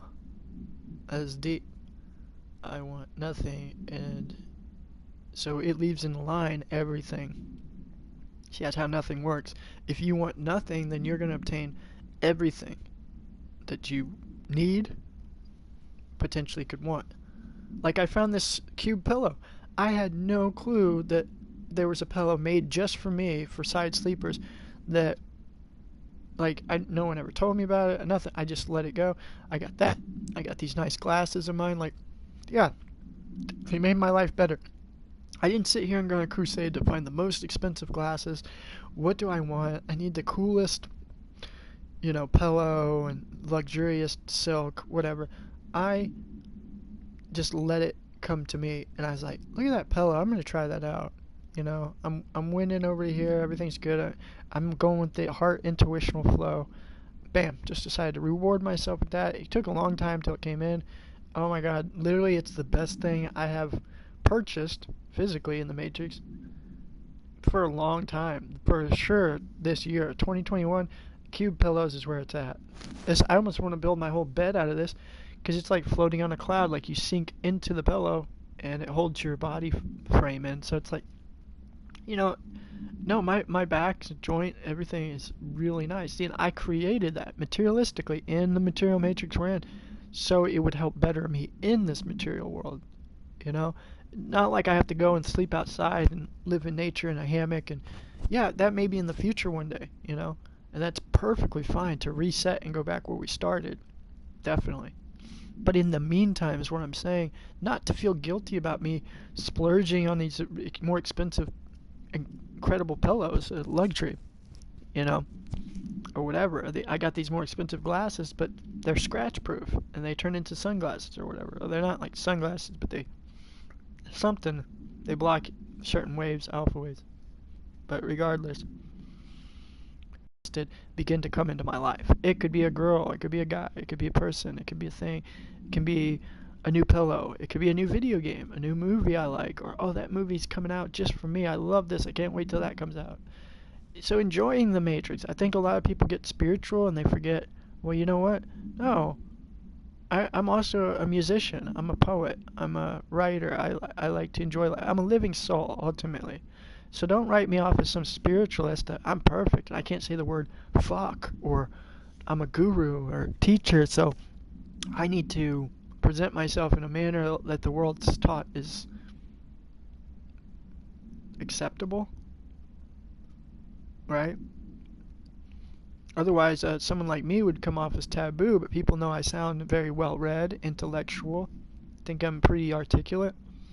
But that's what our Matrix world created and taught. And when you start looking at that sophisticated world, it is kind of a beautiful thing that all of us together made these words, language, and it ties together. And that's why I don't like to. A lot of people think I'm dismantling society and man's work to build, like masons who've come up and they've taken a lot of inventions from people and they build stuff and manipulate things. Just like art is usually art of someone else that is stolen and then manufactured and sold.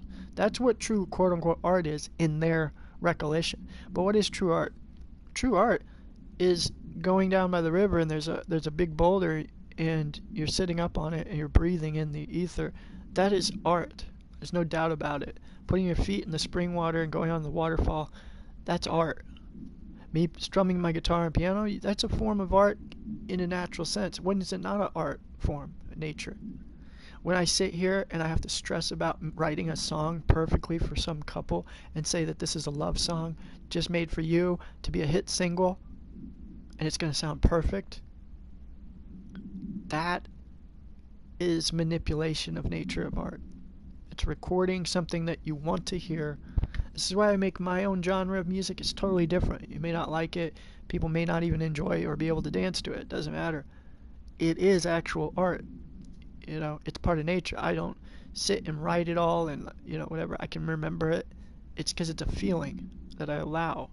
And it could be anything you want to say, bumblebee, crumble, crunker, fuck. You could just say that. That's art. I literally don't know where that came from. I pulled it out of my ass. Spiritual ass. That's where everything comes from. Otherwise, you're just replicating the art from someone else you stole it from, right? And that's fine too. That's language. That's words. That's religion. It's dogmatic views and beliefs and political systems. It's duality. It's all illusion. This is why I said you don't know who you are until you know who you are. You know? You think you know everything, you want to learn everything. You need to unlearn it all.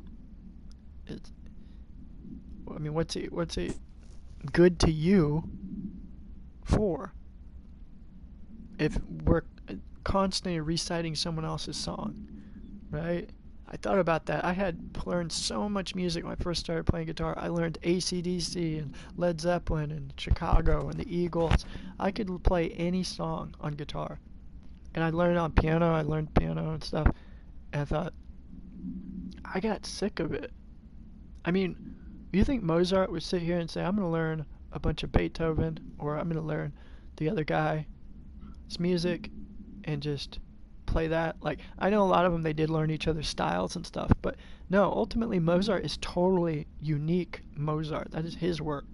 That is him. Vivaldi, that was Vivaldi's. They actually had to copy his stuff and stole it from him in his grave. He had his writings and they took his music and played it. He actually never played it in a recording, so nobody's ever heard him play. But the songs are impeccable, incredible. And it's almost like he never lived for the notoriety, the fame, or the wealth. Most of them died poor, right? That's how you know it still was art. In fact, it really was art. That's why. That's the difference. Today, you can sell out and make a cookie cutter replication template of all this other bullshit that's already been done. It's replicated hypnotrance bullcrap. It's not music. It's trash, and in most cases, it's junk. And I'm not saying all, because I love every conventional musician out there, even Hendrix or Bob Marley, or you name it, you know. And then bands nobody's ever heard of, you know, like Dream Theater, Steve Vai, Satriani, John Petrucci. I mean, just a lot of real artists, and not everybody likes art music, you know. I'm just, as an example, the art is in the eyes of the beholder, is it not? It's if you enjoy it, you can dance to it, you enjoy it, you like, get a feel out of it, a rise.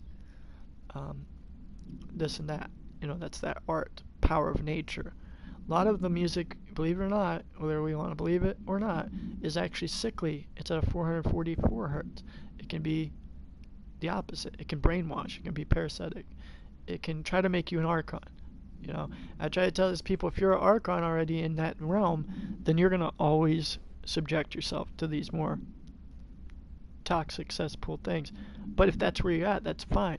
You know, I wouldn't sit here and keep listening to Britney Spears or the Sugar Girls or whoever over and over and over and be brainwashed to whatever their underlining subliminal subconscious message is, which is usually you're a failure, a loser, or you're not significant enough unless you dress like this person, believe this person, follow this person. If you follow Britney Spears and NSYNC and all that, then you're cool, and then you're worthy, right? And that's, believe it or not, that is the message in every pop culture leader, cult leader, musician, singer, artist, actress, actor, movie star, you name it.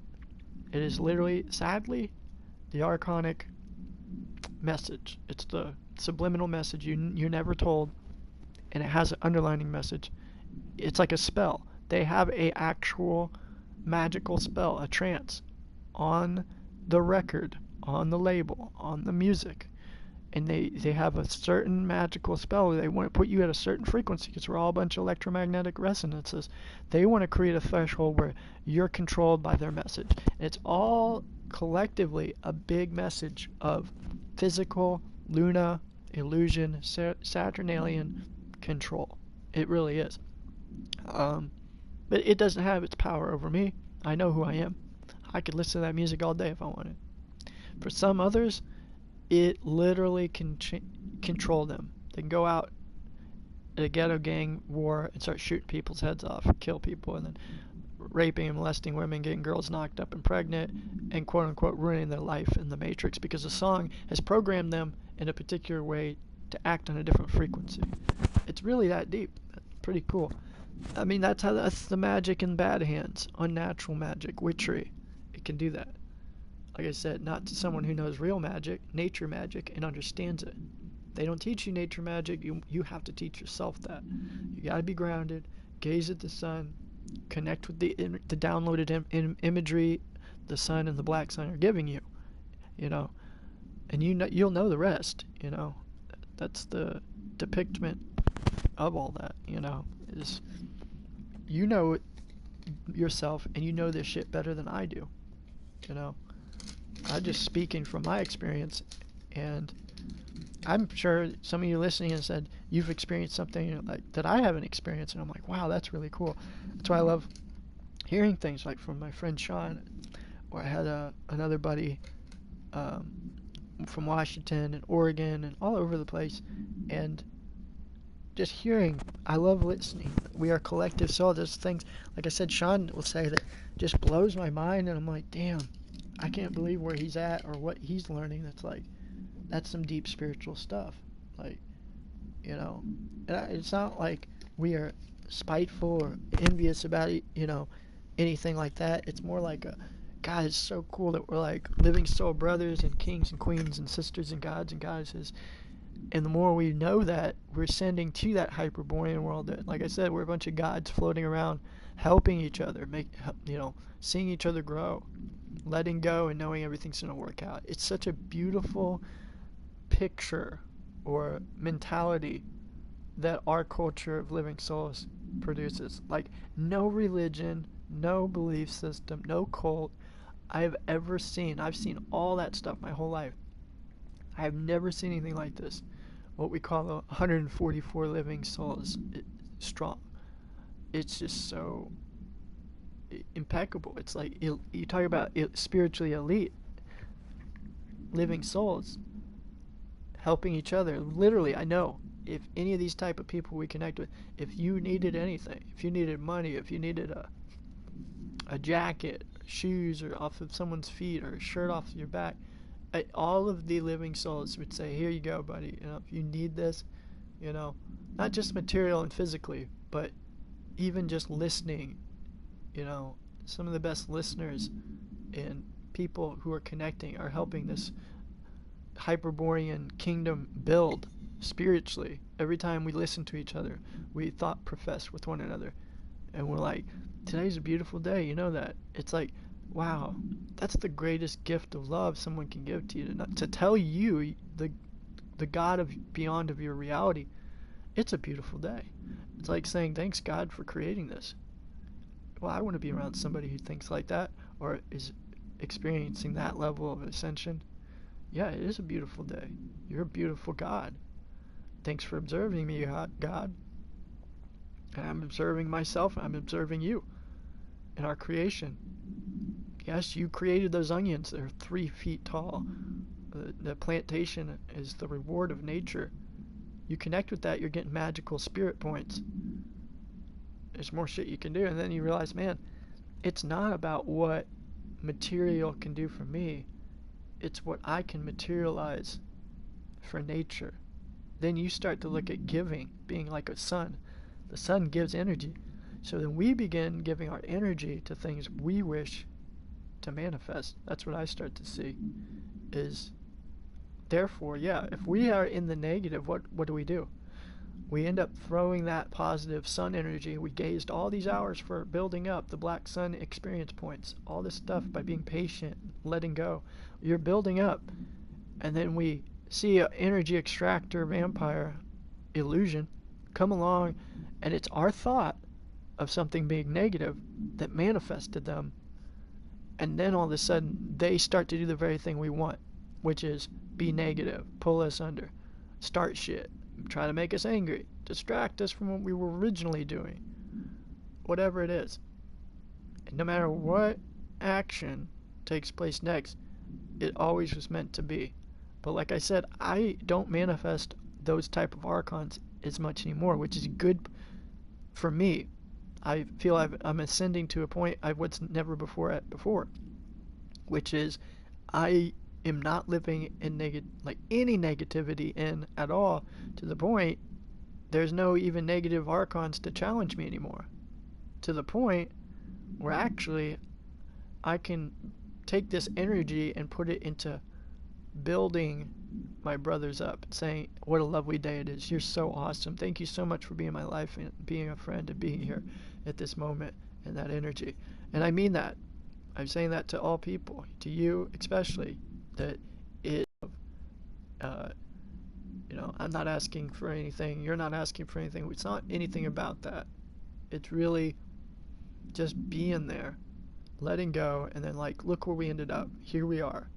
One of the most powerful live stream connections thus far, because of what we're talking about.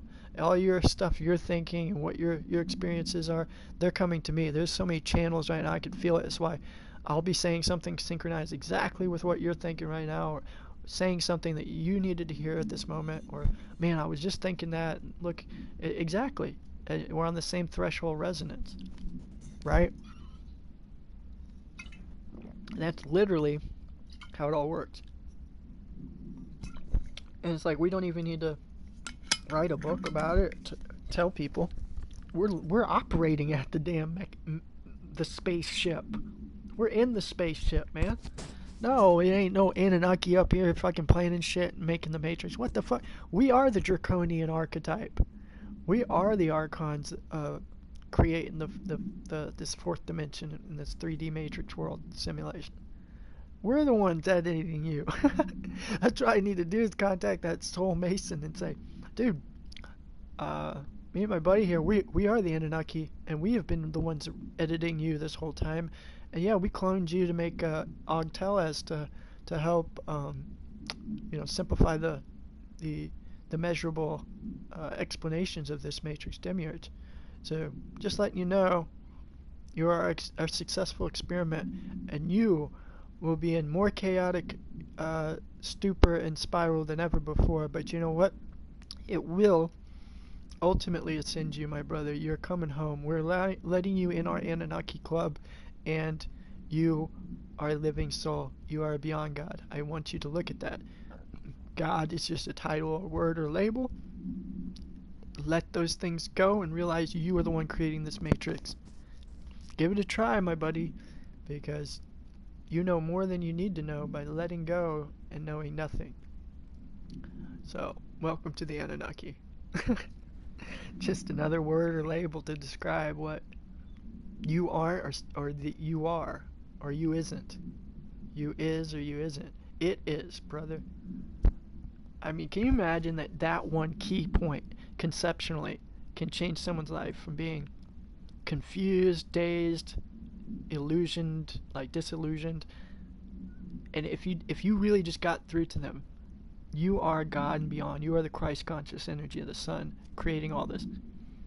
Like, I don't know how to this day how we can do that. Like, how you can just wake someone up. Like, I think the only thing is doing like what we're doing here. This glitch in this video, for example, this live stream, it is creating that. I do know that because I've seen more people come and say, man, I saw your stuff, and I'm like, man, I've reached more people than it even shows. Sometimes they'll say I reach like one person or two people, and I know the whole Archon AI bot thing is that they messed up the ticker, and because I know there's hundreds, if not thousands more, who do see it. Like, then I did the campfire video. It's 17,000 people saw that one. Why? It's because they wanted to show me as some crazy, paint me as some crazy guy that was telling a story that was entertaining, and I wasn't trying to really do that or expose anything, but it made me look like this conspiracy theorist. So what they'll do is they'll try to boost the videos that are more zany and crazy or wild, and then like a video like this would be left in the rubbles, and they put it under, the mat, sweep it under the matrix realization. And what I've noticed is anything that's more deep, absolute truth spectrum, it gets distorted, or you see how they kicked us off the net. So that's why in this glitch, our magic spell has been to bring this divine message to all those who are meant and intended. We are the Anunnaki. We are the chosen living souls. So we choose to be here. We're bringing so much more bliss, beauty, and positivity than anything out there. And not to compete, because if anything, if there's anything positive in a positive spiritual group, this over here, we are the ones giving that energy to them as well as we are connecting with their energy. So that's how it works, And anyone that's negative or doing it for some other material, selfish reason or whatever, that's on them. It absolutely doesn't affect us. We are God's living soul. We would expect nature's animals would do that. Would try to take, would try to use, would try to abuse. Is that not what Saturn's energy is? He likes to use people up and throw them to the side. You might as well just expect that from the abuser bullies. Luna, she just wanted to use you for your wealth, your power, or you're giving her attention, you're chasing her. You give her abuse and the things she wants, she will always come chasing you. She'll be attracted to that negative, acidic energy. She wants you to do that. You're a good, living, soul-hearted, loyal man. You're the living soul. You're Adam. Well, Luna Marie Eve, she will try to deceive you and tell you, no, God is over here. We broke God's laws. We broke God's commandments. You need to put your clothes back on. See, Eve is the one that convinced Adam, not the other way around. That's just a story, that's allegory anyway, but regardless, you get the point that it was Eve who said God took Adam's rib and made Eve to begin with. So really, Eve is a creation of man. It's the material creation of Adam. She's a reflection of the real thing, in other words. Lilith being the actual real, the first wife, right? The living woman. The living, which is one female entity broke into billions of these illusionary women. Luna's everywhere, right? I truly, to be honest with you, don't even know if Lilith truly exists in this third dimension, but she certainly is in the full spectrum of the fifth dimension, all of this. She's the backbone of it. She's the creator. So, you know, she gives you what you deserve. So whatever Luna or woman you are with, that's exactly the best thing for you. That's exactly who should be in your life. I'm starting to see that. You can accept it how it is or not. She wants to reflect as a mirror, inverted mirror of you. She wants kind of the opposite of what the way you think things should be or the way you see it. She'll flip it on its head every time. Then you try to play the reverse psychology role and you flip the mirror, and she will flip it on your ass again. In a sense, like if you try to control everything and make everything work perfectly, she will try to make your life a living hell. You try to be loyal, treat her like a princess, give her everything she wants and dreamed of, she will reciprocate that with pretty much a form of abuse and, you know, making you feel less significant, perhaps. If you treat her like shit and abuse her, maybe even almost borderline rape, when you want to do things, she will be very attracted to that and turned on to that. Now, the Lilith spectrum of a woman that we see painted as this perfect woman, again, it's very hard to either find or not quite sure if it exists. It could be a fairy tale. It could be real. I truly can't tell you from my experience. I'm sure if she's out there, she may be out there for you or someone else. I've looked.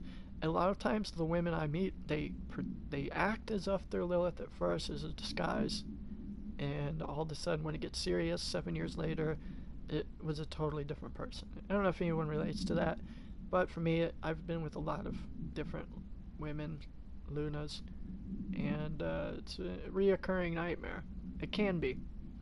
I know I've turned away from all that recently and just had to get grounded with myself, and I think that's where I'm comfortable being, is just living myself as a living soul, not attaching myself, subjectifying to another entity or woman or being.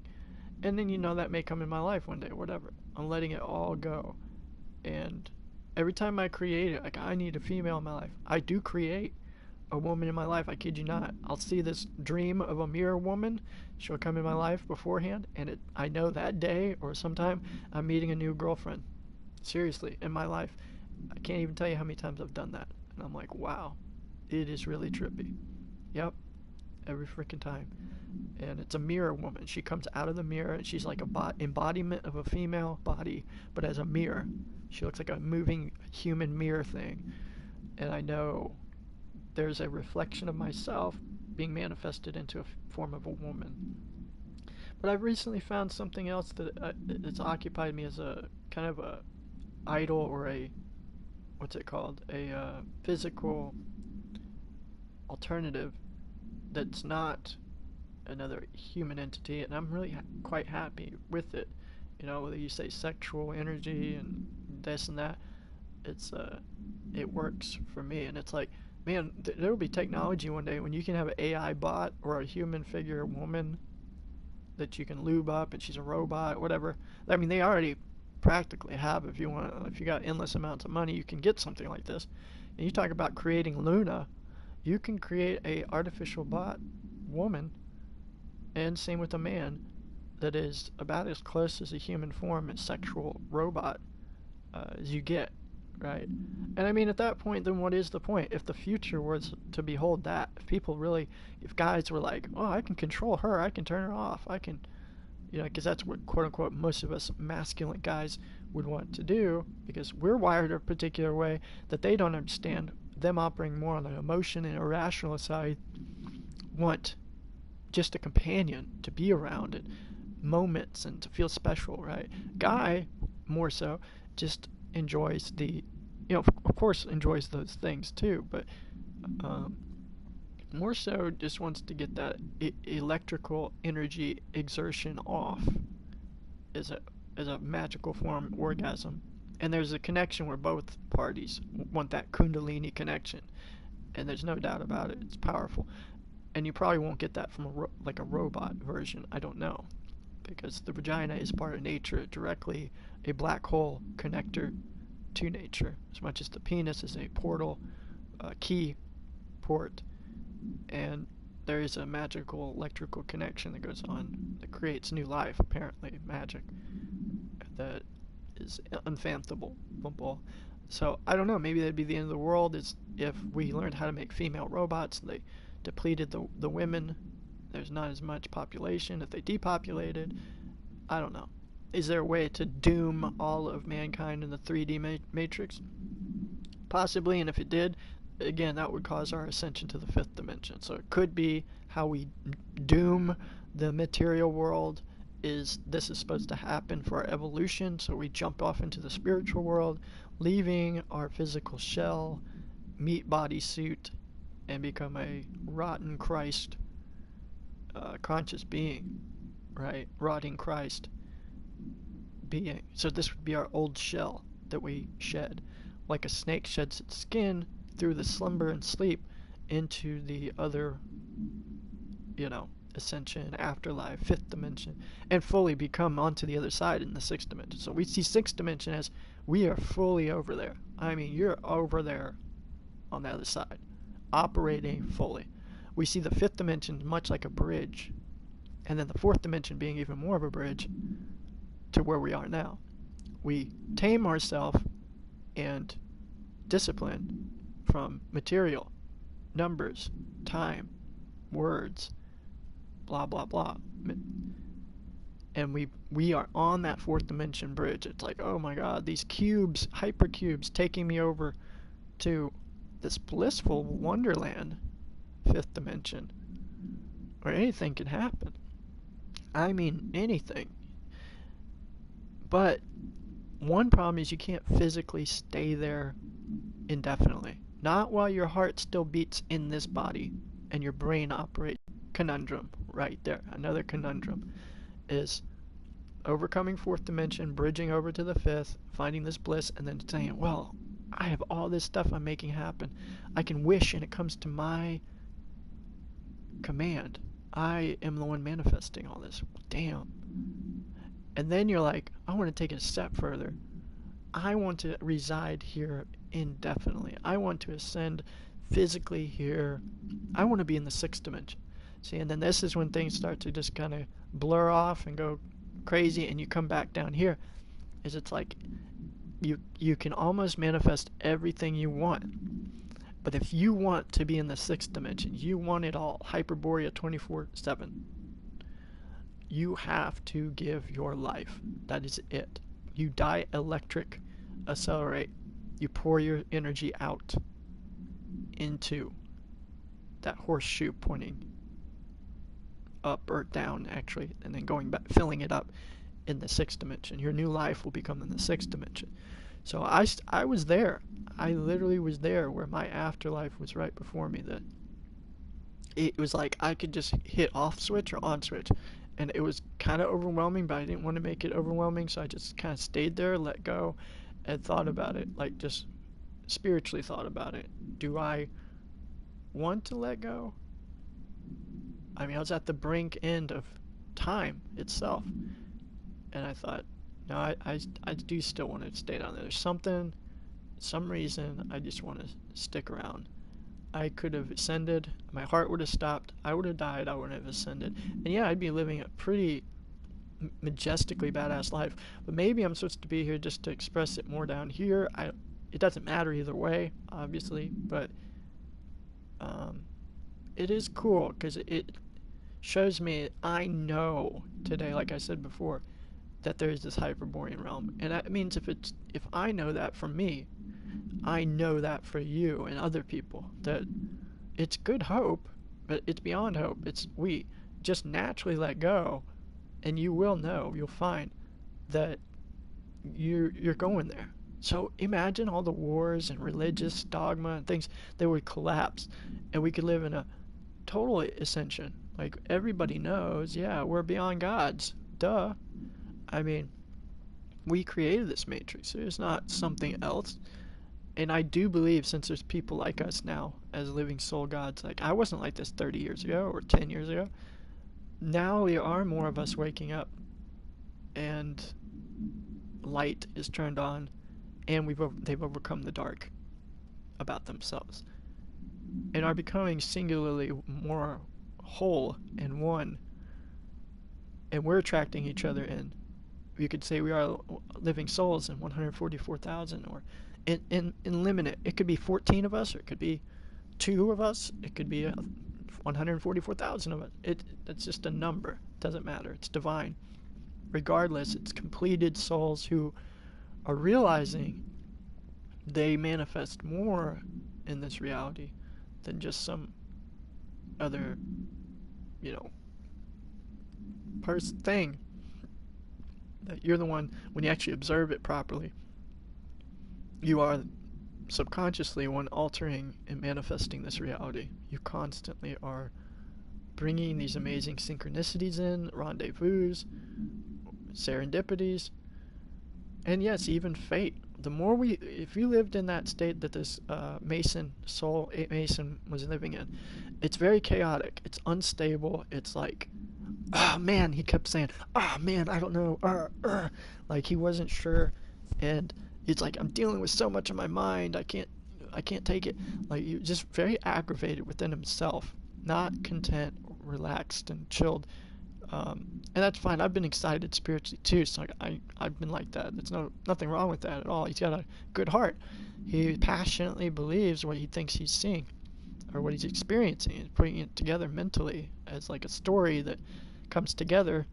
And in the end, it's like none of that mattered, But for this individual, it matters to them. But like I'm getting at, when you burn the wick on both sides of the candle, what you're going to find, you're constantly searching. You're constantly, searching for truth, answers. What do I do next? I need to find someone, You're going to keep putting that rabbit hole in your life to keep you chasing long enough until that fire burns and you get sick and tired of it. And you just get exhausted. And you're like, I'm just done. I'm letting it go. You let it go, realize none of that shit exists. Everything everybody told you is a lie, an illusion. Pull yourself out of the illusion, and you're like, oh my god, are you kidding me? It was that simple. It was right there in front of me. Literally, right in front of you. It's in your heart. Under your nose, there it was. The solution, the answer, all of it. It was a lot more simple, makes a lot more damn sense. It's perfectly correct. And again, you most likely can't even write a book about it. You won't be able to. You'll be like so in aha epiphany. You're going to be like, shit, fuck writing that book. I'm too spiritually blissed. Like, when you feel blissful and you feel enlightened and you feel good, do you sit there and want to, like, I don't know, like, share it, want to write a book about it? Like, truth be known, when you're in full bliss, from my experience, is you're going to be like, I mean, truly, when I was at my greatest state of bliss, I just sat in my bed and I could just sit there and feel good, and I just would visualize Hyperborea, and it would come into manifestation, and I kept visualizing so many divine things, answers that were revealing themselves to me. And to this day, there's so many things I could tell you that I visualized, or that I saw, or that I felt, that I experienced. It wouldn't matter, it's divine. That's what I'm saying. The most divine things that actually matter, you will be revealed. And right now, it truly, like how your heart works, or beats, or how the concave earth cosmology works, how we're on a bending light, all this, there's the black void, all of it's so big, so majestic and magical. It's not even worth trying to explain into words. It really isn't. You would drive yourself crazy mad before you could properly express the true magnitude of this fifth and third dimensional simulation. We try all the time. We got Og, we got Devin, Sean, myself, we got many other people tempting, Martin Kenny, Santos, Bianchi. There's so many. Colin Smith. There's a lot of people who are learning a lot of stuff. We're learning a lot about a lot of stuff, but really, are we learning about any stuff? And all the real stuff is deep hidden in the subconscious. Like my friend said, the hidden brain is where the true superconscious material, is. It doesn't lie. Like they say, the answers lie in your heart. It's kind of interesting because lie is an illusion. So even what we think are the answers are not always the answers. And that's some deep shit right there. Think about that. See, because to begin with, usually if you have to have an answer, that would describe that you have a problem. If you have a problem or issue, you're going to say, I don't know what the answer or solution to my problem is. You ask other people for advice or try to go somewhere for information and source. Okay, but let's say you do manage to go to your heart. This is why most people ignore the heart right here. Because if you go to the heart is going to look at it as if it's a childish issue. Oh, that's not a big deal. If you can't drive your car because you need to get your license renewed and you need to buy some insurance and you don't have enough money for it, who cares? Fuck that. It's all material shit. Nonsense. No, you don't have to go to school, get an education. So often the answers lie within. Meaning your heart will tell you what to do next, but you're looking for an answer that the only answer can be is a lie. Does that make sense? To begin with. See, you're trying to resolve an illusion, so the answer always lies within. Until, what did we say? The one key. What's our one key? Our one key is let it go. This is the most beautiful thing why this works. This is how you can prove it works. Right here.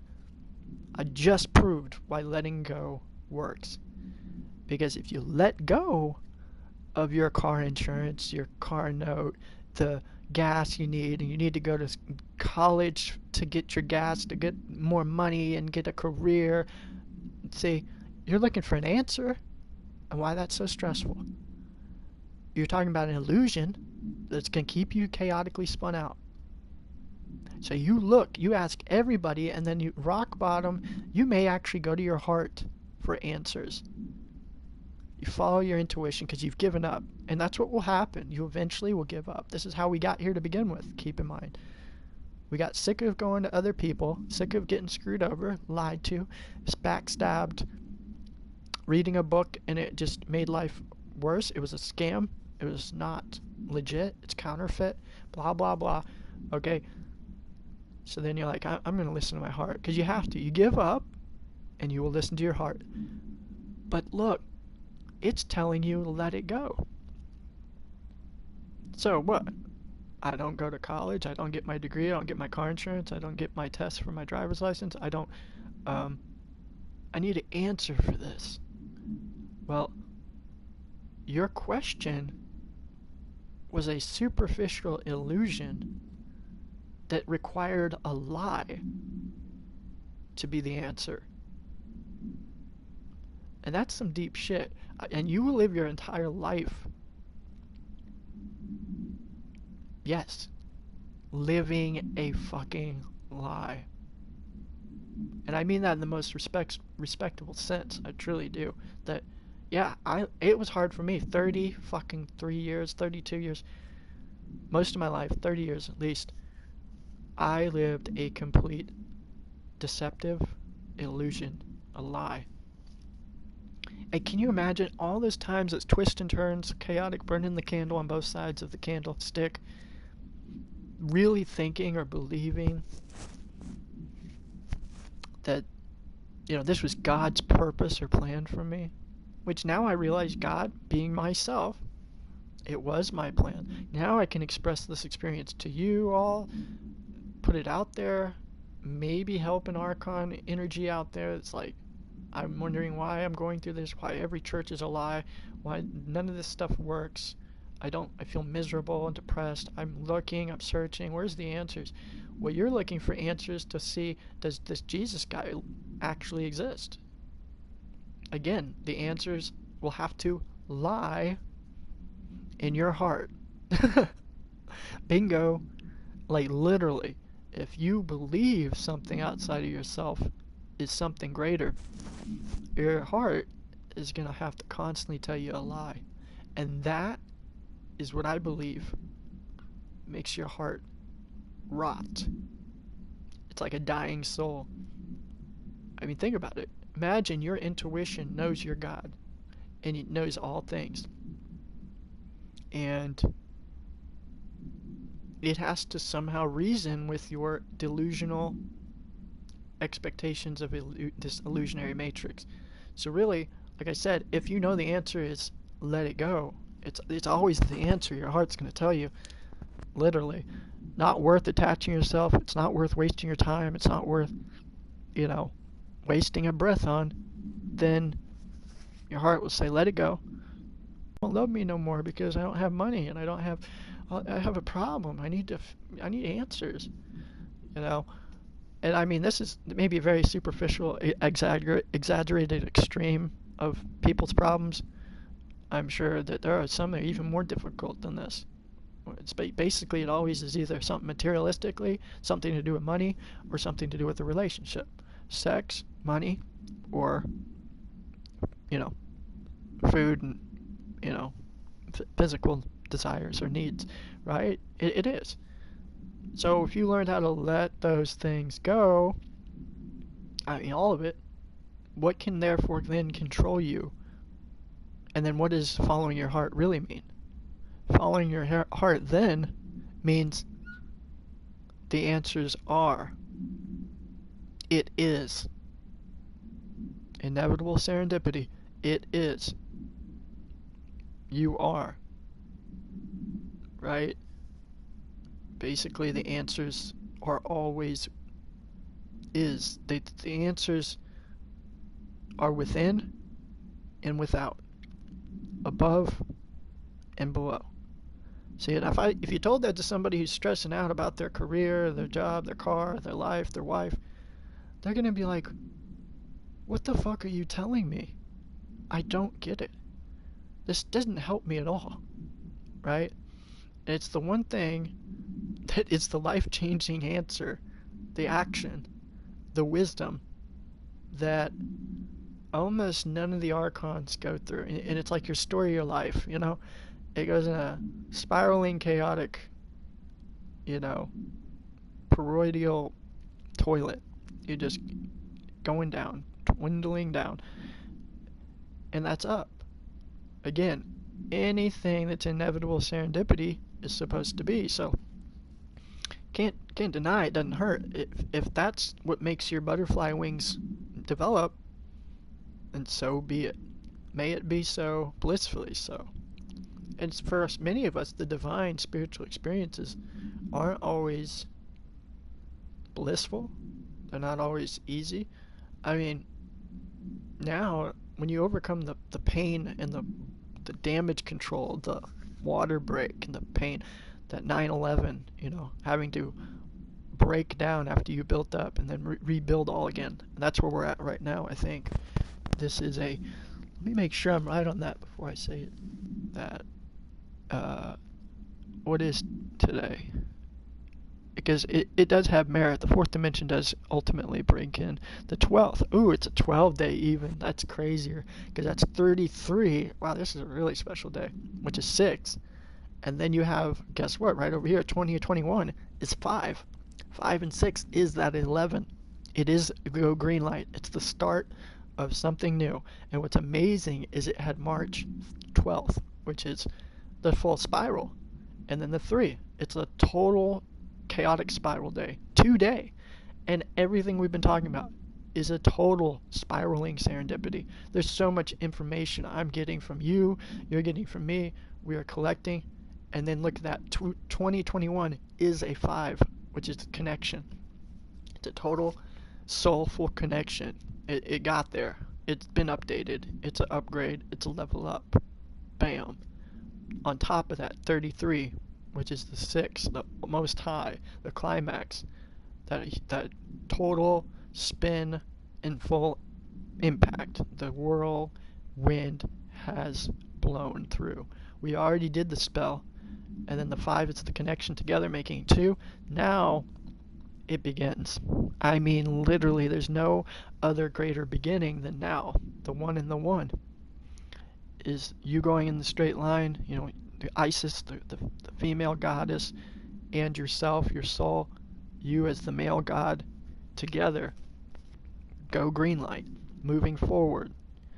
And this is when everything that you visualized, you allowed in, now will begin to manifest. Again, while is so within, so without, meaning you have no problems, you don't need any answers, right? That's the main key. The more we realize that, when he says answers or solutions lies within, see, that's why it lies. If you need answers, that would inscribe you have a problem.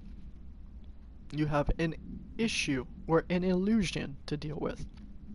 If you have an issue to deal with, like we said, a career, car, relationship, you know, sexually deprived, you're mentally not stimulated, whatever, depressed, anxious, sad, disheartened, negative, oh, life sucks, whatever. Okay, you're going to need an answer, aren't you? Because an answer means you have a problem. You don't know yet. You're looking, you're searching for the God, the clues. What am I going to do? Mystery, mystery, mystery. Where's the mystery box? Saturn is the mystery box, and he's going to tell you who God is. Just keep following his mysteries. Follow the rabbit hole. Luna, she'll tell you where it is. You'll fall in love with her and her games. And you could spend your whole life doing that too. You know, good luck. Hope you make it at the end. Whatever. Now, you don't need answers. You don't need a solution. Why? Oh, because when you looked at your heart, it was the key to you in verse, in vibration, in connection with. So what does that mean? Oh, we already know what it means. I don't even need to say it. Let it go, right? I mean, visualize letting it go. Tell me, what does that look like? Visualize letting it go. Some may see us like having something in your hand and it's falling out of your hands off of a cliff. Letting it go. It's gone. It doesn't have to ever come back. If you chose to leave it go, let it go, let it fly, then it doesn't apply. Completely detach yourself. I've gotten really good at this lately, and I know you have. Getting better and better. We're to the point where we just say, you know what, I don't need that anymore. I'm throwing it away. I don't want it. I'm letting it go. I don't need that anger. I don't need that, you know, energy. Beautiful day. What else do I need? I'm doing fine. It's all perfect. This is gorgeous. It really is a gorgeous moment. Let it go. Let it go. So then there's no, I don't need to answer. And then you're like, but I gotta have some problem. See, and this is exactly what it is. You were the one creating the test all along. You, no one else, was creating the problem. There didn't need to be a problem. Did you have to obligate yourself to a material object, a car, education, a woman, whatever, wife? Did you need to do those things, or did you convince yourself from some other inspiration or influence that you needed to do those things? They're going to somehow make you fulfilled, happy. But Eric, how will I have a life? I'm not going to have a life if I don't have these things. Really? You just proved to me you don't have a life. Because you just said you need these things. For how can you have life if you're not willing to let go of the material things? You know, if that's your only life, in other words, it will run you wild. You will be spinning in a lake of fire of these material, conscious things that we can all say, and we know deep down inside, you know I'm right. You will never connect with your true self, your higher self. You have to go back to your hidden brain, your dark, the pineal gland, the third eye, the subconscious. You have to go back. And like I said, you got the key. You already have the key. You already know. That's all you had to do. That is all you had to do. And I mean really do it. Sometimes it took me like 6 years to get out of a relationship it was more toxic, or I didn't want to, I made that my focal point of my life. This was it. My life was another person. My life was pleasing other people. My life was obtaining material objects, right? So how is that letting go? And how is that making myself feel good and blissful? Again, another great key, and Devin has said this, and as well as you've said this, that how can you love another if you don't first love yourself, right? So that's another key. Another key as far as letting go, to let go, often we have to love ourselves. And then you gotta say, how do you do that? What's that look like, right? Well, it looks like let it go.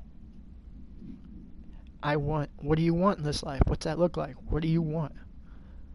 I want nothing.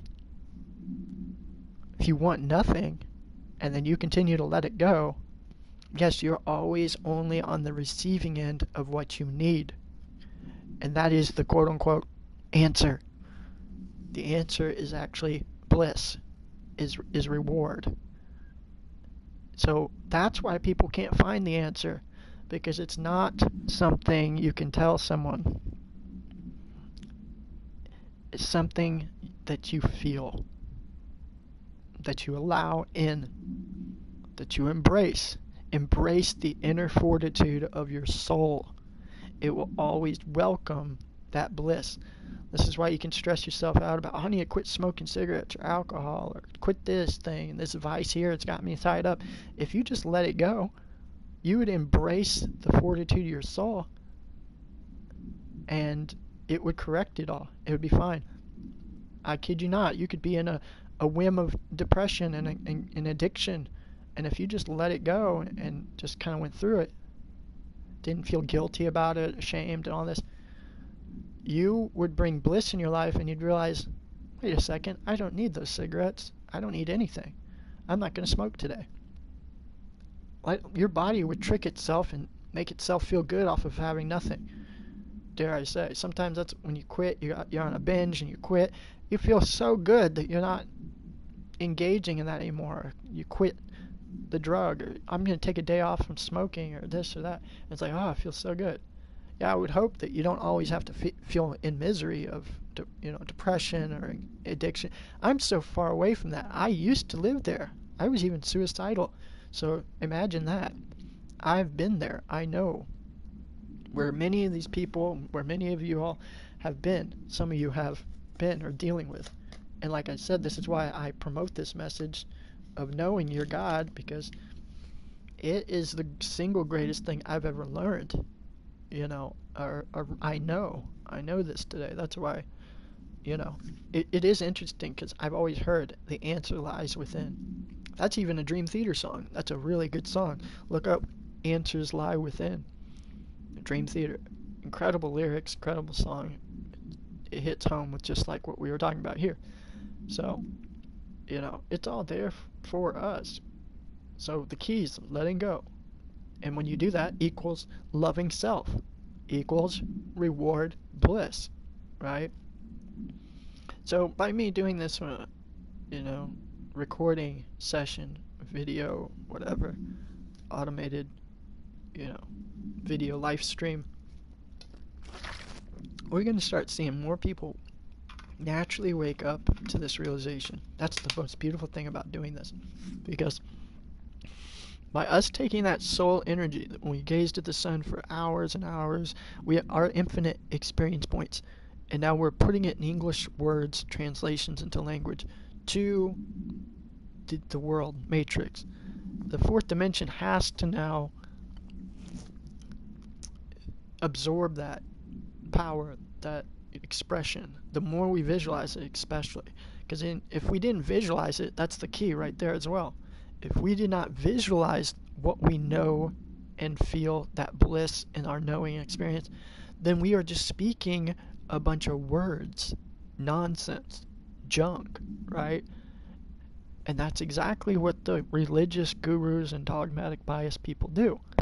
they talk about how Jesus was so spiritual, grounded, and amazing, and magical, whatever, and not realizing that you have the same capabilities, right? And I mean, when you know it, you know it. But then they pretend by saying, I'm lifted by the Holy Spirit. Holy cow, this is amazing. I got the Holy Spirit. This is like, and they start shaking and then pretending they're healing people. And that's not even how the divine actually really works. So it's kind of a counterfeit masquerade version of what we're talking about right here. What we know when we see the surreal, hyper surrealian actions of, I visualized this, I let go of that, I had no problems, issues, no heartache. I was dreaming about the things I was trying to manifest. They actually began to come true. And not only did they become true, it's like they became better than what I envisioned them to be. Like a sharper, more clean cut and sanded down version, smoother version of what I was trying to visualize. This is better. I'm glad that it wasn't quite what I thought that I wanted. It was this. Because, oh my God, this is so surreal. I'm living that fucking dream. And I can guarantee you the more energy points, black sun energy points, the soul gazing at the sun points, grounding, letting go points from the material. I don't even know what time it is. I hardly know what the date is. Letting go of even what the numbers. The numbers just kind of keep me on track because I'm like, oh, look at that, the fourth dimension, reaffirming, confirming everything that I'm talking about again. And it just keeps reminding me, I'm God, I'm God, I'm God. Okay, you can be God too. Let's do this. Bam. We're like Jedi living souls powering up this matrix. So what do we want to do now? We visualize more good stuff. That's why I say today's a beautiful day. It's just gorgeous. People around you are going to embrace you more and more. You're going to be like a son walking into the room. You know, everybody's going to hug you like you're the Messiah. And you're going to love the people just as much as an entity together. But just such a beautiful thing, like everyone coming together, hugging and saying they love each other, where it's not fake or pretentious. Or, it doesn't even matter if it was. It's real. That's the thing. It's not even a thought. It's not a superficial thing. It's just like, man, I feel so good. I want you to feel so good. There's no room for negativity. Nothing bad can happen. And any negative thoughts never can manifest as a shadow reflection. Therefore, they can't even enter into your reality. And getting that deep to knowing, that's how much power you have. You may not at first think, or you may have a little doubt ounce in your heart that says, I don't know if I'm quite that powerful or whatever. Don't set yourself short. If you're making all this happen and I'm right about what I'm saying, about all of it, then yes, you obviously are way more powerful than you can even consciously fathom from your own mind. That's how magical. It's kind of like being so powerful that you could just snap your fingers and the entire boulder would have an avalanche fall. And if that happened, knowing, yeah, you manifested that. Somewhere in this world, this hurricane is going because one time all your energy shot up. And then you counteracted that somewhere in the matrix. Oh, but you're not thinking you did that. There's no science to prove you made it rain today. Okay. So just don't believe the spiritual reality. You don't have to.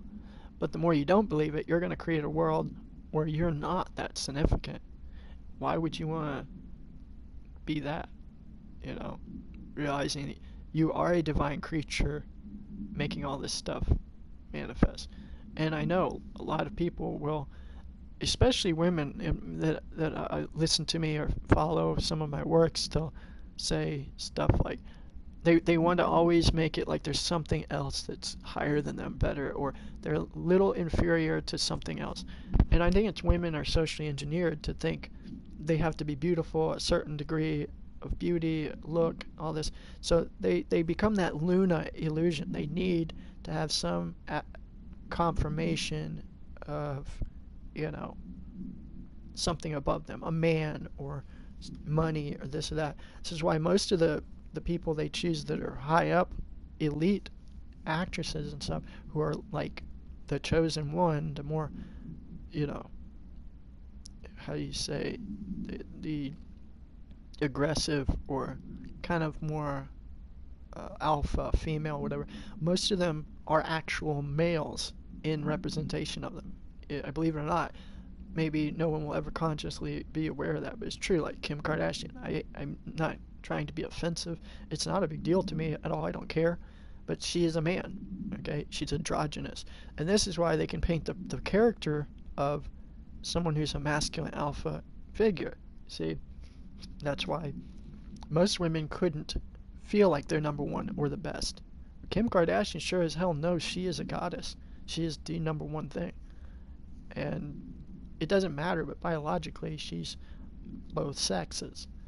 So it's almost like it took a man to embody that perfect female, number one female, and it took a man to do it, you see?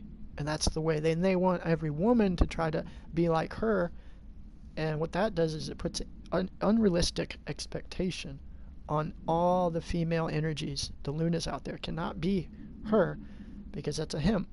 And that's exactly how they reprogram physically the Matrix. That's exactly how they do it. Perfectly how they do it. Because they don't need everybody to be doing it. They can just use one depiction and put an illusion and project it out there. Like, this is how a real goddess woman is supposed to be. Well, it's actually a man. That's why it's radiating that energy the way she is. And that's how it all works. That's all. I could go down the line. This is the case. Because a true female has an expectation within their physical biology that they're number two, or they're the other. They're like the Lilith mind, that, you know, they like to be below, or the abuse, you know, whatever, you know. Now, the ultimate female is no doubt like a Kim Kardashian, which isn't ironic that the greatest depiction of Lilith would be something like Kim Kardashian. She knows she's number one. She's the shit. She's a goddess. She's queen. She does. She absolutely believes it. And all her sisters, too. Would you believe they're all guys? It is ironic that even Satanists know this. To make a perfect, harmonious individual, a god, they have to have harmony between the female and the male integrity. All is one. They do. And when you have that, where you don't care if you're a woman or a man, or you're into singularity, it's fine. You become an androgynous energy where you don't allow physical conscious measurements and labels to affect your spiritual choice making and intuition. You just don't care. Just like she can live with knowing she's a man and present to the whole world she's a beautiful female. I mean, how beautiful would that be if you were a guy who tricked the whole world to thinking you're so beautiful that everyone thinks you're a female energy, you're a woman. That would be pretty significant for someone who's androgynous, who is an energy that's actually very masculine, aggressive, alpha, masculine, sacred, and is makeup off as the goddess of the void, everything. It's kind of ironic because Lilith doesn't really exist in physical form here in the 3D fully. She's just everything that is. So it's really funny how they've perfectly brought that Lilith into a depiction. And of course, by default, it makes her more of a Luna Marie Eve anyway. But the fact is, since they switched the sexes, that's what I'm getting at. It becomes androgynous.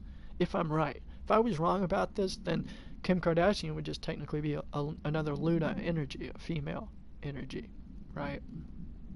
So it did fit perfectly with, you know, there's a lot of things you won't ever know in the Matrix, like that, like what Hollywood does and all this. It doesn't matter. It is all ultimately an illusion, which again would prove my point. It would make sense that some of these far-fetched, outlandish things would all of a sudden make sense, you know.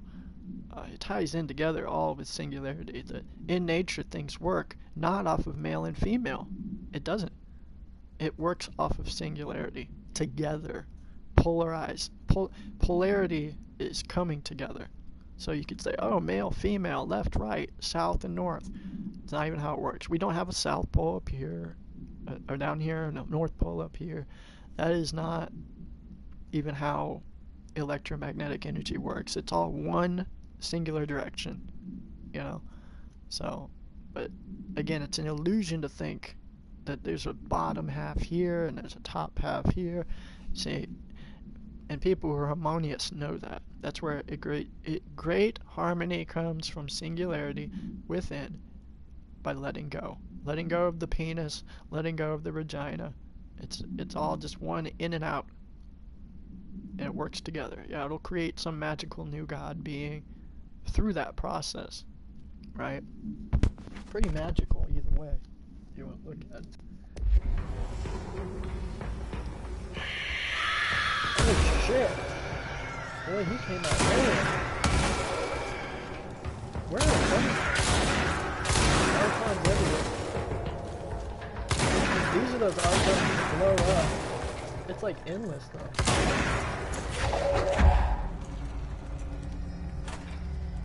I thought I was gonna turn around and there was gonna be one. Man. Damn.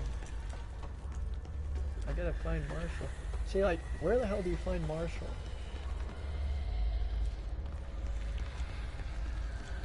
I have no idea.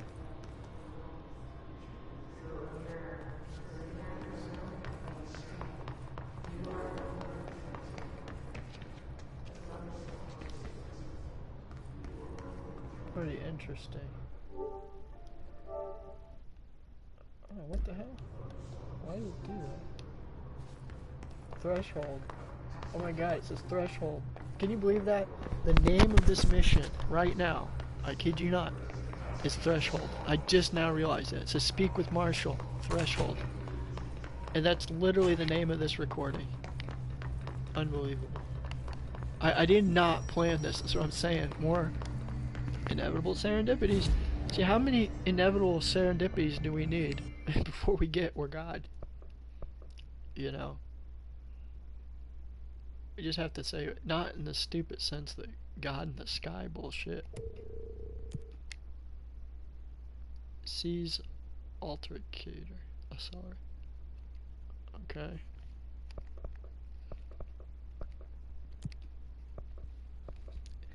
They kill a hist assorted executive sector. Okay. I don't have any more. Damn, I got 62,000 experience points. See, you can spend your experience points and you can upgrade your, you know, self-improvement, spiritual here. Health, energy boost, lifting objects. You can seize the archons. So these are abilities you get, and you use your experience points, and you have a chaos spinning point, which is worth a lot more concentrated points. And it's kind of like you. It's in the same sense. When you level up, you gain tons, hundreds of thousands of experience points. Can you imagine how many billions and trillions of experience points we have in our matrix, which is so much more advanced than a video game? Holy cow. Like you can't even measure it because it's divine. That's the truth. You have so many experience points that you can't even put a number on it. Because again, that is how freaking divine you actually are. You know? Wow. And just like to look at physically all your ability points would be interesting, but that wouldn't be really how it would work anyway. You know, like there's no, it's divine, it's not measured. Stuff like that would be kind of interesting. This is some of the most interesting talks we have. It's more just free-flowing threshold connected resonances. Man, just so many good things ahead right now, starting now. It's like, holy shit. What more could you possibly ask or want for? I'm trying to think where Marshall, where did it say he's at? Atlas Chamber? Executive, Central Executive. I have to use my super conscious mind to remember this. I think it's here. give it a try. Can't hurt ourselves. An enemy with an A+ symbol next to their health bar is being healed by a hiss cluster. Yep, that's some true shit right there. Whenever there's a hiss cluster, it's kind of like Democrat liberals, whatever, that go in packs. They're like a cult. There'll be tons of these Archons supporting them. You won't be able to, you know, if you try to attack one of the Archons, it will create a, like a reverse attract thing to happen where it will, they'll heal each other. Like there'll be one who will be healing the other cluster as you're killing, trying to defend yourself, take it out. You won't be able to. You know what another crazy thing is? I did my darts today, and I kid you not, it was 9-11 was the total. 9-11 on this 2-day, which is 6 and 5, which is 11. That is just crazy. Again, when you understand the numbers too, it's like you keep seeing the real numbers, and I'm not talking about numerology, I'm talking about this shit. This is the real simple shit too. Followed you in, right? Who does she think she is, authorizing that kind of data breach? She must think he's hiding something. And I agree. The HRAs alone are proof Darling knew more than he let on. They're always talking. Oh, is this the guy? I think that's Marshall. I'm trying to think, where the hell is... Ridiculous. Hope's grasping at straws. Okay, this has got to be it. Wow, you believe that? I found the right place. Think about it. The precision that would require is unthinkable. Okay. Hold on. I'm gonna get my sour sop. Oh yes, I love the sour sop. I can't believe I still have some. This is the best shit. Ow! Executive is in the process of being fortified as per your orders. Maintenance is relatively stable. A security employee named Arish has apparently prevented multiple key locations from being taken by the hit. Research is overrun with a small team currently holding the HRA lab. Containment is, well, it's gone dark. No one's heard anything from them since the attack. Let's hope no news is good news. Let's hope. Collins, any word on survivors? We've located numerous safe rooms with survivors inside. We're waiting on HRAs before we open them. Once we can safely bring them out, the survivors will be escorted here straight away. What the hell? Wonderful. Keep me updated.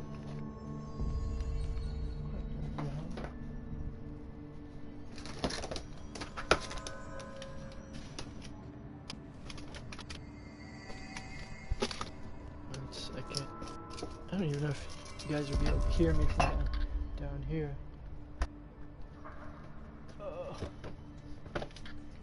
Where?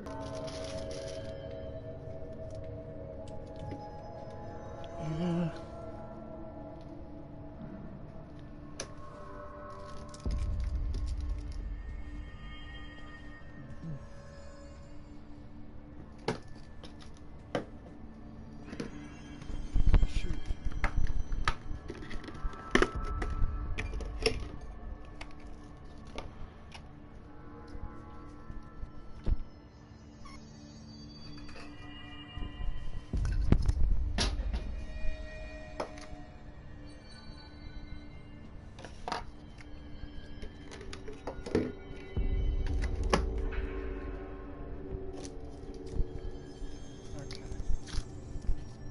Next.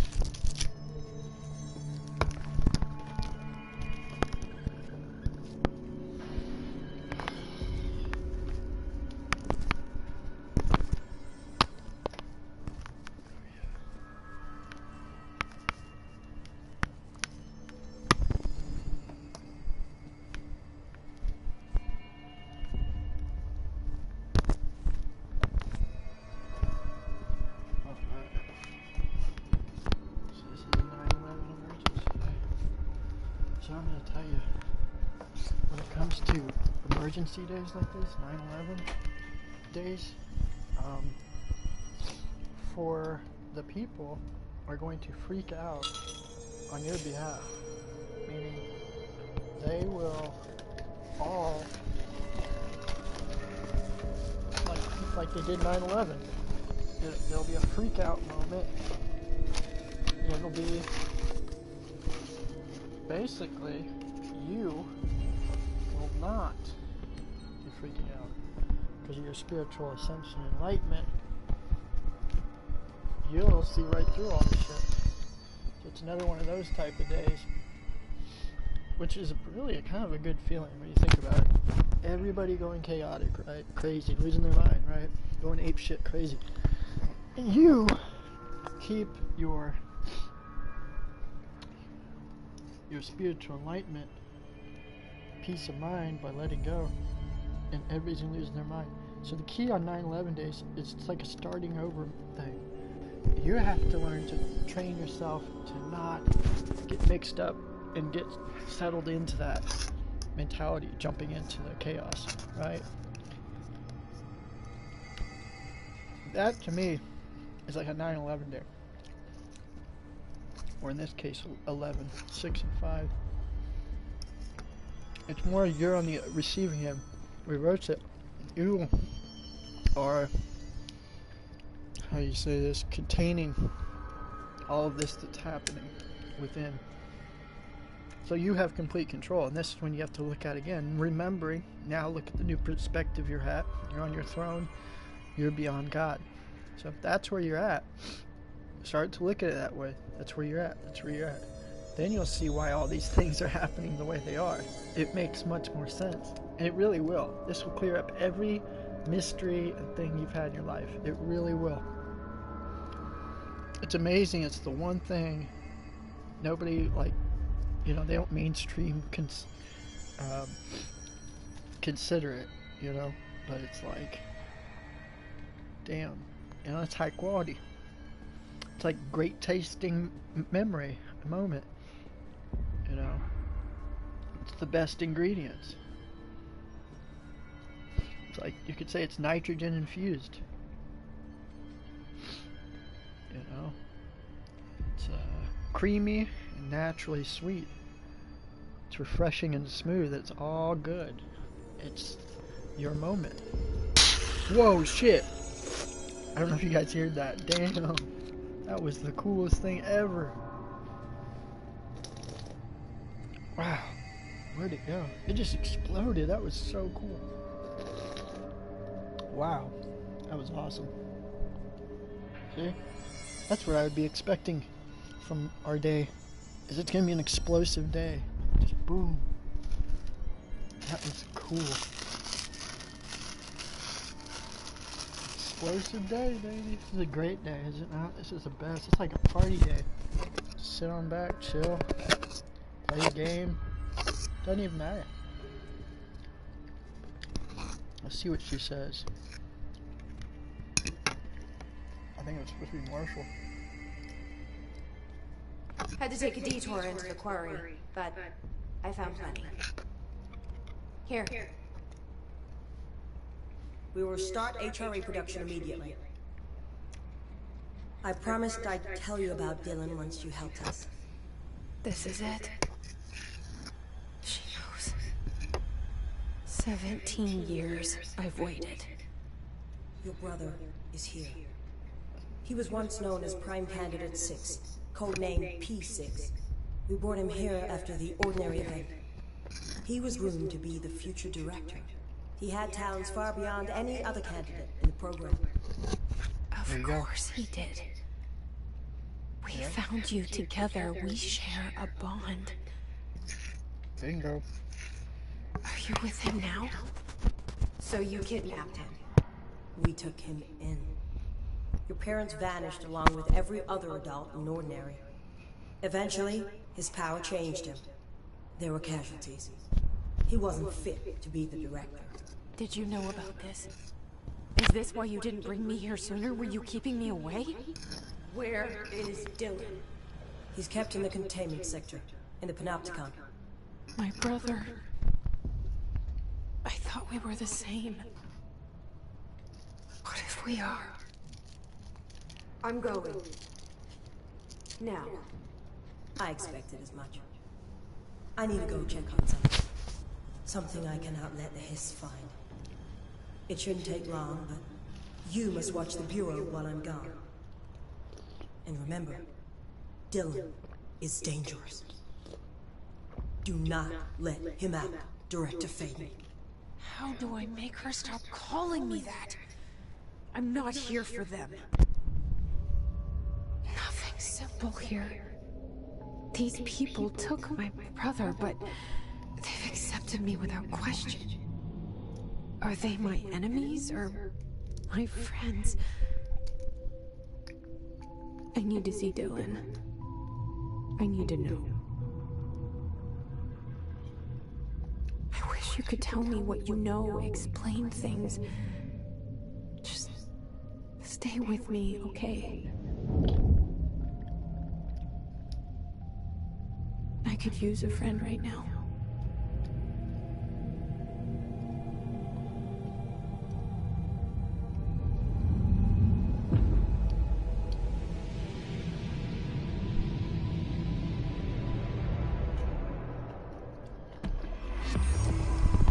Wow. We've completed the Threshold mission. My brother's keeper. Threshold. We won a trophy named Threshold. This is so crazy. Wow. Okay.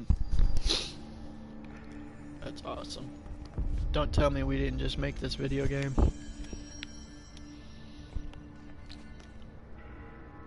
Okay, and get this, like, okay, this is Brother's Keeper, find Dylan.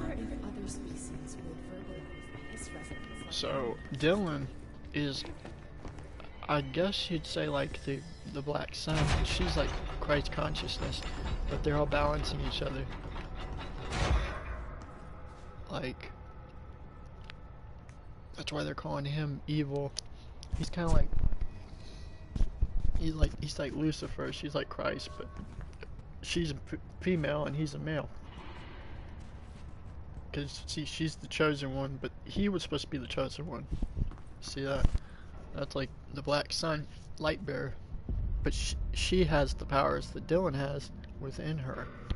That's why she keeps seeing that black void. But she wants to know more, and he can't consciously tell her or direct her. Very interesting. So you got one in the one, the two gods, or directors of All these references to Hedron? Hedron. There's something we're missing. Pretty wild.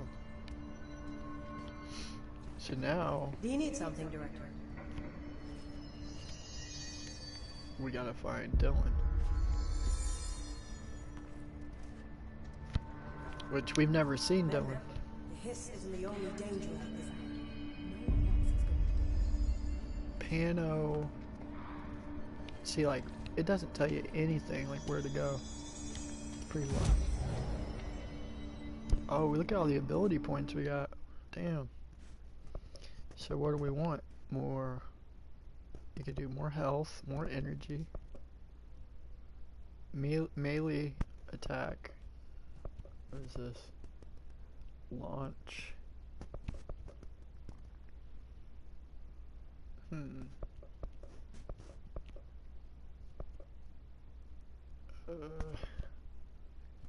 We've got 4 points.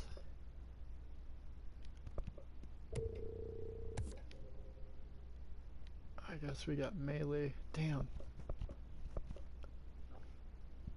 Alright. May come in handy. Outfits. I guess she can change her outfits. Okay, we need to go Pantheon. See, it doesn't tell you anything about where that is at all. Huh.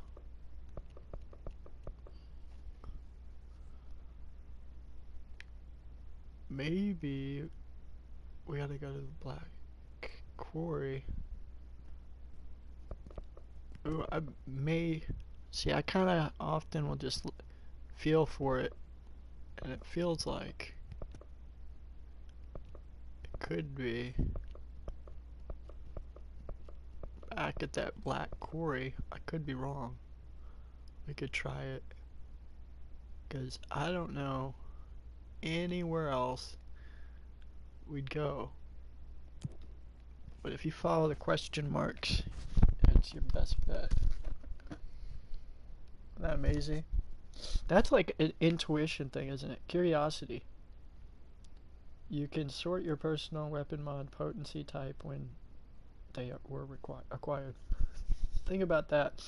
That when you ask those questions about the answers lie within, right? And then you're gonna have to lie to yourself because of the illusion, because you think you need something that you don't need, and you never needed an answer to begin with. So the answers are just, they just are. So it kind of like has the question marks. So you look at question marks. It's a 369.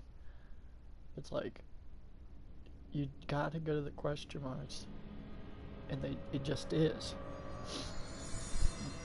And then it's kind of like curiosity. You're curious about, you know, what is to come. Is my life going to be better? What's going to happen next? See, you're curious. It kind of takes you to the next point. Kind of like it is with me now. I have no idea in this game where to go, but I see these question marks up here, the upper left-hand corner, and it's 3 question marks. And let's see if I'm not correct. I could be completely wrong. Seriously, I may not even be going the right way at all. This may not be right, or whatever. But I think I'm just saying, in general, curiosity is like the intuition. Because you think about it, if it weren't intuition, you wouldn't have that choice to follow it or not. You know what I mean? Like, it wouldn't be intuition, would it? If it weren't the thing, the energy that you should listen to. Not consciousness. Your conscious tells you, hey, this is what you should do. From past experience, you should wear your seatbelt, right? But is that always the natural thing to do? No. Sometimes your intuition may say, I don't need to wear a seatbelt this time. And the destiny becomes, well, because that individual didn't wear a seatbelt, they flew through the windshield and actually saved their life. Where had they had the seatbelt on, it may have strangled them, choked them, or killed them in the accident.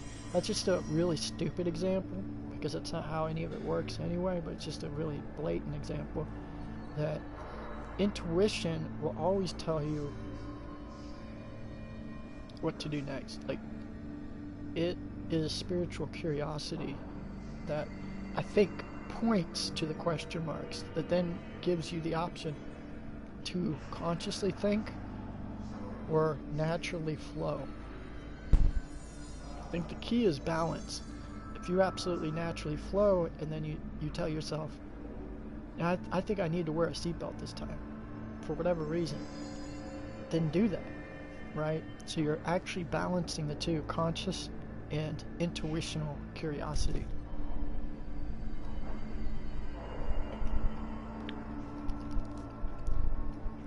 So that's why I find it interesting on the question marks. It's like curiosity, spiritual curiosity is intuition. And intuition is an inner curiosity pointing to the next thing that you could be going to. Right? So let's put it to the virtual test in this game.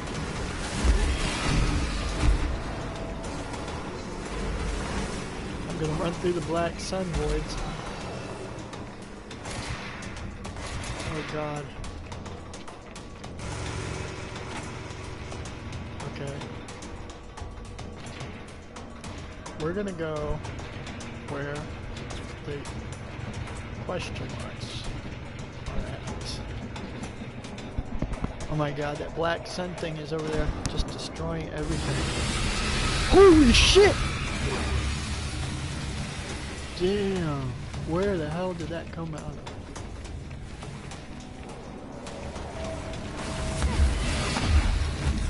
Oh my god, this is scary.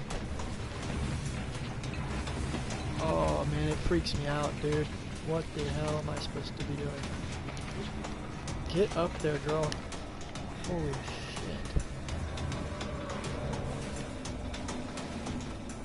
I don't know where to go. Oh my god. Follow your intuition.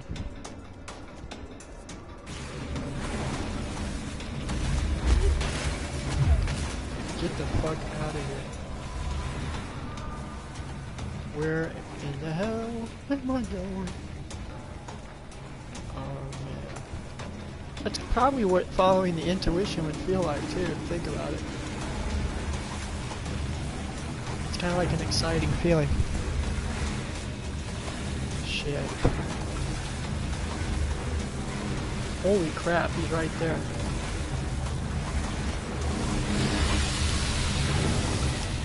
Oh shit. I'm stuck.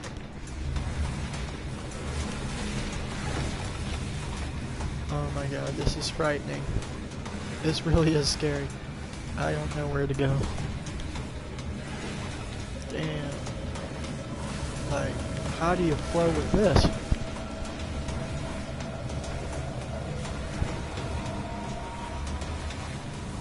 It's telling me I'm pointing this direction.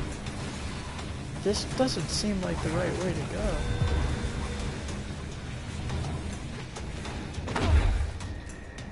Where the fuck do I go? Okay. Oh my god. This is scary. Damn, they're fast.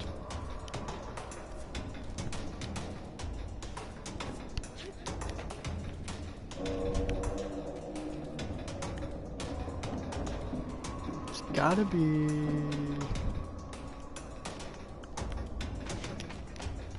over here? Damn, I don't even know where they're at now.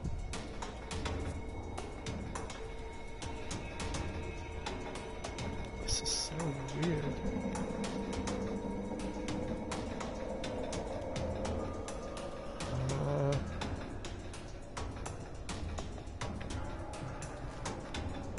Maybe up there?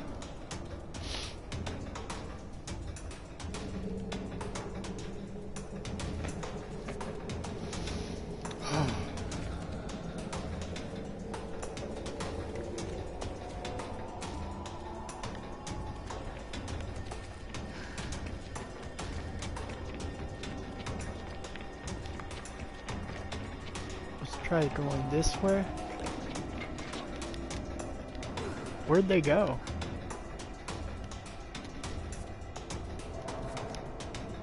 They like totally disappeared.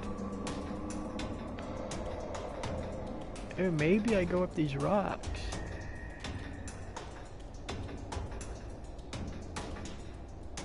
Huh. Shit, there those things are again. Crap.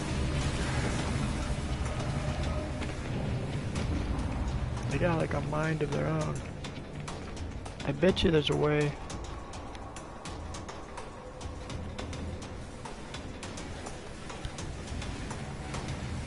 I'm afraid to jump that.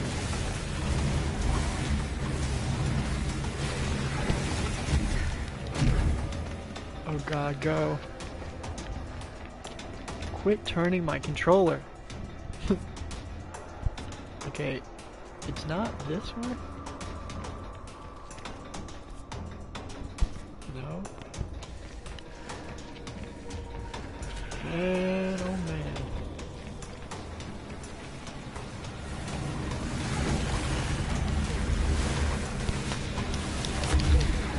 Oh, I did it. No. That screwed up.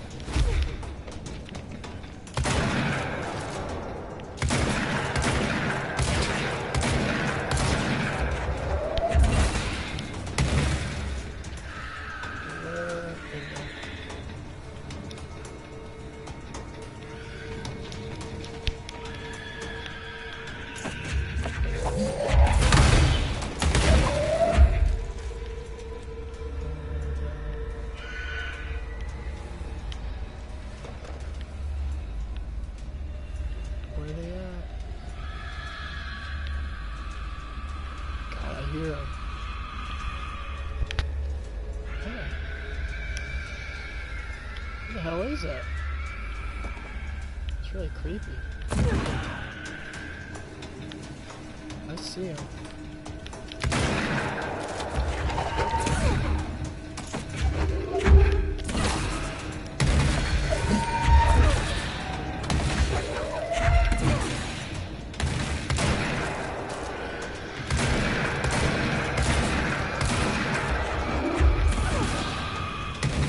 See how it only turns my controller when I'm in action.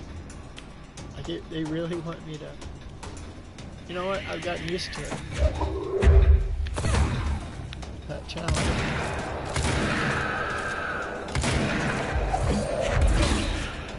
Bam.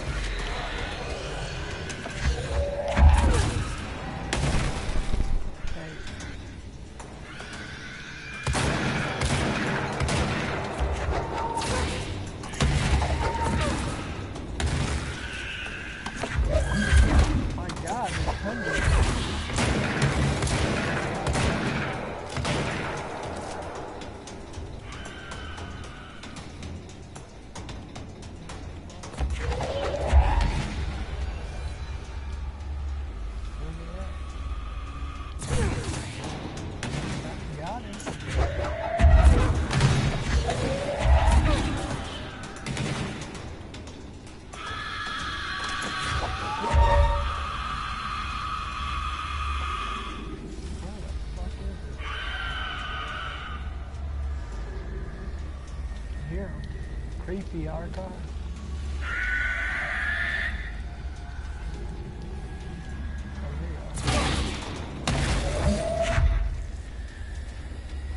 I don't see the black sun thing anymore.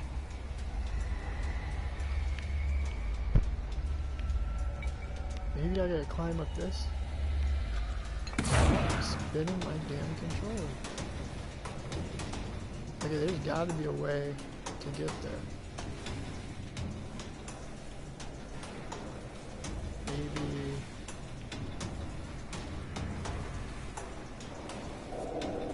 Okay. I think I see it. I just don't see how it could be this difficult.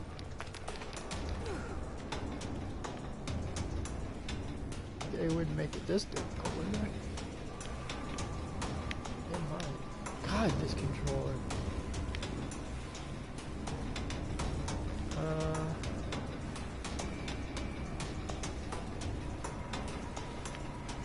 Okay, that's where we blew the thing up.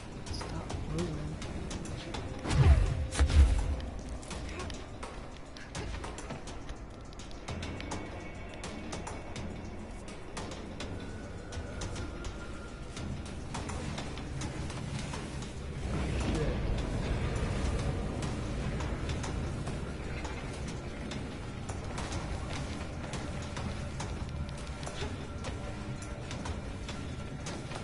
See if we can go this way.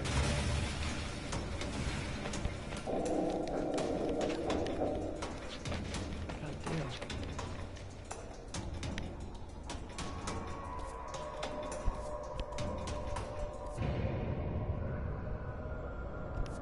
We gotta go.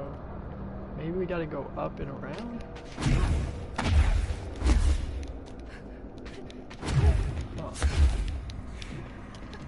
Like this.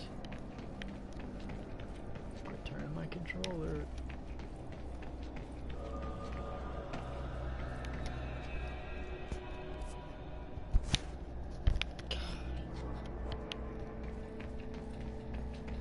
I think we're on to something.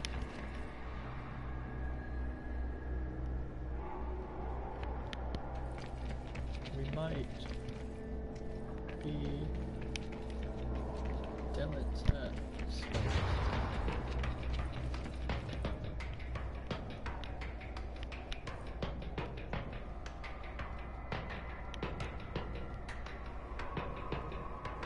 Somehow.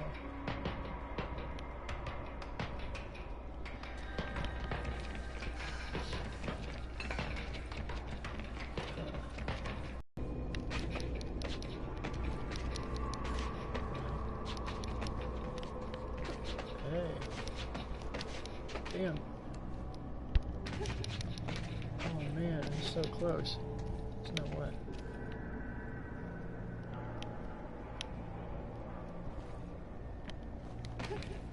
Damn it. Huh. Oh, I hope anyway, that's weird. There's some way to get there, I can see that. Oh.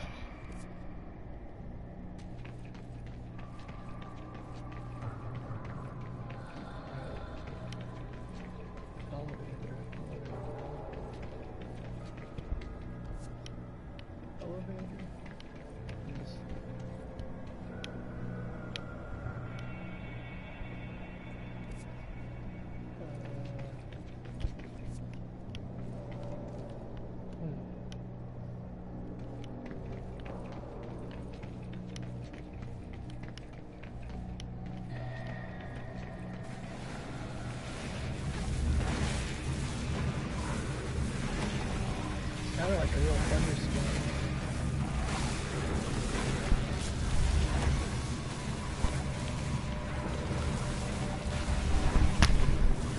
God, it's a good controller.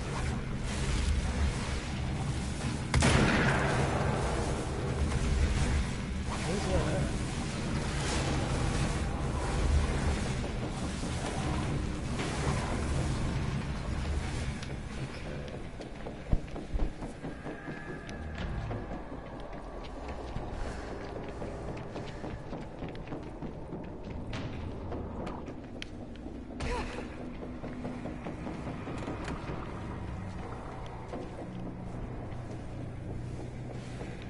Stop moving. God damn.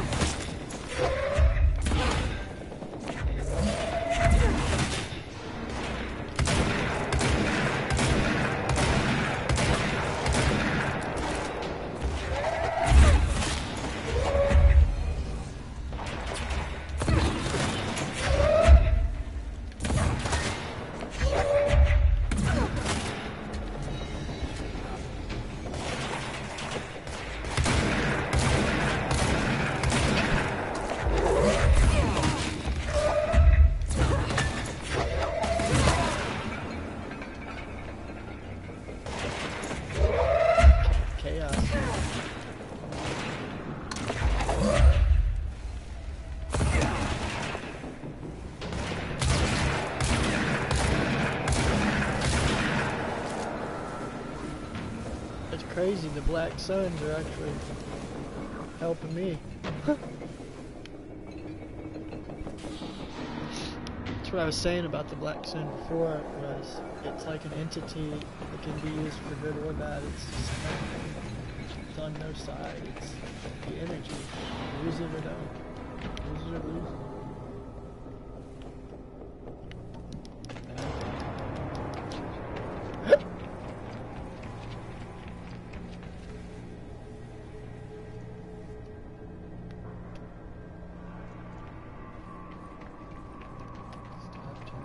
Controller.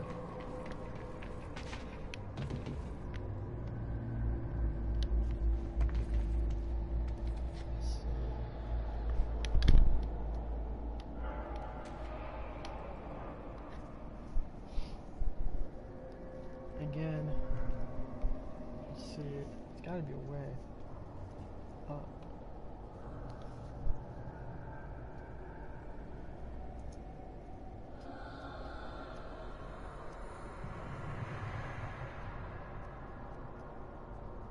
Let me think here.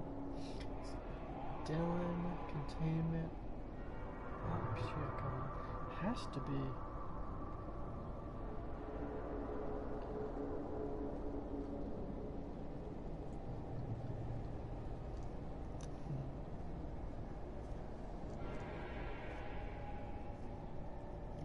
Would you believe this is part 6? I think. It's like mission 6, I think.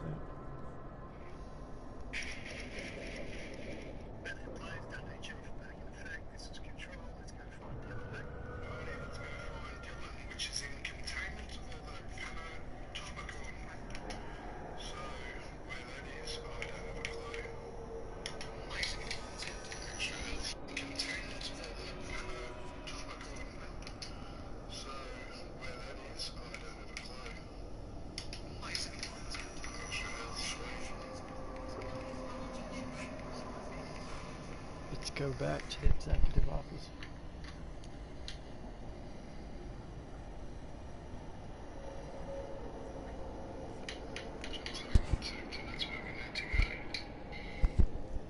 We'll have to go to the containment center.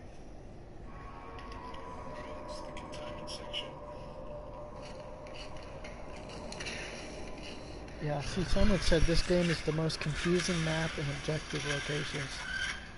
Game is so annoying, constant restarting all over from checkpoints. God damn, it's like 89.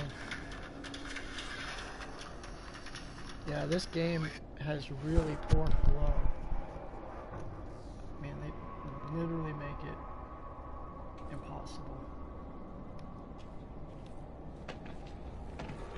Just really freaking annoying. Okay, here we go.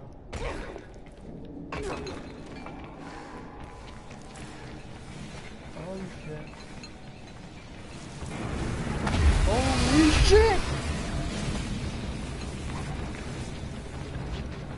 Man.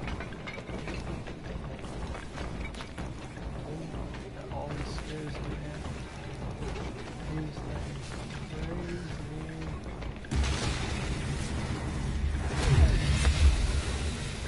Go, go, go. Get the big butt up the damn stairs for a change. God.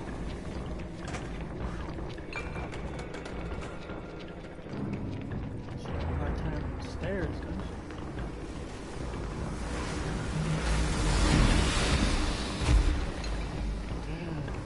Black Sun Madness. Let's see. Oh. Here we go. Adjust your strategy according to the challenge at hand. Press square to go between switched service weapons. No duh. Shoulder time.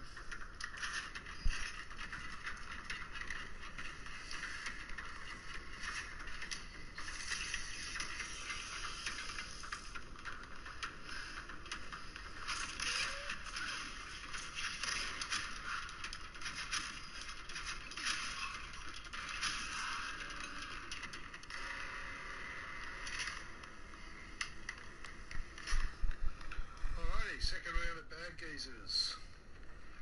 Let's go for the ones with the shields first, eh? Anyway, it was in my way.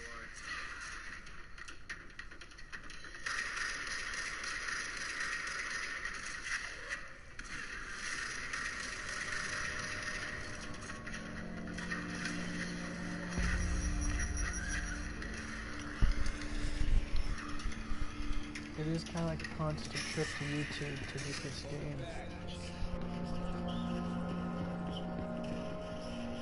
This is Lynn Salvador, head of Bureau Security. I'm making a formal security order due to the incident in April, case number 21HQ593. Improper use of the jukebox altered item led to 2 fatalities. We believe a pair of agents used the jukebox to travel to the quarry threshold and engage in inappropriate workplace behavior. An expedition team found them decomposing at the formation's base a week later. At least we found out the jukebox doesn't bring corpses back when the song ends. I'm having the jukebox placed in a secure location in the executive sector. It should never have been accessible to low clearance staff in the first place. The new location's security and proximity to a high-traffic area will prevent misuse, while still allowing for expedition teams to access it when required. See me for any further details.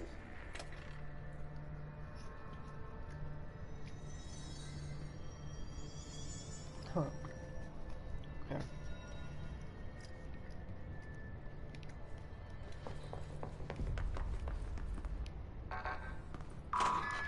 Ooh, I can open this door. Cool. American overnight programs operated successfully for over a blank years, originally designed to assist providing disinformation to the naturally skeptic population of America. It has additionally led to the discovery of numerous AWEs and altered materials by allowing civilians to call in and report their experiences with paranatural. In fact, American Overnight alerted the Bureau of blank and blank in its first year of operation alone. In this report, the investigation sectors have cataloged and categorized each episode of American Overnight that has resulted in a successful Bureau investigation in order to help AWE occurrence analysis. The more blank results of Night Springs have also cataloged in a separate report. Refer to file blank for full report. Huh.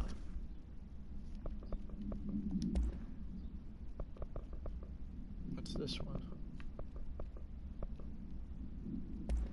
This is Lynn Salvador, head of Bureau Security. Formal security order due to the incident in April. Case number 21HQ593. Improper use of the jukebox altered item led to 2 fatalities. We believe a pair of agents used the jukebox to travel to the quarry threshold and engage in inappropriate workplace behavior.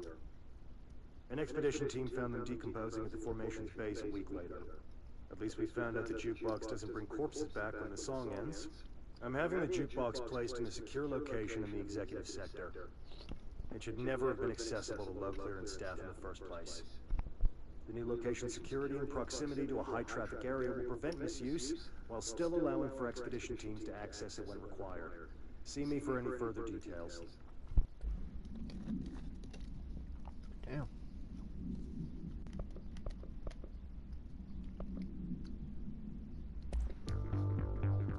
You're listening to America Overnight, mystifying the airwaves for more than 29 years. Thank you for staying up with us. Ghosts. We've had many callers over the years tell us of hauntings, voices, and other phantasmagorical phenomena. Today, friend of the show, Dr. Quincy Reagan, tells his story. Quincy. Thanks. This is something I experienced recently while staying at the Chili Pines Motel in Macon for last year's SuspicionCon. I was in room 47. The night manager, an avid listener of the program, insisted I take this particular room. Now, the manager explained that years back, the body of a man was discovered under the bed. Inside that wooden border that motel beds tend to have. And the body had been there a week, he said. Guests had stayed there. Hauntings have been reported in room 47 ever since. I happily took the room. I fell asleep pretty quick, checking under the bed first, of course. No ghosts visited me, no chilly spots or flickering lights. But when I woke up, I found myself under the bed. It was dark and stiflingly hot. Luckily, I was able to push the mattress off and crawl out before I suffocated. The night manager was kind enough to find me another room. Oh, there you have it, listeners. What we call ghosts take many forms. Quincy was brave enough to tell his story, and I encourage you to keep calling and writing whenever you encounter something strange, something you can't explain. Maybe you're seeing colors that we have no name for. Maybe your toaster is possessed. Remember, dear listeners, when no one else believes you, we do. America Overnight, we'll be right back. See, you create whatever reality you want to manifest. Just like we started a spell tonight.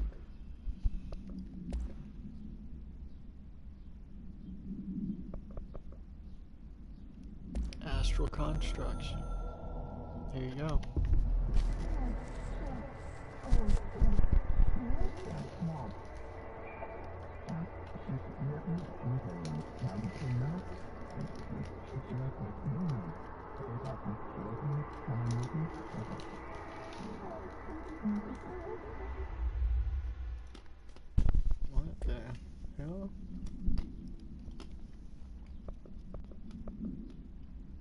the one I clicked.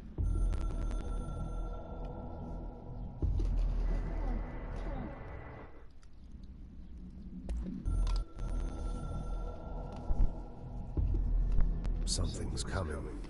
The whisper's growing louder. The worst winter storm in Bureau history. A retribution for my sins. Our sins. This threat could destroy the Bureau, everything I've built. Destroy me. A web spun, turning this place against me. I catch glimpses of it in the corner of my eye. It's just out of reach. Elusive. It's clever. A perverse game of hide and seek. Is this part of an attack? Obfuscating the facts. Dimming my eyes. It's hard to tell. I need answers. I haven't heard back from Darling. I fear for my friend, my closest ally. I think we made a terrible mistake all those years ago. That thing he studies is putting us all in danger. It's my duty as director to keep the Bureau safe. It'll be difficult. What's done can't be undone. There's no easy fix. Magical thinking is a requirement for survival. Pain and suffering are mandatory. To change things, you have to break yourself. I don't know if I have the strength. I'm old and weak. I'm afraid. I can see my hands trembling. I'm losing control.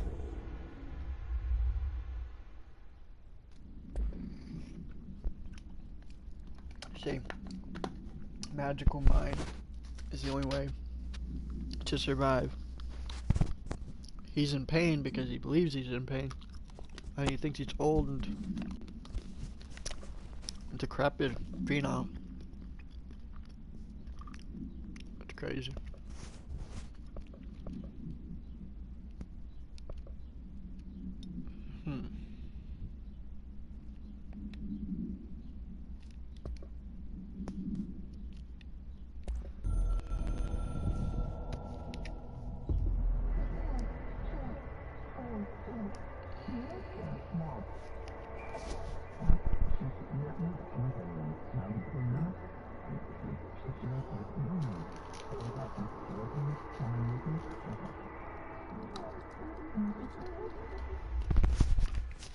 See, so what that is, it's really deep.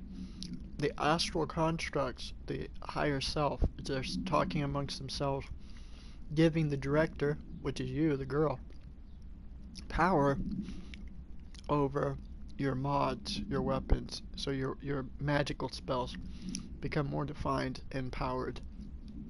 Kind of like we did tonight. We put the spell out there, manifested it physically. It's like we're asking our higher self to put it into effect. And then right there, the astral constructs begin to construct the magic and put it together. 9/11, or back to 29, or 47. Anything that's 11 or 2, they'll start to build it. The astral world. Like magic. Now the weapon is magical. Your key, your spells that you visualize now are being programmed. That's interesting. This game even depicts that. See, she was able to upgrade her weapon mod because of them putting it out there. Pretty wild.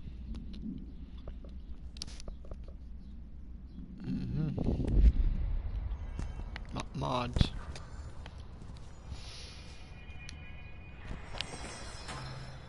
Jukebox secured. Well, good thing we secured that jukebox. Hey, a treasure chest. House memory.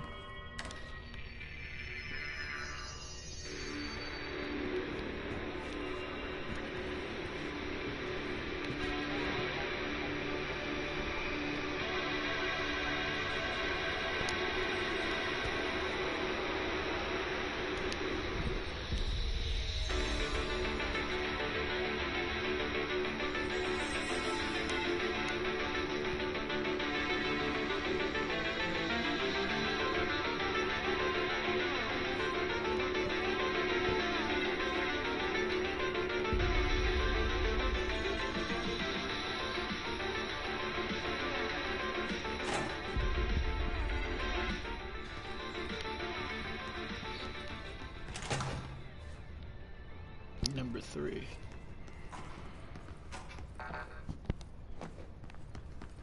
Oh, that's the jukebox.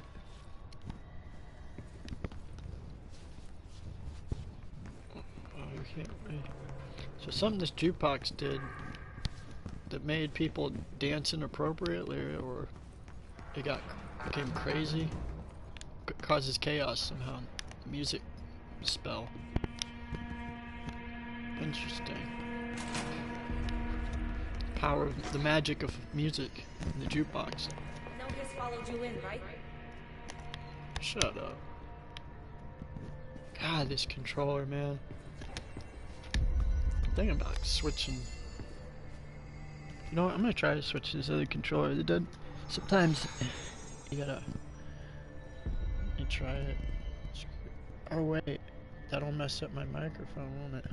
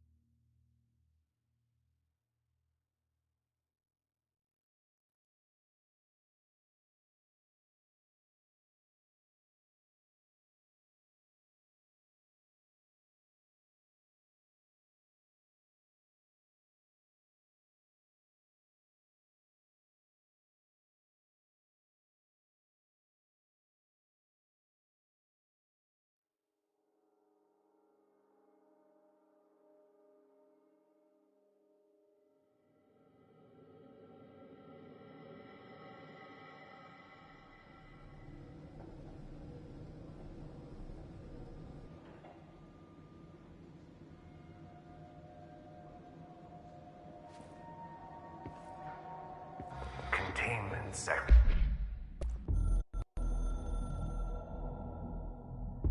The containment sector, the Panopticon, is home to the altered items we find and contain.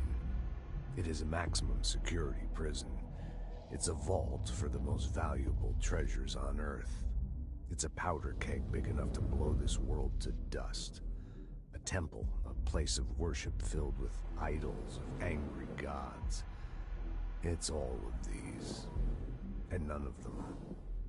It's something more profound, unbelievable, unknowable, something worse.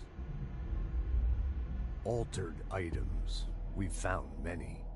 They appeared mundane, but nothing could be further from the truth. They're all powerful, dangerous. They press heavy on our minds because that's their nature. They've been altered because we can't stop thinking about them. We put them on altars because they're used to being worshipped. This keeps them calm. We contain them, but they don't want to be controlled. We study them to discover what makes them tick. If this place were ever breached, it would be chaos of biblical proportions.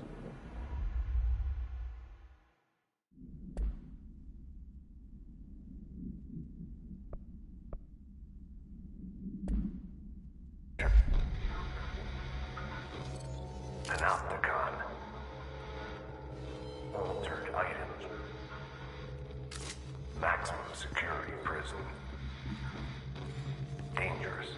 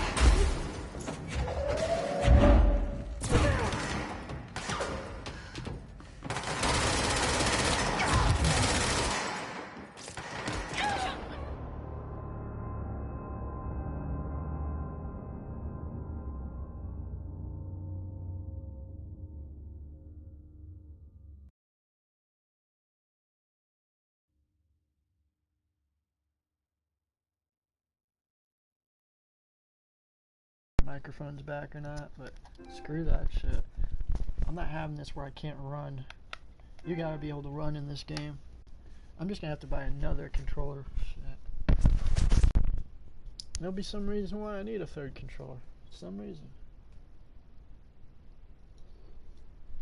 All I can say is get a real PlayStation controller. Like my first one, the one that's screwing up going left, is a PlayStation controller.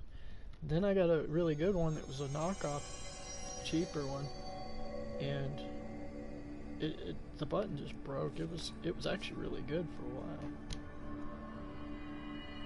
In some games it's better than this controller. But let's see, maybe that fixed it to where it won't go left anymore. I reset it, kind of thing. So be it. We were supposed to go this way anyway. Isn't that crazy how that works out? Let's see, medical wing. I thought that said medical king. Damn, I think it just turned left again. I don't know, maybe I did that.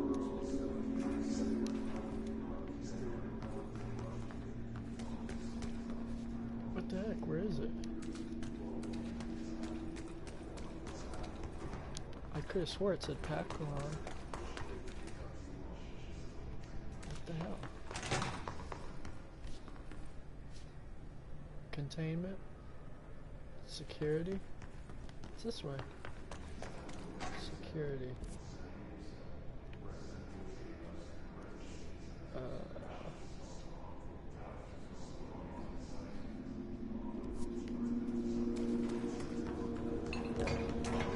Here we go.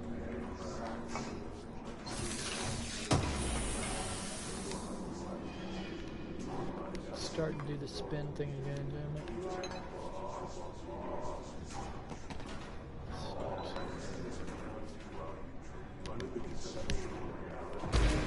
Oh shit. How do I go through it? It's not opening. Damn, go.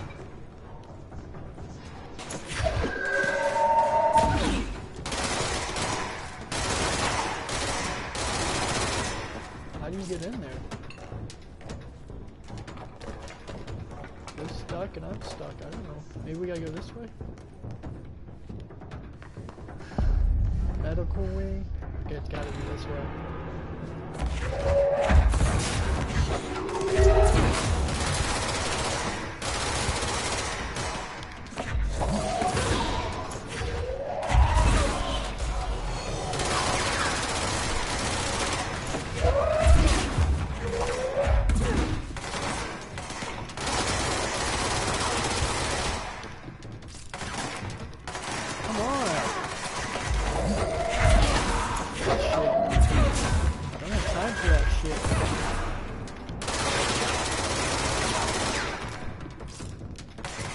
Come on.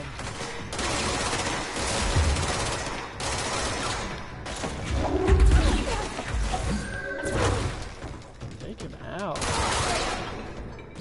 Damn gun. Keep turning left. It's gonna be my new quote. Keep turning left. Take the left path.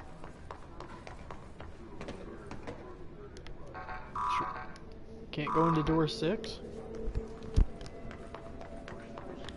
Hey, a secret treasure chest.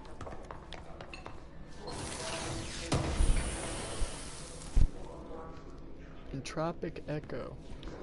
Let's see what's on the radio. Can't. Usually it lets you play the radio.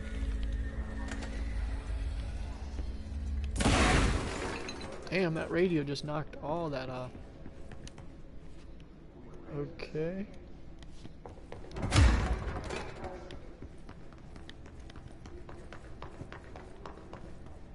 Where do I go? Shelter. Hey,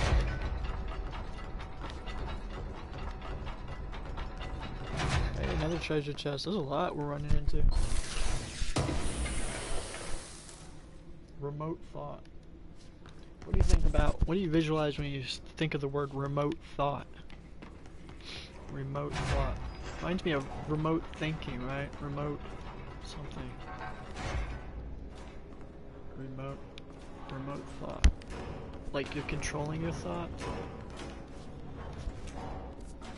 Control thoughts. I guess. Okay, I see a secret in there. We gotta figure out how to get in there.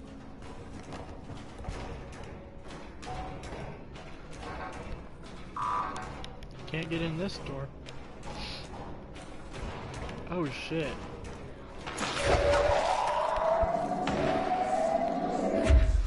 What the hell?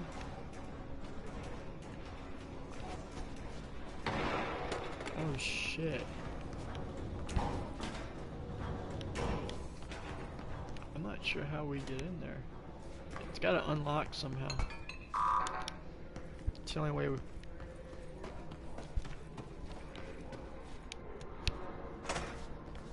Oh shit.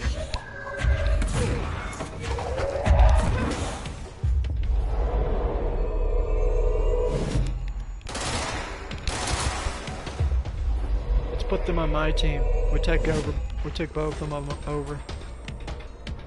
Both these zombies are on my team now. They look like toilet paper zombies.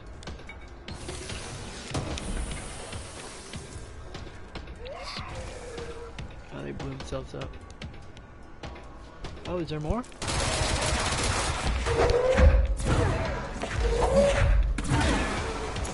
Damn, how many are there?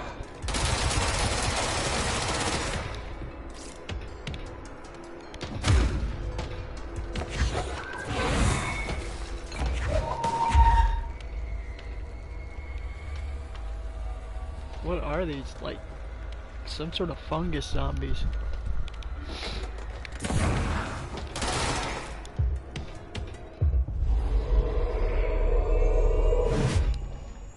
Took him over.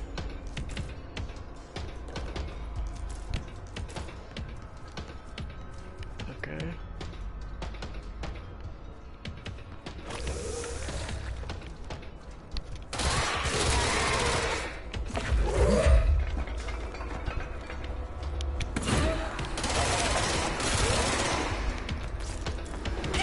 What the fuck? What? What just happened? Seriously.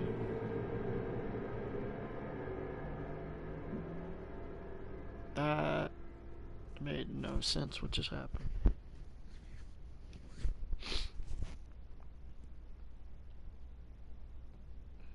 Like, just 2 hits and it killed me? That didn't make sense. Morindo. I'm gonna name my daughter. I'm gonna name my daughter Tara Morindo. Like Amanda. It's like Tara Miranda. Tamaranda. Tara Morindo.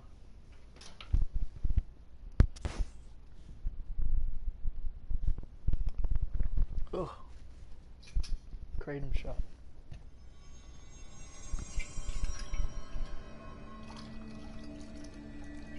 It's the worst thing you have, like all the apple juice.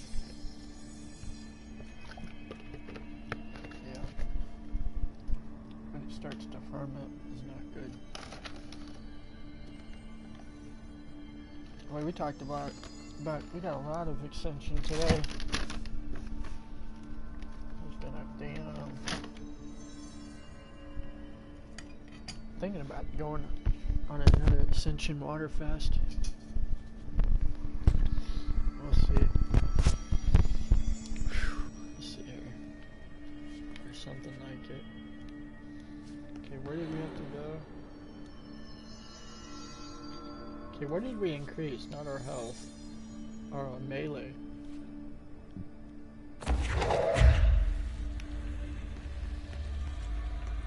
Look at this. This is fire. Watch this. Damn. You gotta be careful with that one.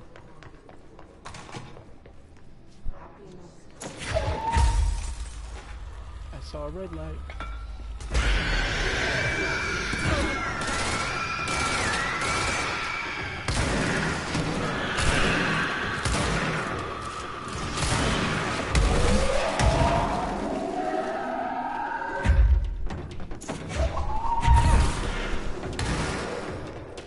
Damn.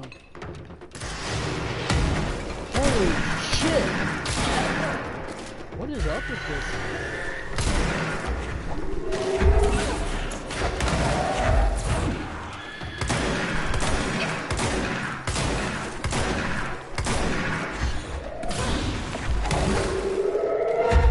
Damn, they're crazy.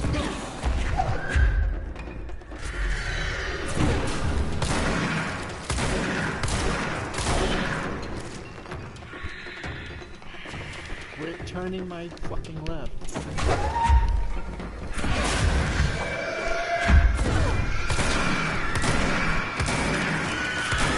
Holy shit! God.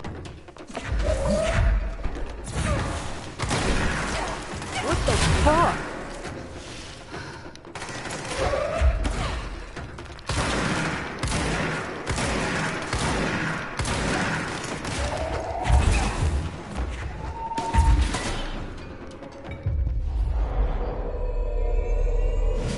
Took his ass over.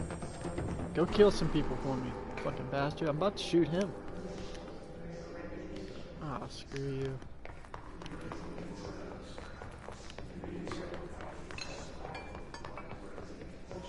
I'm sick of all the incantations. Infinitum. Incantation infinitum. Oh.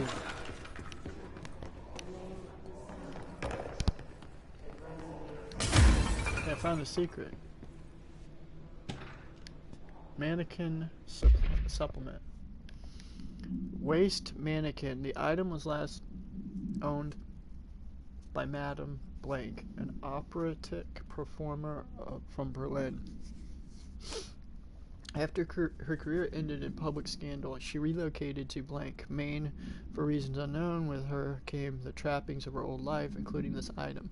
Local reports that she rarely left her home in the short years she spent Blank. After her death, caused by Blank, the state held public auction of her belongings, seeing as she had no known relatives. Various conflicting first-hand reports exist, but testimonies provided by eyewitnesses. Hold on. Eyewitnesses had no various kinds of testimonies provided by witnesses. The event do contain common elements. Most every witness saw numerous mannequins break through the house windows, tumbling outside. Some witnesses report bright lights. Some reports high-pitched singing. These are unverified. Numerous civilians inside the house at the time of the incident were hospitalized for various injuries. 2 were crushed to death. Wow. Agents were dispatched upon seeing an article regarding these events during the Bureau's daily scans of national periodicals. The item was quickly identified and brought to the Bureau.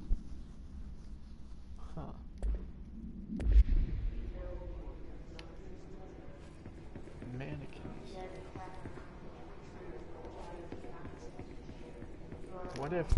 What if people, archons, are just mannequins coming to life? Spirits in mannequin form?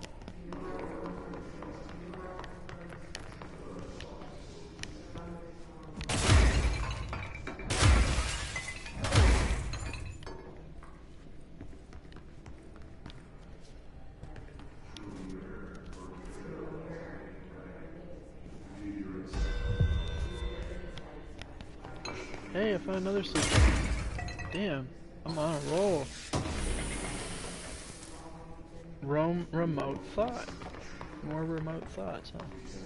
I think I found another one. Man, I'm on a roll. This is good. This place got a lot.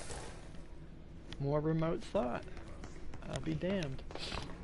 What is this remote thought? It's... I don't see it. Remote thought. Oh, there it is. See, okay, these are like when we do our magical spells, these are structures. These are like we talked about values. That's why you see the different shapes. To visualize these shapes is much more than any book, any words, any magical spells, you know. The shape, they mean something. See, like a corrupted sample, inotropic echo. This is remote thought. And then that's like I said, we know today is a beautiful day. Visualize that logo. The symbolism in that is the magic that you hold by your visual bliss. So this is a beautiful day. It's a gorgeous day. Amazing moment right now. We know that. That is the positive, blissful spell. You have ritual. That'll be our ritual. Impulse. House memory. Unrefined reading. Intrusive pattern. Astral blip. See, all just words. Symbols. For our magic. And that's what this whole connection threshold's been about, hasn't it? It's what we've made it about. The connection, the resonance in the sixth dimension, taking us, guiding us where we're supposed to be exactly. Don't need to ask any for answers or solutions or where we gotta go next. We just let go. Everything's gonna work out exactly as it should. We know that. That's the ritual, spiritual manifestation.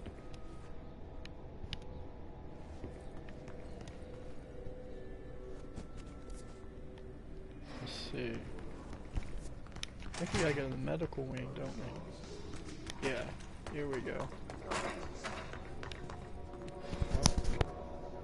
Okay, we gotta go down this way. Holy shit!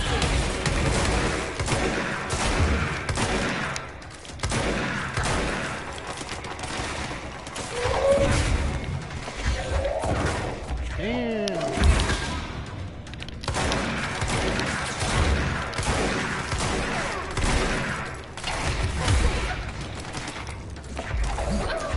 What?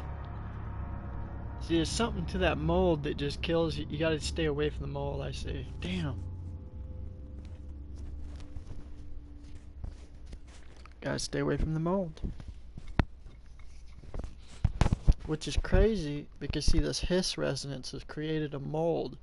So that's like the energy frequency in the astral plane has created a virus in physical form through a fungus in nature. How crazy is that? And then it takes over these bodies. Ain't that something? Huh. It could happen. In more of a natural setting than something less sci-fi or anything weird. I think I found all the treasure chests.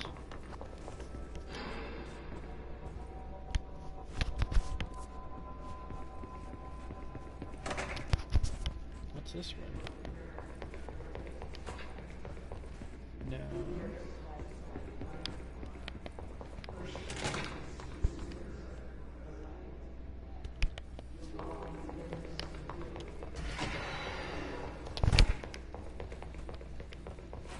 Let's try this again.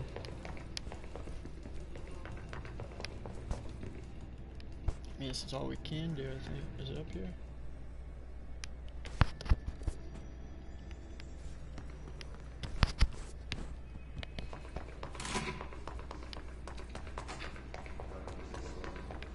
See, that's the mold shit. I think that mold shit somehow killed me.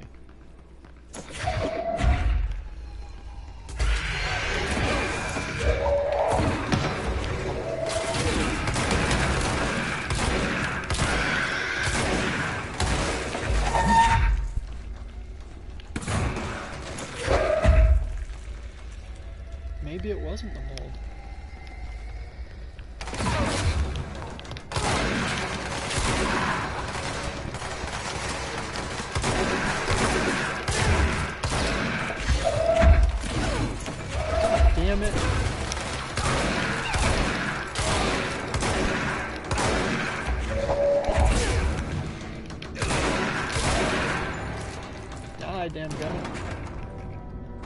Damn gummit. Damn gummit. Where you at? Won't let me in that 6th one, remember? Dad gummit. Dag nabbit. Okay. Dag gummit. What does dag gummit mean? Oh, I found another treasure chest. What's that say? Pierce zoom. Dag nabbit. Dag nabbit. Dag got it. I don't know why I'm saying that. Just. I think my dad used to say that when I was a little kid. Dag got it. He thought saying the Lord's name, God, in vain was like the ultimate sin on the planet. Never say, damn, God damn it. Don't ever say, God damn it. Don't ever say these words. You say these words, they're curse words.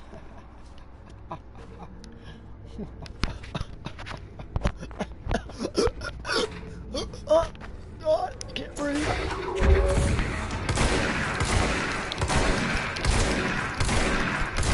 Dadgummit.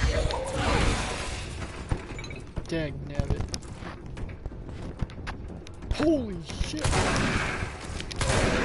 They're toilet paper zombies, y'all. These are COVID zombies. That's what they look like. I'm not even playing. They got like, it's like if you wrap someone up in toilet paper, mommy, and a bunch of spores. See, it's like COVID. Did this game know the future? It must be the Illuminati. They knew. Oh my God, they knew. Fucking Illuminati. You reptilian motherfuckers, die! I'm gonna take this one. Go do my evil bidding for me. Your soul is mine. Now kill each other. Ah! Look at that. Mummy zombies. Oh, die. Dadgummit.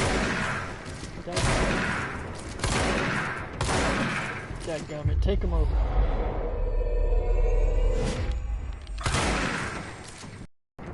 Dagnabbit. Look at that. Entropic echo. Oh, they blew each other up. I wish I could seize them longer. You can only seize them. I wonder if I should go back and save point it. Oh shit! What the hell is that? What the fuck? What is doing this?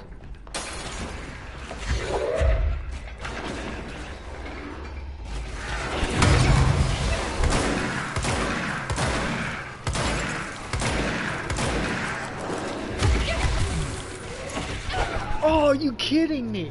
There's something special about that one guy right there. He is something else. Damn. I'm not sure what it is, but he's some crazy. He's a crazy toilet paper zombie. Damn, toilet paper zombies, man. TP zombies, you know? Damn, y'all. Damn. Yeah, you gotta do what you gotta do. I don't know. Ow. Damn.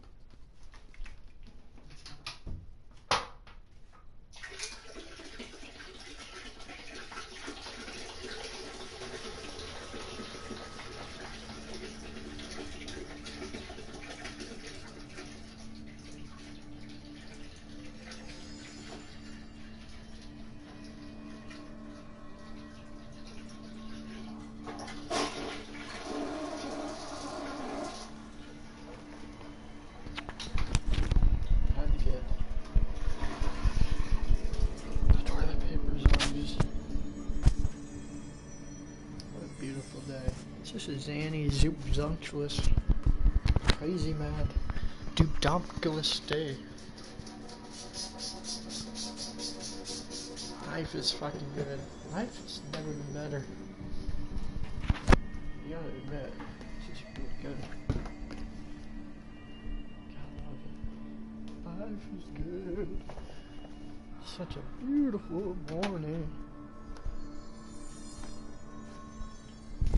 Accept it. That's all you can do. Accept it. Right? Okay. Here we go. I got all my special drinks I like. I got this cool one. It's called Rise Coffee Brewing Original Black Nitro Cold Brew. I ordered it from Walmart. They just, one can I ordered just to see if they'd ship it to me. One can of this drink. And they put it in a Walmart bag right outside my door. Look at that. Wow. Try it sometime. It's the funniest thing. They love doing their job. You can't blame them. That's what they get paid material to do. They get paid material to satisfy your services. See, like all across America, right there. Is that supposed to be Alaska? There's Honolulu. Maybe it's a hidden island that doesn't actually exist, but they never told us about, but does exist in the astral plane. Salt Lake City, Sacramento, Carson, Denver, Colorado, Topeka, Kansas, Lincoln, Nebraska, Jefferson City, Missouri, Springfield, Illinois, Madison, Des Moines, St. Paul, Nashville, Tennessee, Frankfort, Richmond, Raleigh, Columbia, South North Carolina, Atlanta, Georgia, Tallahassee, Florida, Montgomery, Jackson, Baton Rouge, Little Rock, Austin, Texas, Oklahoma, Topeka, Lincoln, Santa Fe, Phoenix, Arizona, Sacramento, Salem, Olympia, Boise, Idaho, North and South and North Dakota, Prairie, Bismarck. Look at all these names. All these different time zones. Damn, would you look at that? What is time? An illusion of material thought? I'll be jiggered. Doggone it. Deadgun. Shit, dag nabbit.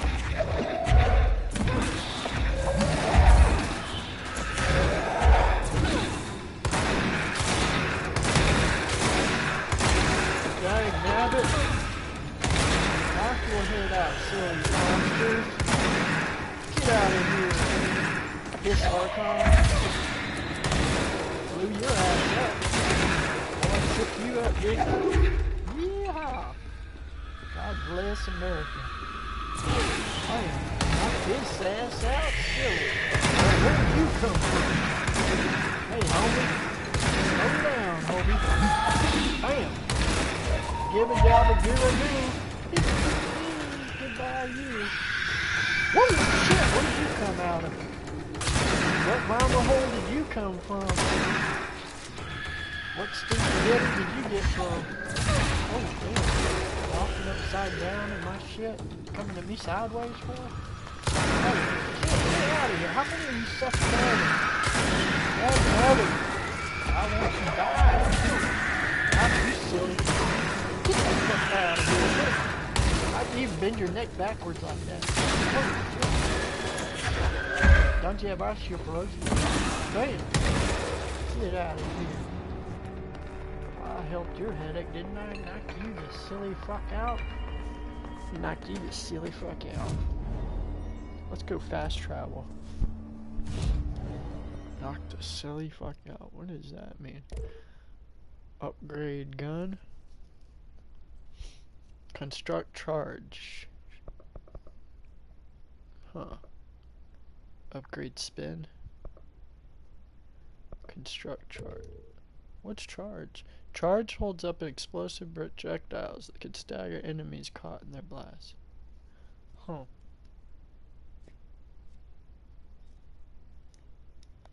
I could try it. Let's give it a try. Oh shit. Okay. What else? Upgrade charge? Well, now I don't even know if I like this gun. Let's try it out first. I may or may not like it. Let's switch it. Okay, it's called charge. Alright. Projectile speed. Ooh, this sounds cool. Alright, let's try it. Charge. Holy shit! Now that is cool.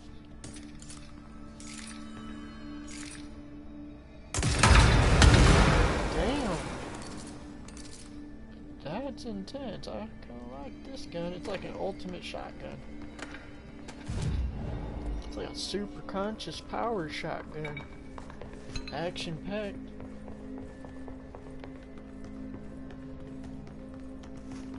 Action packed drag back. Quit turning left, woman. Wait. If anyone's there, I could really use your help. Someone needs help over there. Where? Where? Sounds like there's a man down. Man down. Okay. Man down. I found something. Wow, this is new. How did this come out of nowhere? Rising frequency, see that? For some time now, there's been a steady increase in the annual number of AWEs, that's like Archons, AI beings, that the Bureau responds to. Between 2010 and 2015, we responded to blank AWEs. For comparison, note that we only respond to blank between 1995 and 2005. In this rise, a result of blank improvement in our detection procedures, or perhaps simply coincidence, we cannot say for sure, which is why we propose for AWE task force to be created within the hierarchy of investigation sectors has been compiled. We need to spend more time examining what causes AWEs rather than just containing them. Huh. Huh. So, they don't understand where they're coming from. Maybe that's what I'm trying to help. Someone's yelling for me, but they're not real. Let's see. A blast. Charge blast. What? Let me just see what gun that is. Or whatever boost. Let's see. Energy 8%. Huh.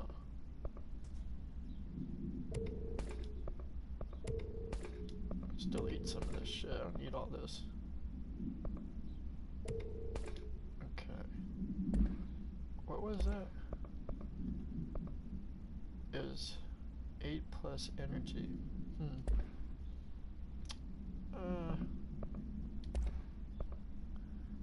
Blast radius. Ooh, that sounds cool. Let's try it. It's prime. I just found a prime rare button. Okay, someone was yelling for help. They're probably not real, but we're gonna try to help them. Okay. Someone was yelling for help. Over here? Where are you at? Keep yelling, dude. Okay, he was in here. Okay. Maybe over here? I keep finding new treasure chests. Entropic Echo. Where are we? I'm way down there. Logistics. So weird, I thought I'd been here before and never had this happen. Something triggered this.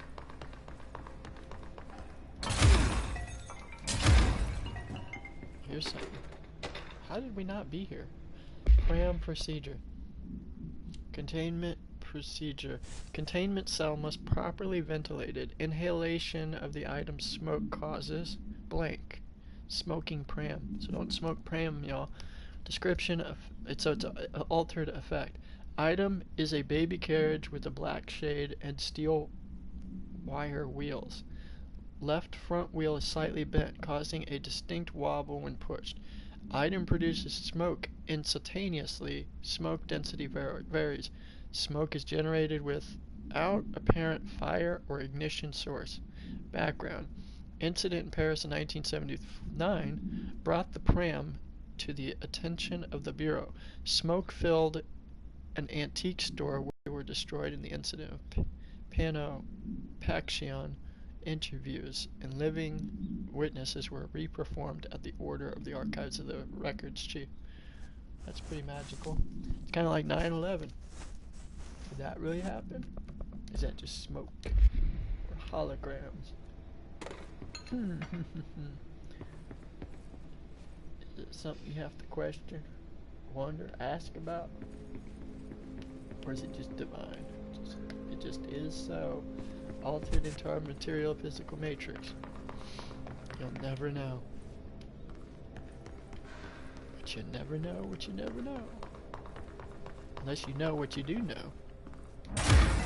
You know?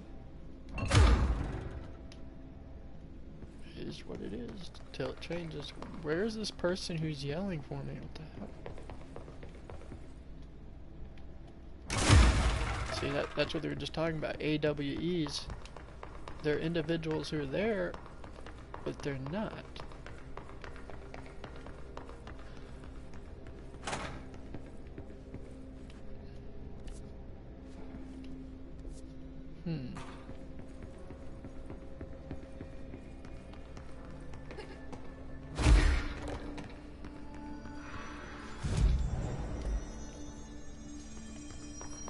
Okay, let's see if we can do this again.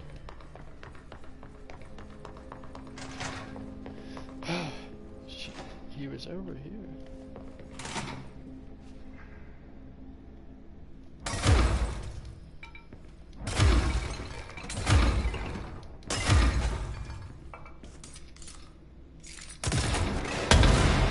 Wow, that is so cool. Check this out. Oh, what the fuck? That hurt me? That's not good. We gotta go revive my life. That's ridiculous that just happened. So this gun can hurt you, it can backfire.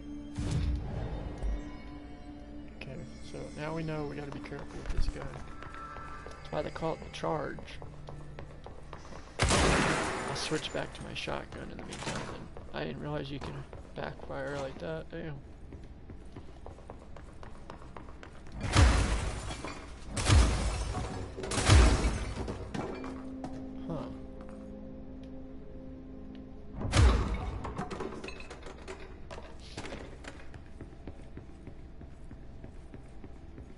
I've looked everywhere. This dude is not in here.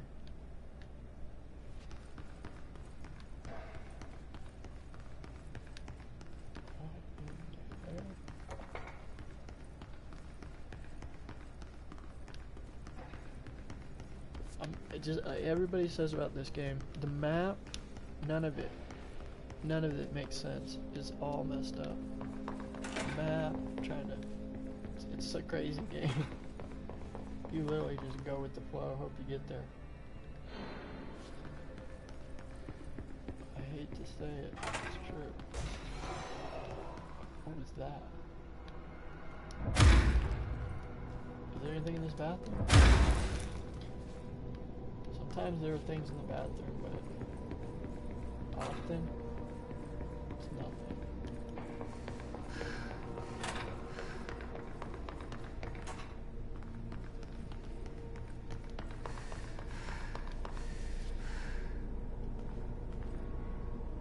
Wow. There's an airplane that's so low right now. Really high. No way I found a treasure chest. No way. Dang. Dodge efficiency.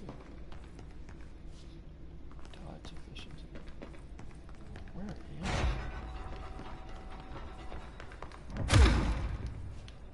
It's so weird. It's like repetitive, but I can't find it. security.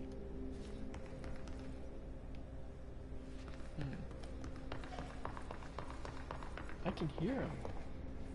He's coughing. Weird. Where you at, dude? I gotta go through every fucking room. I have been. Maybe the coffee maker's speaking to us. What the hell? This way.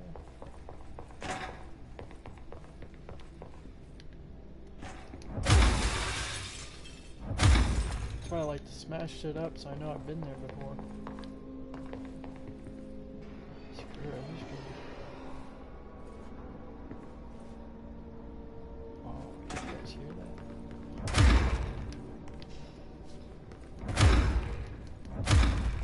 It's a nice cold breeze today with a nice sunlight. Well, where is he at?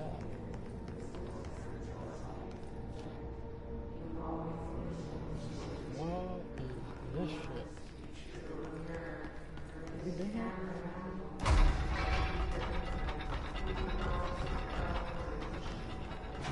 Apparently we have. Oh shit.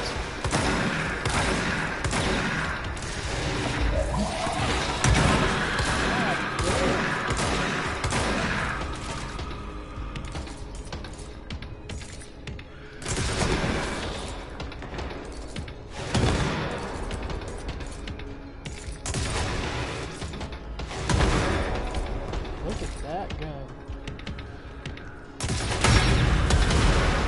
Damn.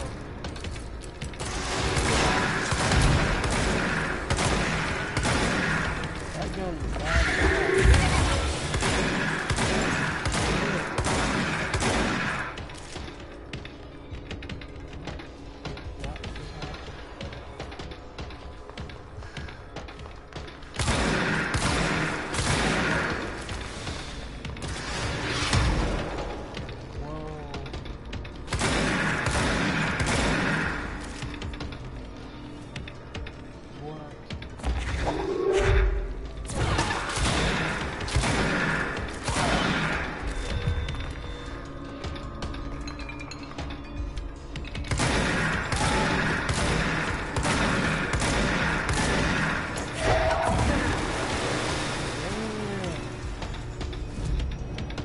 There we go.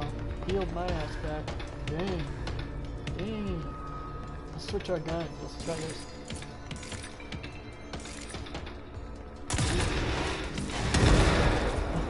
That gun's intense, man.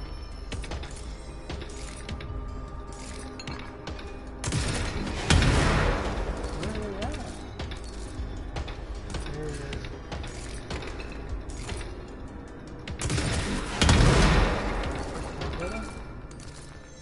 I did get him. That gun is just blow the hell out of everything. It's like an atomic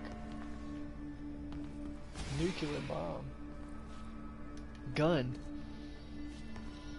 It's too much gun packed into one kick. I can't even... There we go.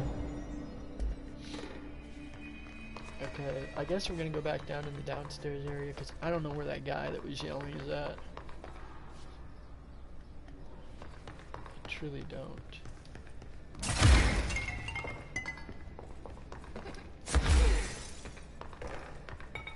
What was that? Spin. I don't use the spin gun.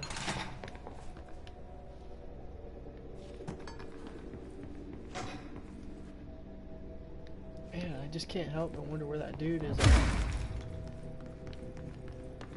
What if that's Dylan? Can't be. Actually, it could be, but I don't think it is. God, I just feel like running in circles. Okay, it's this way. I would like to go. I'd like to go this way, but I can't.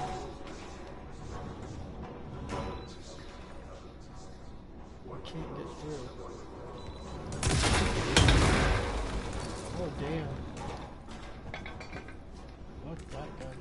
If you're in close range with that gun, shit.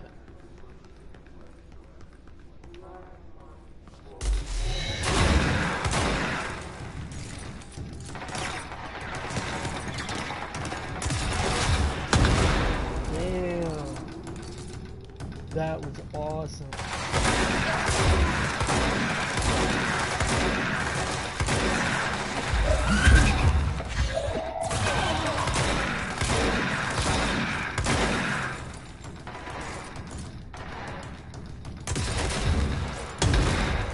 That gun is awesome. Yay. Oh, this gun is the shit.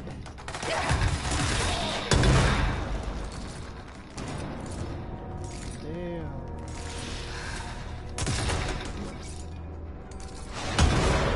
This gun is awesome. You just gotta be careful in closed areas, it can kill you. Obviously. So that's why I think going between the charge gun and the shotgun, handgun thing. This gun here, the projectile, and the charge. When you're ready to use the charge, use it as a super powerful projectile. But don't get carried away, because you'll use all your ammo energy up.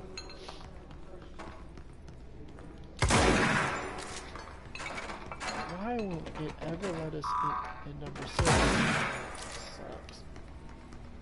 Okay. We already went in through here, I think.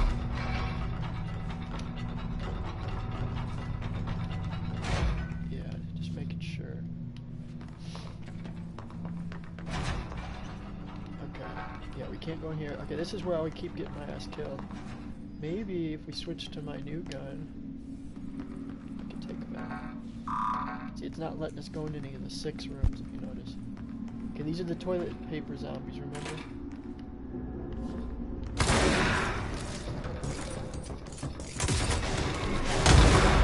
I love this gun. This gun is sweet. It's called Charger. Just remember that. Where are they at, though?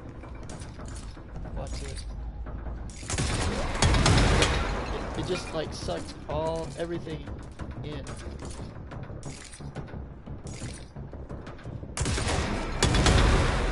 Oh, this is a perfect gun for these guys. Come on. Got any more of you? Health recovery. Any toilet paper zombies? Man, I never killed him that quick. This can kill that guy that we can never kill. Ah, that'll do it, won't it? This is the gun we needed for this part.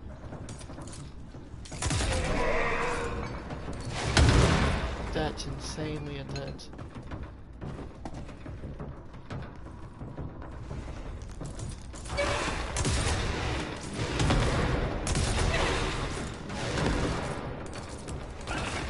Oh shit! Move! Damn. I was so close. I'm so close to dying too. I don't know whether I should go or not. Damn, this is hard. Oh shit. Okay, she just got some health somehow. I see him, he's right there. That bastard. Damn. Maybe I can somehow throw something at him. He's right there. What is so special about this one? He throws a bunch of these weird grenades that you can't dodge. Okay. I do have this cool gun now.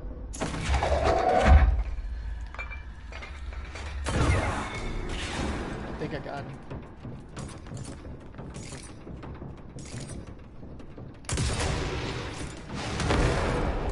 Oh yeah. Ooh, maybe we go this way. What the fuck?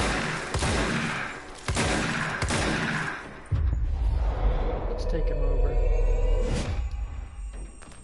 Jesus, dude. Here's a treasure chest. Wow. An entropic echo. Entropic echo. What's that remind you? Entropic echo. It's like an inner, like, you know, trophic brain echo. So it's like brain echo. Entropic echo. Huh. These names for these things are interesting. Entropic echo, corrupted sample. I'm afraid to walk through these mold things. Like they're gonna kill me or something. I guess it doesn't, does it? I almost want to go back to the checkpoint, but I'm afraid I'm gonna have to do all this again. That's what I hate about this game. You go back to the checkpoint, you walk all the way back, you come back, and you have to do this shit again. So it's best to just keep moving forward again. What are these things? They're pods of your creation. That's what I love. I really feel the subconscious part of me, my higher self, created this game for me. It's so beautiful, I gotta say. And the fact that I even hate some parts of it is even better. It's so cool. Puts a realistic spin on it. Tools. A plot twist. I hate the game, it sucks, but this is the best game ever. The day is awesome. Seize the day. That means take it over. Entropic echo. What the hell is this entropic echo? It never tells you what any of this stuff is. It's a containment conceptual material. So these things can help you build different mods, basically. I get that, but... Health boost. Okay, health pickup. What's this? Seize. Damn, 55%. Invade energy cost. Damn. Sad I don't use these that often, though. Let's get rid of some of this number 1 shit. These are just class 1s. Pretty common mods. I'm sure there's people who just delete all this. I don't know how you could. Why you would. You can tell I'm a hoarder. I guess. In fact, she's halfway dead as it is. Shit. Yeah, this is my new favorite. Is the shotgun here. And then the charger. It is a good couple.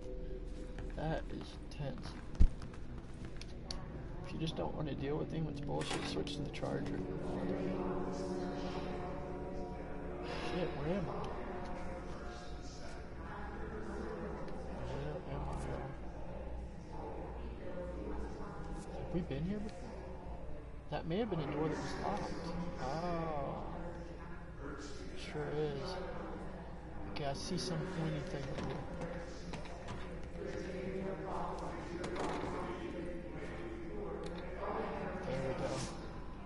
P6 is what the Bureau calls Dylan.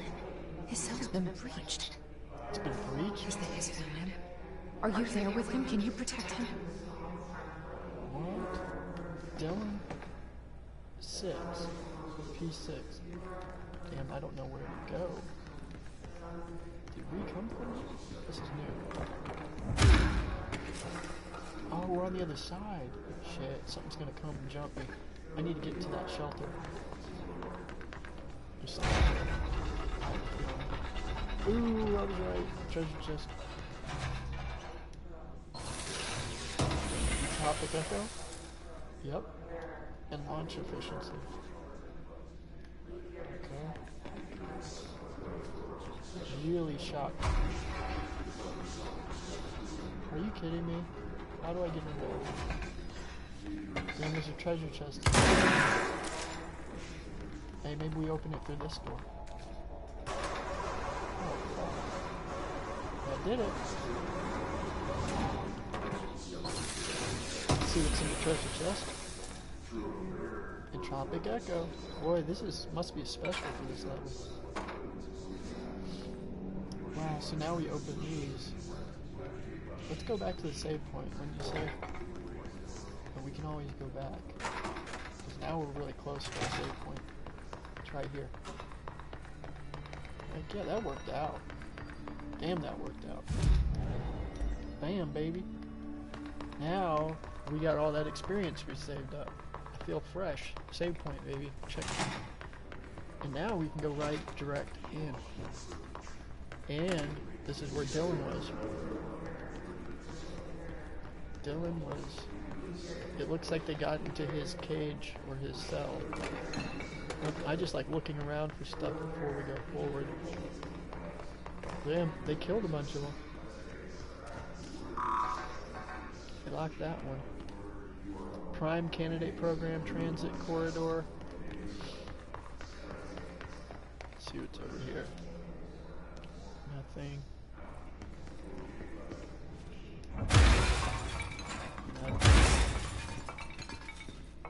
Nothing. Bunch of film. See, what's the point of it? Ah, treasure chest! I was gonna say, what's the point of a room like that? Low health boost. Damage while on low health. What? 97%? Whoa. I gotta get that somehow. That's pretty damn intense magic there. Hold on. Was it this? We gotta get rid of some of this shit as usual. Got too much stuff. Okay, there we go. What a beautiful morning, what a beautiful day. Okay, now I got it. Okay. Low health boost, prime. Damage while on low health, 97%. Damn. And that's for any gun. We should put that on our other gun. This one, yeah. Yeah, let's try it. Hell with it. That's awesome. That means 90%, 97% damage while we were on low health. That's pretty cool. I hope it's true though. Because I put it on my shotgun.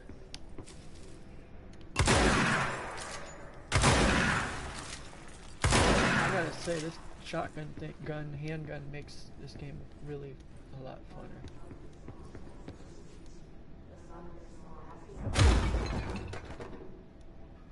Okay, we gotta come up with something around here.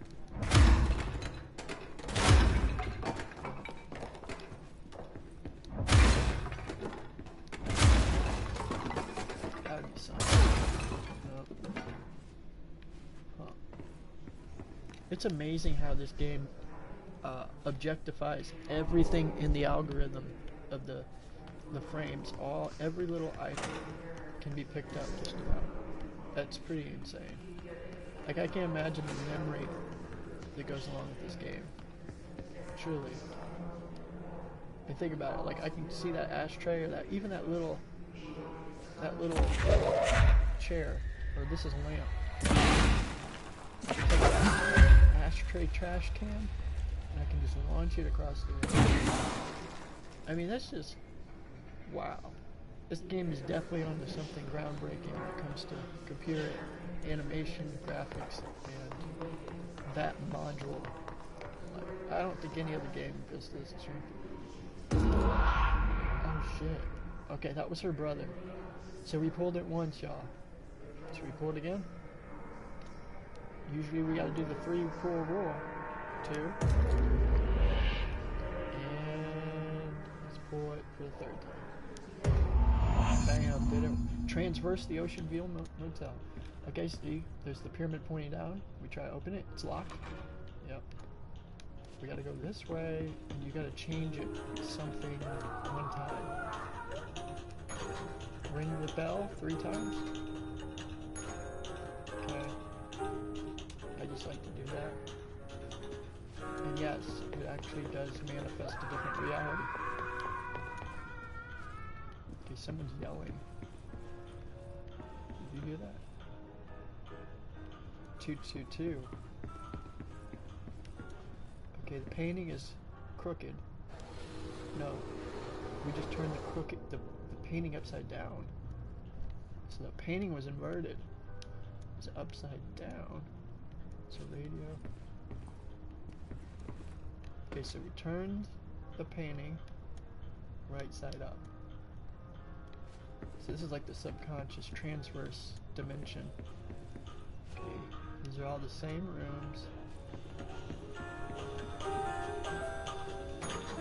Bell.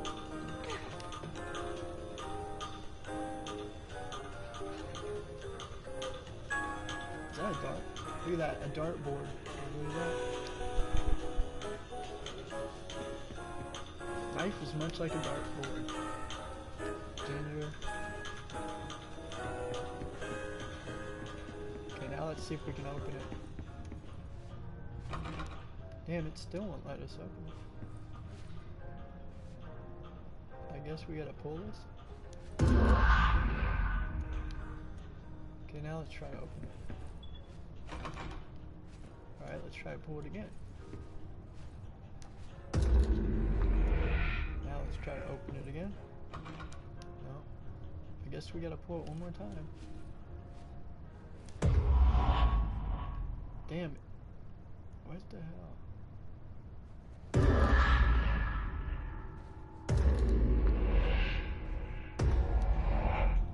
How do we figure this out? It's locked. It won't let us in this time.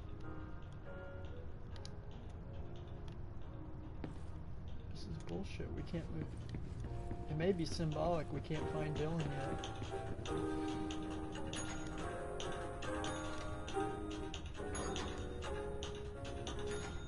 Every time we ring it, the light goes in a different room.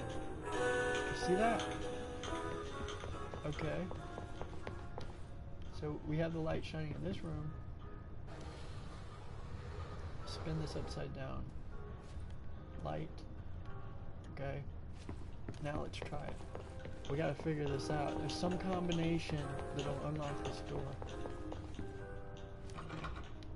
Okay, let's turn the painting back. Upside down. Okay. I mean right side up. Okay. So the light's shining in this third room. Whenever we ring the bell, the light changes what room it's in. So let's try this first ring. Okay, that's not it. Okay, let's ring the bell once again. Okay, now it's in the first room. Now let's try it. No. Let's ring the bell again.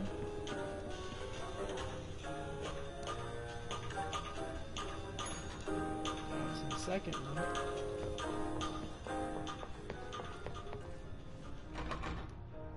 Damn. We may really not be able to go in this.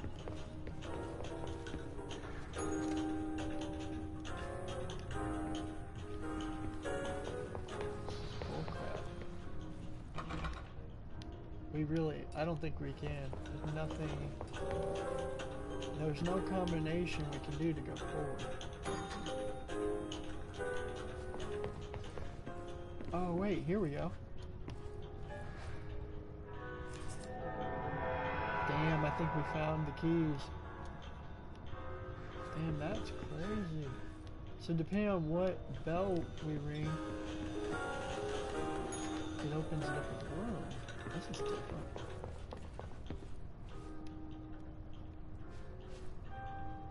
Okay, there's nothing in this room. Room number 2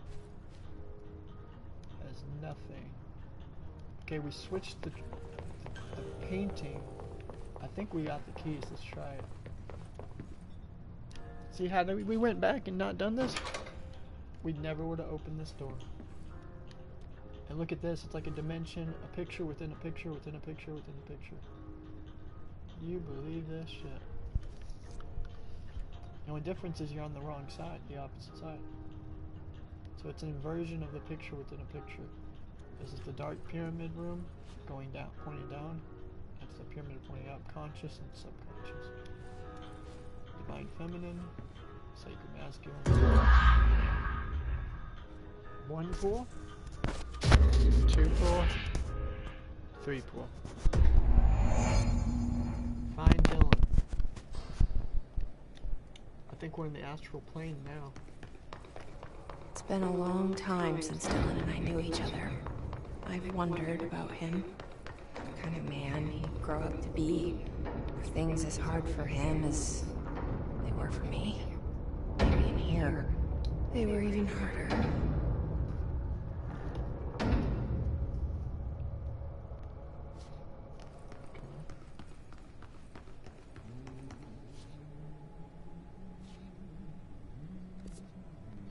Oh, look where we're at. Damn. Sounds like that's the singing janitor. Speak with supervisor.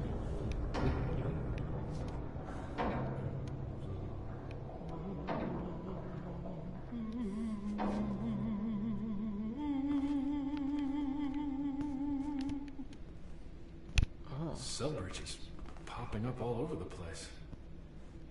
What's going on with the items?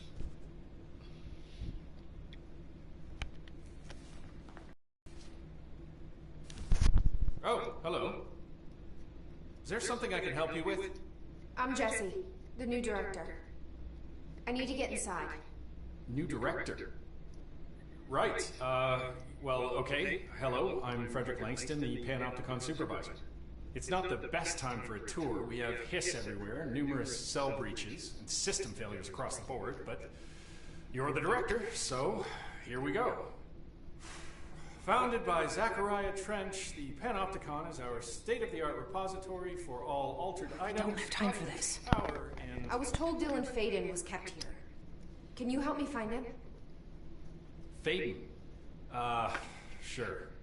Darling wanted him somewhere secure and isolated away from people. He's in the maximum security cells, upper level.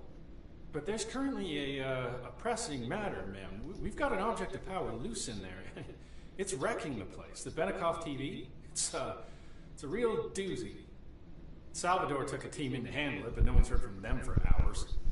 This is a Category 5 OOP we're talking about, and if we don't contain it soon, it will tear the Panopticon apart. And we don't want all those altered items getting loose, man. No, trust me. Dylan's in there. Open the door, Langston. I'll handle it. If you say so. I usually tell first-timers not to touch anything, so, just do that. Here, I'll get the door for you. And please, ma'am, call me Fred. Thanks, Langston. You guys didn't bring, like, checkers or anything, did you? Any active duty security personnel found engaging in non-sanctioned leisure activities will be relieved of duty pending review, sir. You could have just said no.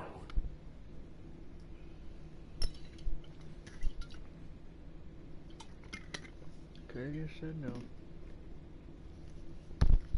Yeah.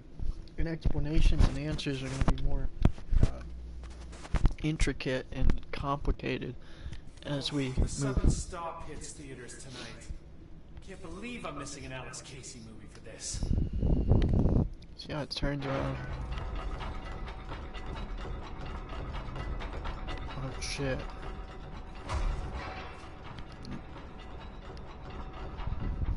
Is the TV back in its box yet? No rush or anything, it's just, you know, an ongoing concern. Do you like working at the FBC? Sure. I mean, yeah, the drama's a bit much, but I get better benefits here than I would over at the Postal Service. I checked. Better healthcare. That's not to say I don't like my job, man. Been here over 15 years. No one knows the Panopticon collection better than me. I'm, close to them, in a way.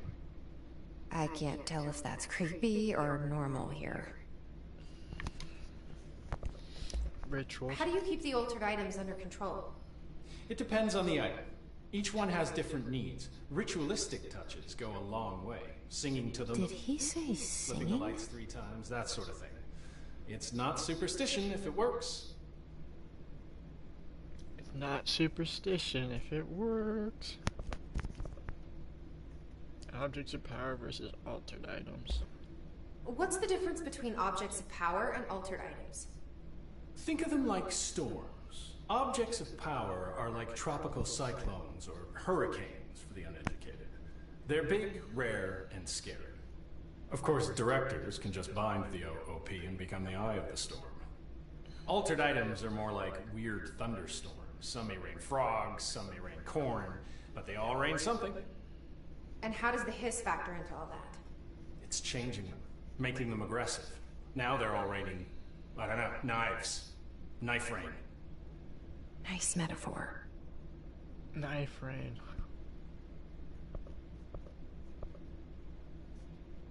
Trench. Did you work closely with Trench? Oh, he spent most of his time with Darling and all them. The inner circle. Not that I care. Trench certainly had his favorites. He did stop in occasionally to scowl and smoke. Did you know the Bureau has a no smoking policy? It does. Just not for Trench. Still, he is the one who put aside funding for the Panopticon. The man did have vision. How did you get this job? Started as a junior agent because my uncle knew a guy. From there I got put on a desk until an accident left the containment sector severely understaffed. At which point I got bumped up to management. Put in a steady 8 hours a day for another 10 years and voila, supervisor. I just picked up a gun. Or a gun picked me. That's pretty cool. I'll see you later, Langston. I'll be here, like always.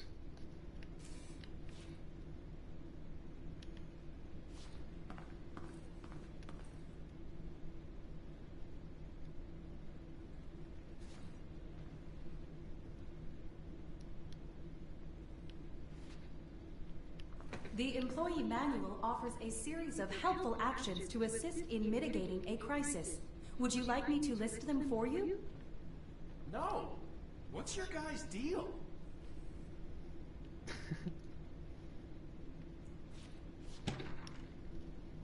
Thermos procedure. Oh dear, diner coffee thermos. Containment procedure. No unique procedures required. Altered status is suspected but unverified. Description: altered effect. A blue coffee thermos with a white plastic top and logo. Oh dear, diner. Located in Bright Falls, Washington. The cap doubles as a mug. The item responds to formula I.16 or 79. Yet no discernible altered effect has been discovered other than keeping liquids warm for surprisingly long periods of time. It's also worth noting that the coffee from the thermos is always refreshing and strong, no matter what its quality before being poured into the item. The thermos was discovered in the Shore Cauldron Lake outside the town of Bright Falls. Both are sites of a recurring AWE. According to witness statements, Alan Wake program entry for further information, who went missing shortly before discovering the thermos had been seen, collecting similar thermoses for blank purpose. Okay.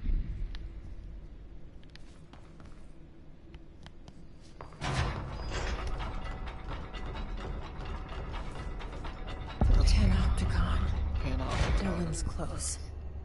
But that object of power might wreck this place before I find him. Panopticon. Panopticon.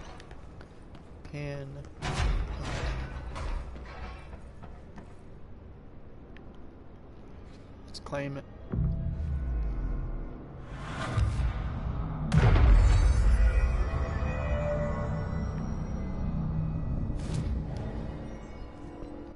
Panopticon.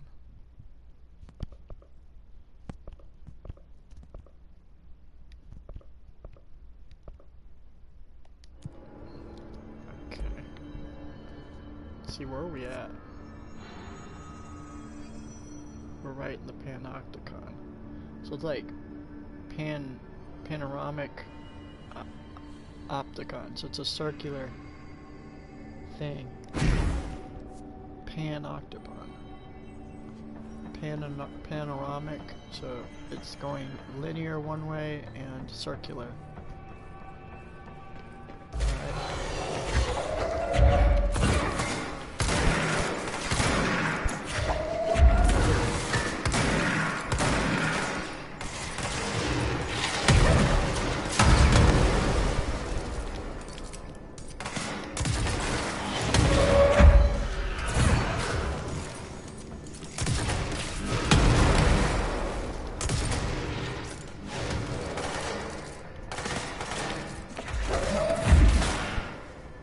You gotta love this gun, man. This gun is the shit. It just totally made this game so much better.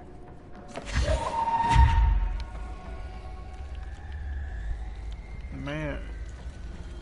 It just, you know what? It just bazooka the hell out of everybody.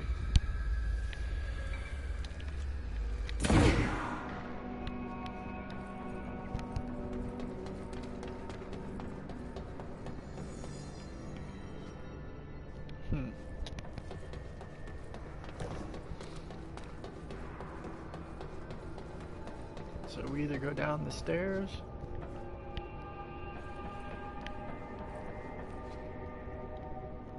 Damn, it's one of these complexes. Hey, treasure chest, I knew it. You gotta feel that intuition, you find all the treasure chests, you do.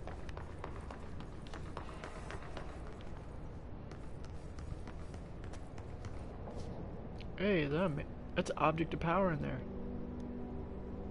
It's a mailbox. I wonder what that is. Mailbox.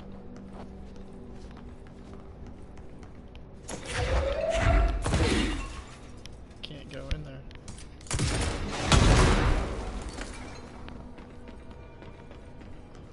What's this object of power? It's like a fruit basket or something. Bread basket.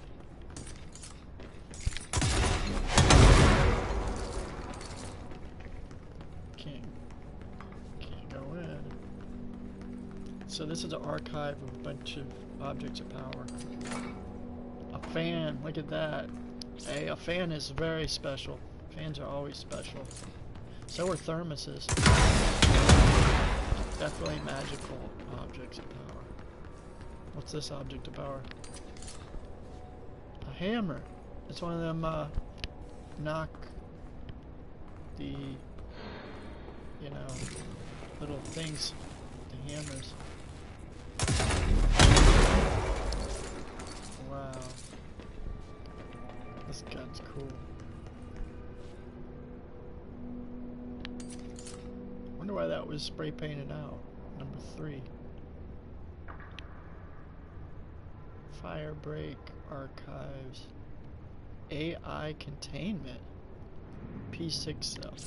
So the AI were contained in the containment center.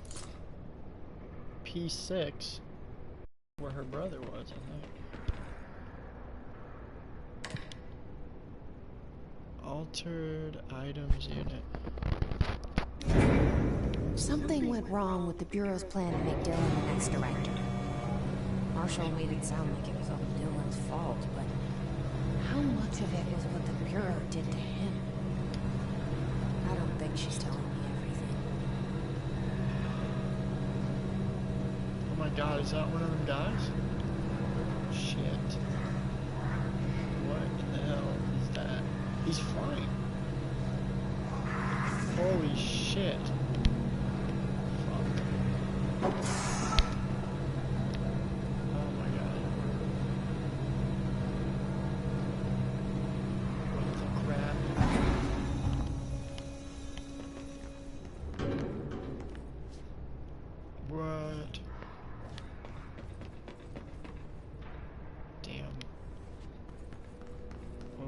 We got no object of power in here.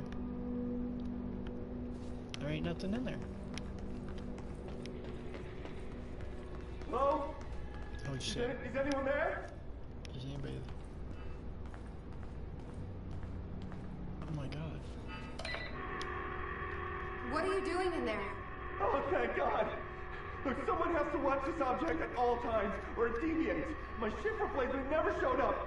Can you help me? Damn. I can't, I'm sorry. There's an emergency. I'll come back, I promise. Okay, just don't forget. I can't stare at this thing much longer. Fridge duty. Assist the agent cell after Dylan has been found. 4th floor.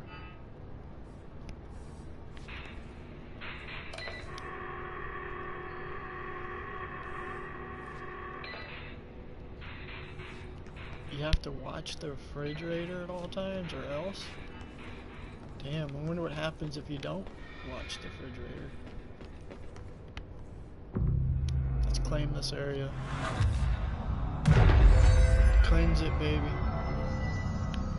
Cool. Where are we at? The Panopticon. Reminds me of the word Octavarium. It's exactly the same thing, too. Crazy how words are like that. Octavarium. Panopticon. There's no objects of power in the musical. Oh shit. I hear something. Holy crap.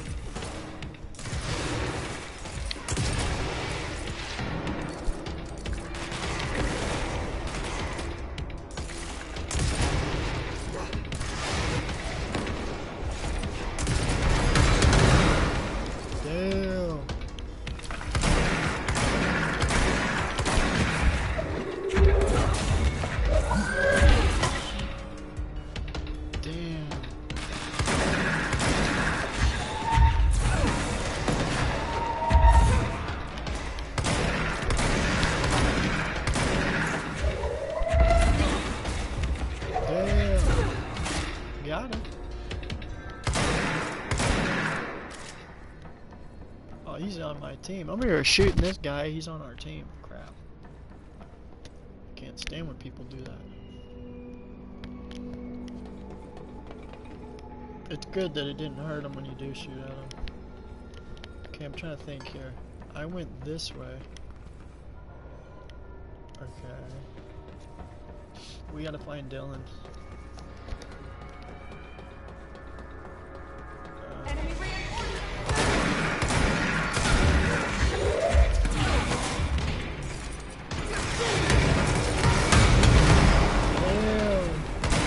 That gun. That was awesome. That's the funnest gun. Just switch to that, shoot it. Wow.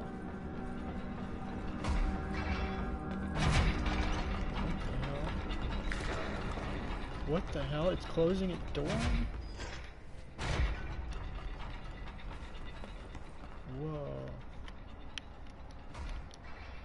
Something that went wrong. That's the object of power. I need to cleanse it. Let's cleanse it, baby. Is it a television? Damn, it's a dimensional television. Saturn's cube, baby. Astral time. Astral plane.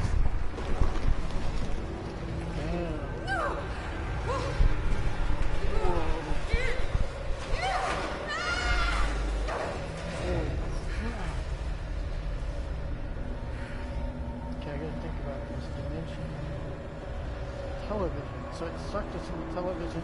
Wow, so the TV is like an astral plane medium. Wow.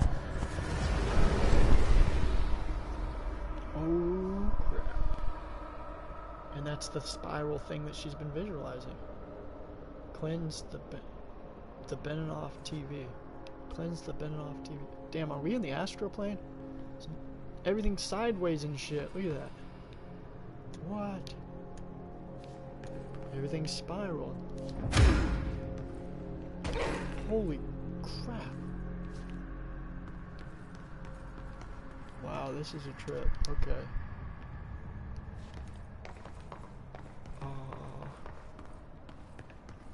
Follow the yellow brick road. There's stairs that are sideways, though.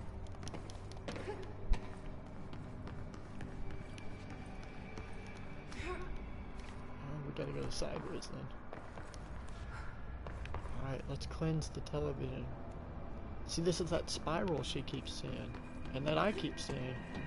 This vortex. Wow, that's so cool. Damn. Oh no.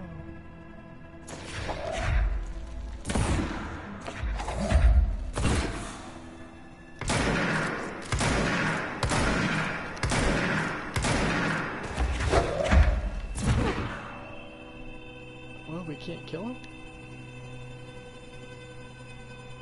Damn, I don't know what to do. I guess it wants me to jump down and kill him. Damn. There's so many of them. These are the strong hiss agent things. Okay, we gotta find the executive mansion. See, I hate how it throws missions at you while you're in the middle of a damn mission.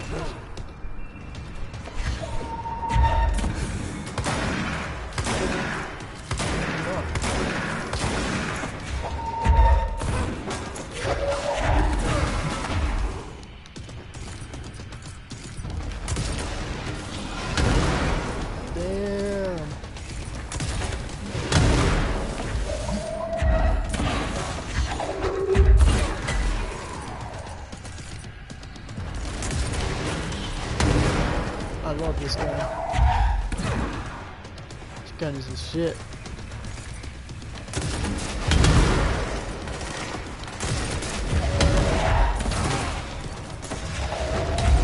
What's with all this red?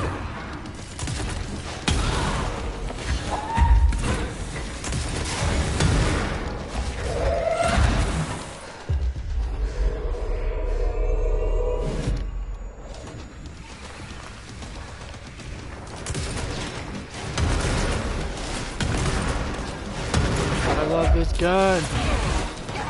No way. No way. You know what's weird, y'all? I got like charcoal fingers on my TV screen, and I never touch this TV at all. Now, that's some paranatural shit there. And you know what? You can't see it on the screen until the screen goes like black. Wow. I kid you not. This happened to me on my iMac before. I had all these fingerprints on my iMac, like people were like putting their fingers and smudging on the damn computer, right? And I never touch my iMac like that at all. And nobody touches my screen. Like, nobody breaks into my house and is over here scraping their fingers on the smudge. Explain that shit. It's like there's negative energy versions of me that are doing this and fucking with me. That are me, right? Now what's stupid about this part is I literally killed that guy. Like, that is bullshit.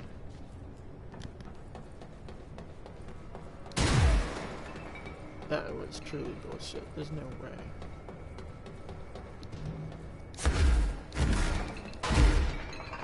I think I go this way, right? Yeah. It's called the Twisted Passage. The right to passage, you know? Wow. You know what? And I can't see that smudge on my computer, my screen. It's only when it goes completely black. It's like there's a smudge inside of the screen thing. Like, that is some crazy shit. Like, it was never there before. I almost wonder, did this game put that in there somehow? That's a trip. Okay, let's see if we can beat him. Let's try this shit again.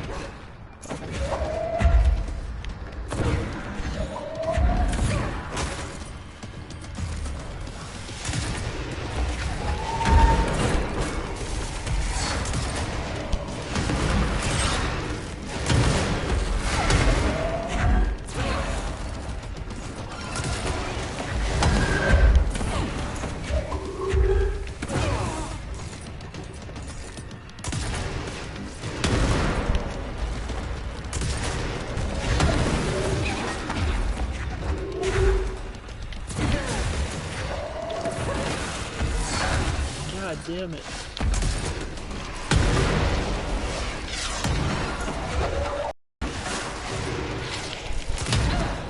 What? Dude. No way.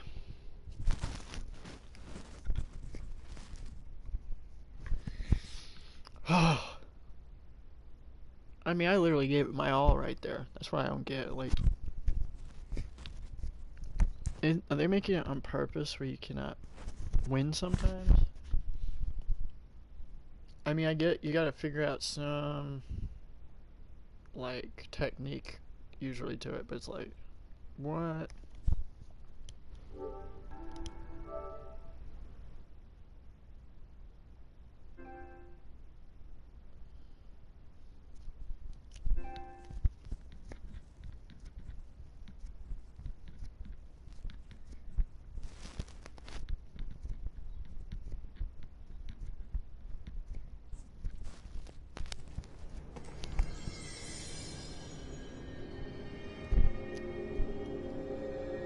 Spinning left for no reason.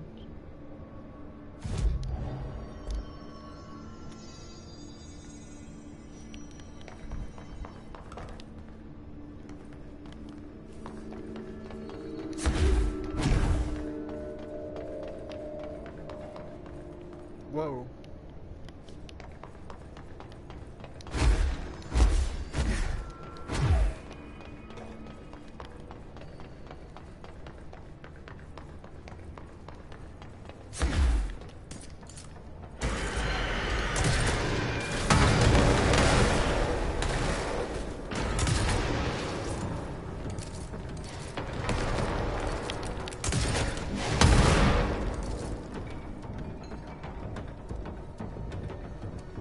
Damn.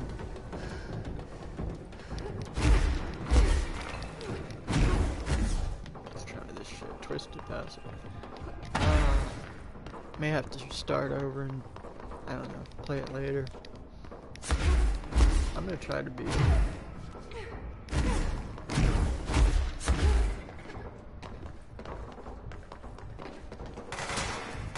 Whoa, what the fuck?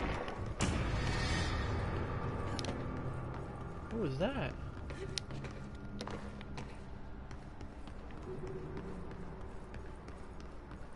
What? Something was just shooting at me. Alright. That was weird.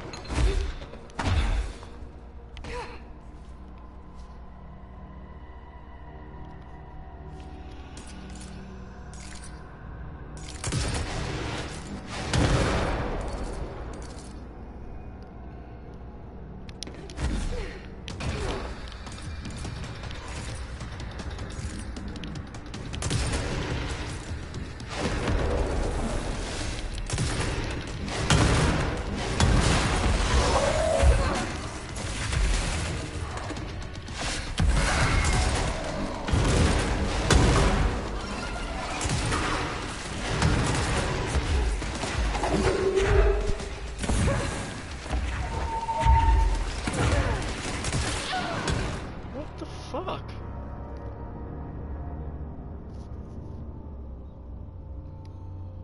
Such bullshit. God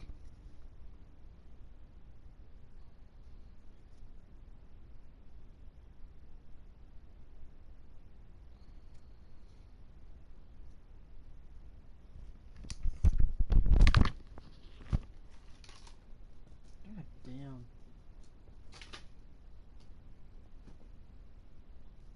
Everything in nature naturally likes to make a mess.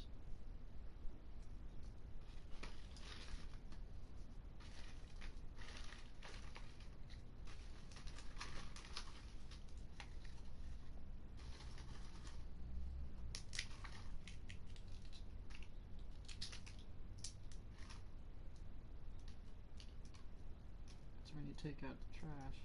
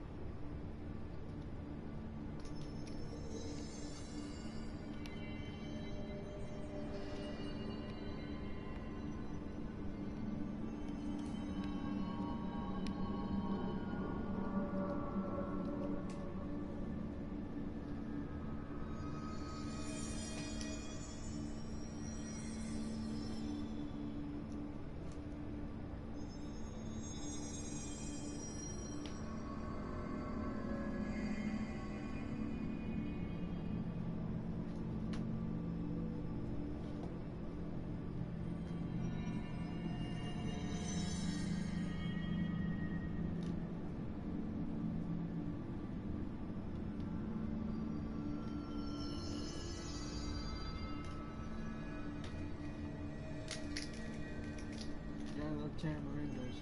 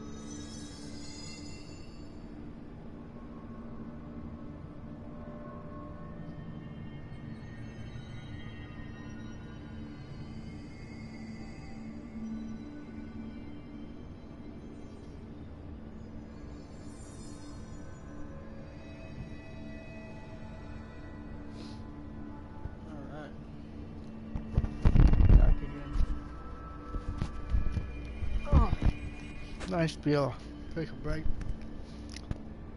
Take the trash out. Do what you gotta do. So happy. Should be putting the soursop back in the fridge. I'm so happy and everything's dirty, you know? It's a kind of a beautiful thing.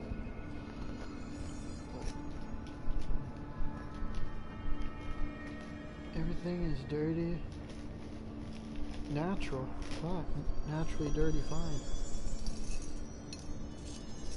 I don't like things when things are naturally dirty.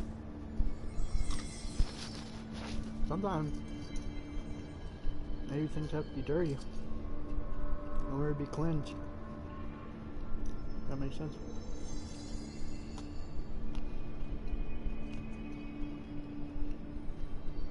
What if cleanse was actually the real evil, being too cleaned?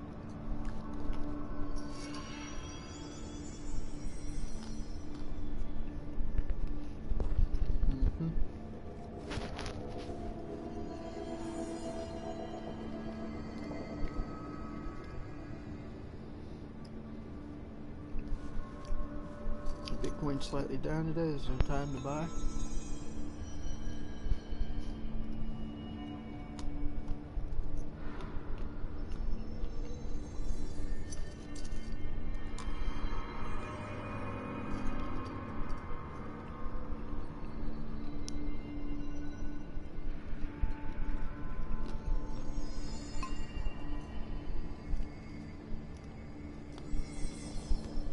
Yes. Oh yeah.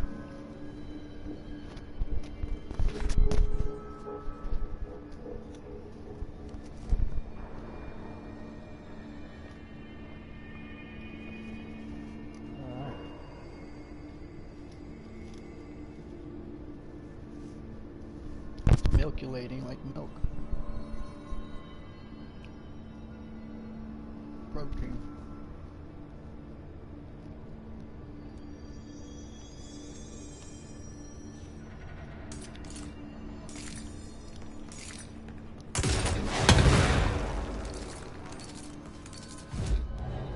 See, that's why you gotta be careful if you use that too much. You see how I lost half my life? That's how I think I keep getting killed. I like this gun.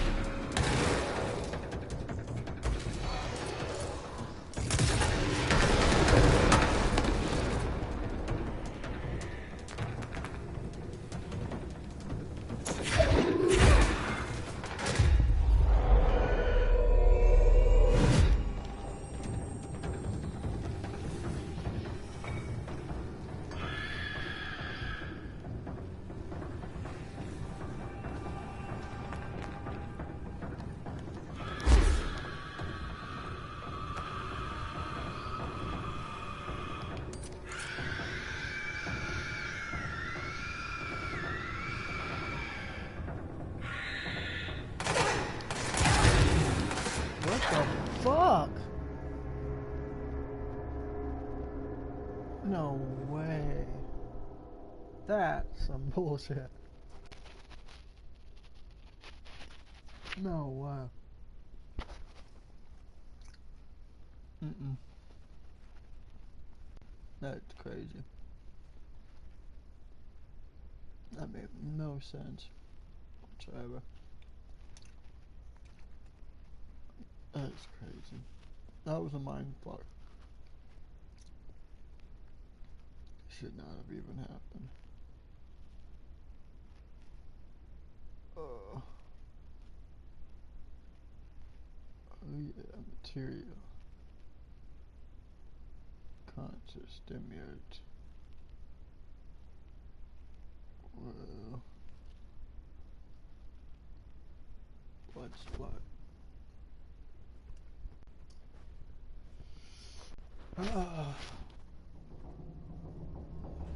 got my purple Black Sun shirt on.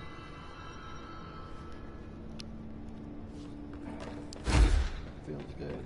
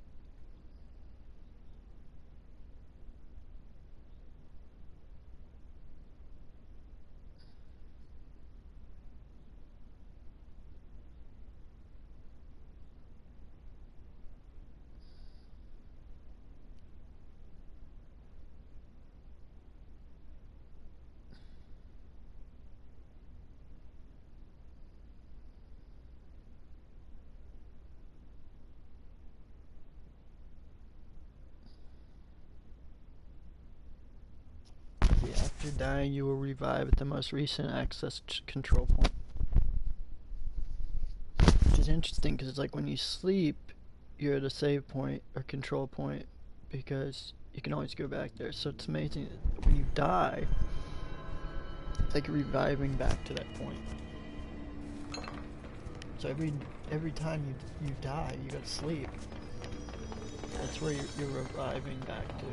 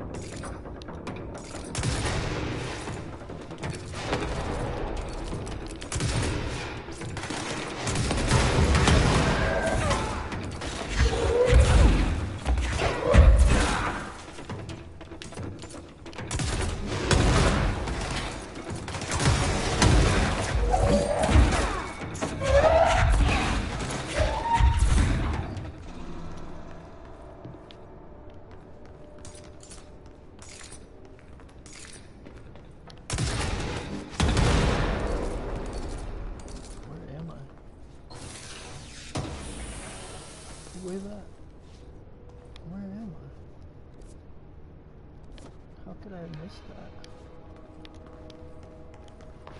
Huh. Am I on the other side? Damn, I can't believe we missed that.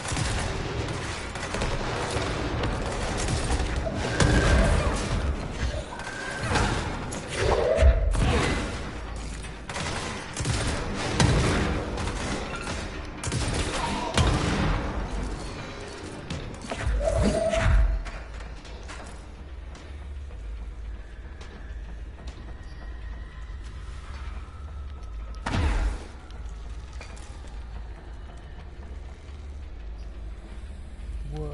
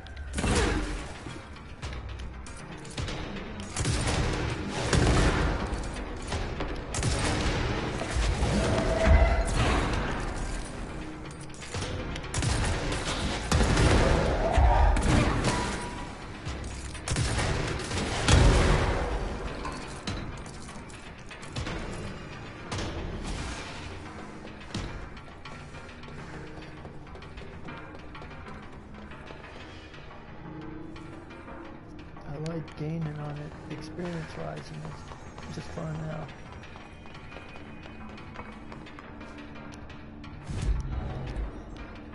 I shoot this cool gun.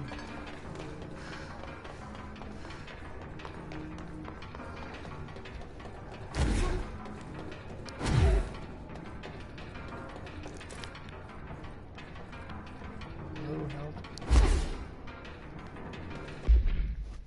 Oh, health boost.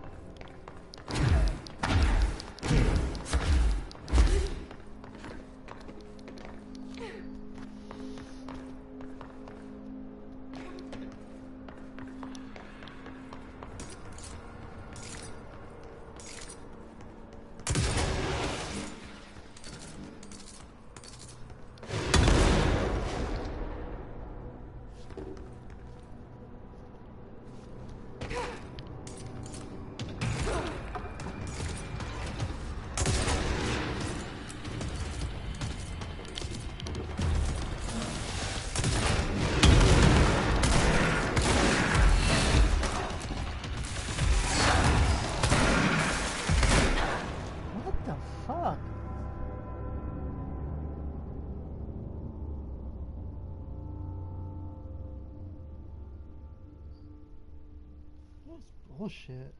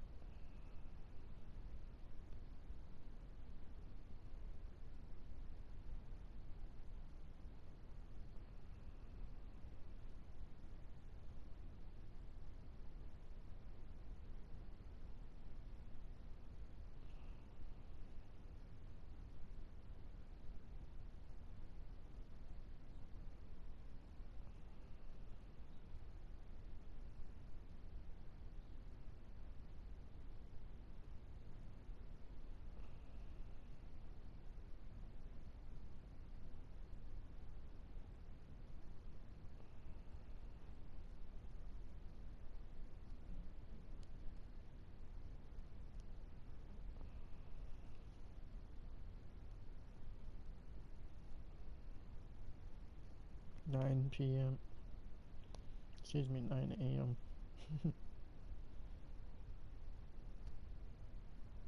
Okay, read this article.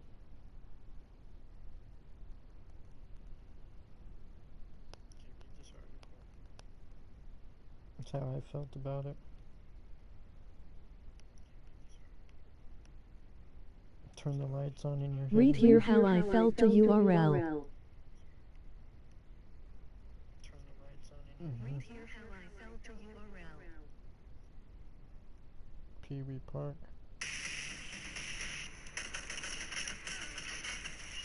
Trying to figure out how you do shield. I own an island off the coast of Costa Rica. And I spent the last 5 years setting up a kind of biological preserve. And there's no doubt our attractions will drive kids out of their minds. What kind of park is this?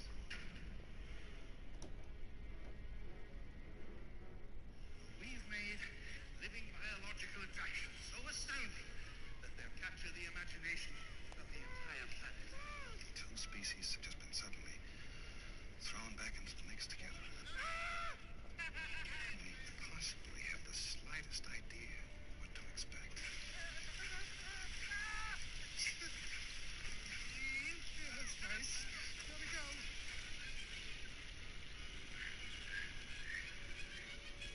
He doesn't want to be fed, he wants to hunt. Now you are, but what am I? What am I? God damn it, what am I?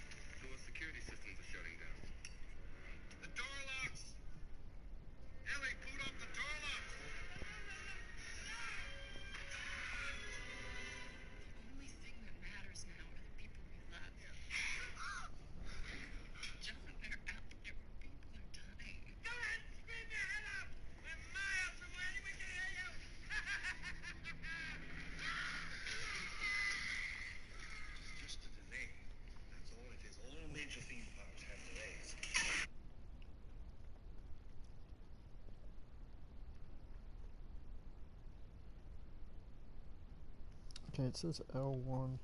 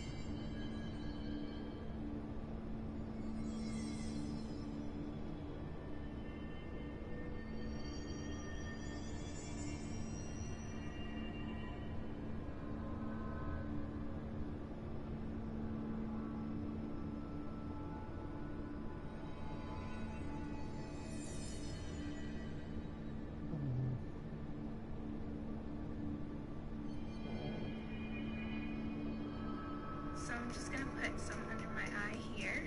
I'm honestly kind of shocked by the results of the quiz.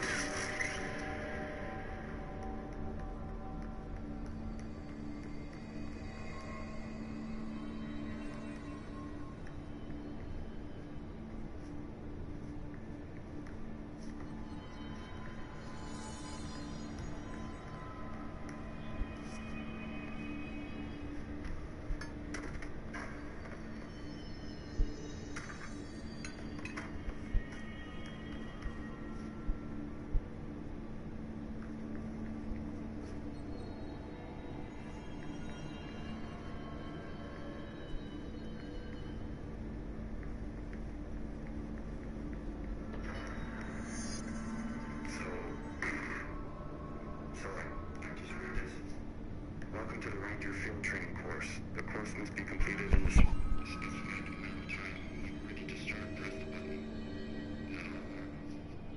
I always did love obstacle courses. Get ready, Ranger. Course starting in 5, 4, 3, 2, 1.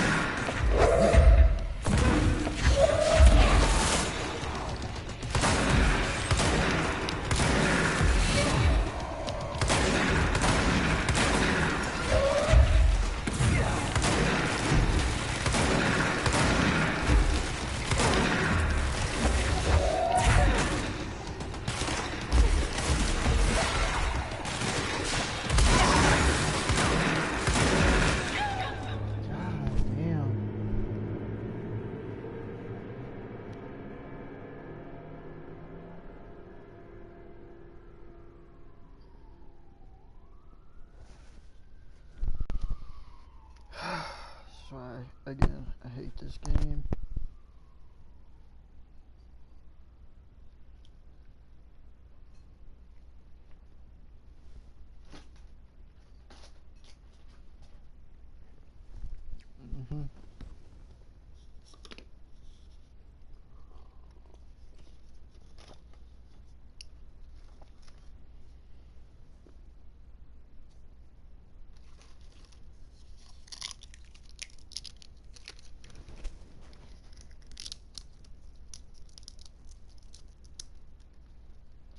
See, because you're just not going to get any better if you just keep trying to, like, fight that.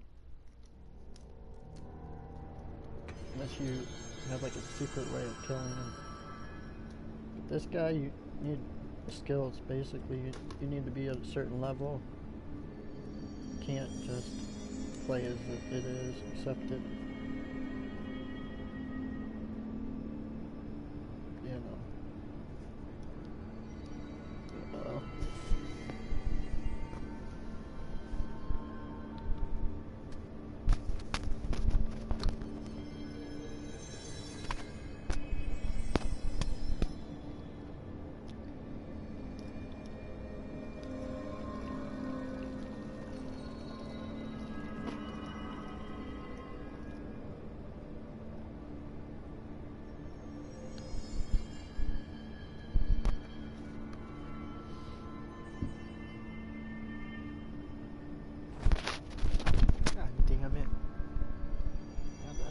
The hell out of that banana.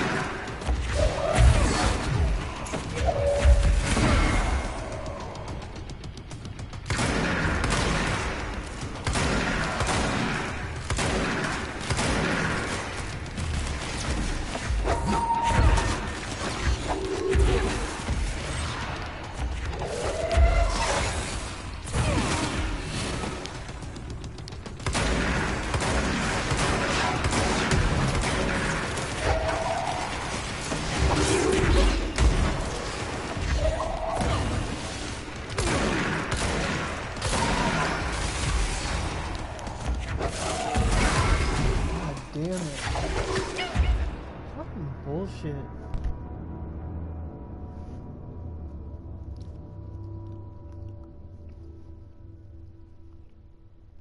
See, there's just no way you can fight this guy and win. You have to go and grind and level up. It's just unfair. Like, there's no special secret thing, technique to beat him.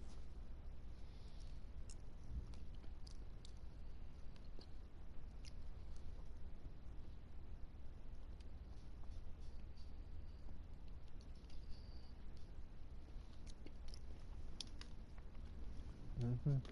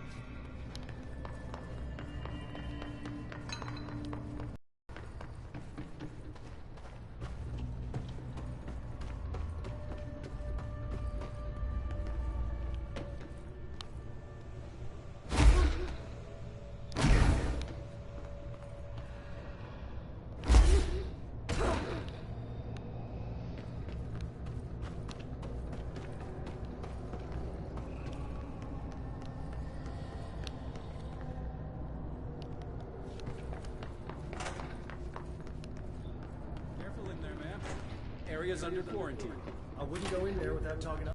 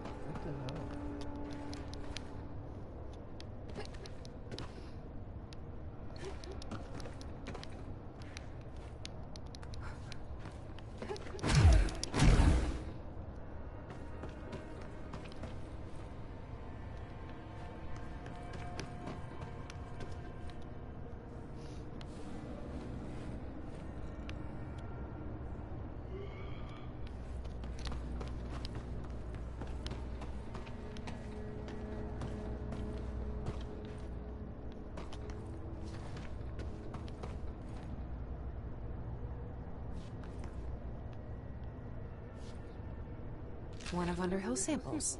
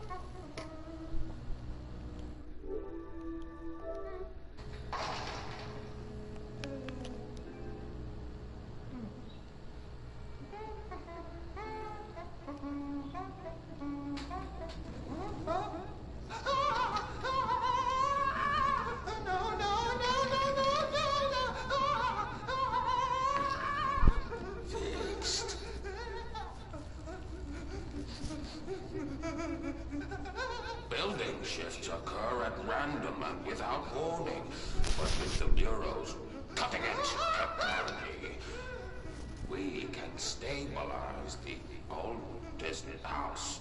Safe employees are happy employees.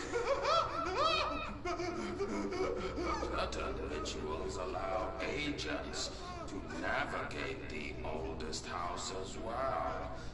But accidents do happen. Trapping agents inside the walls. I heard you got stuck in your room for 3 days, Topher. Too bad you didn't have your book with you. Or any food. And remember, kids, when you feel the floor deviate, it's already much too late.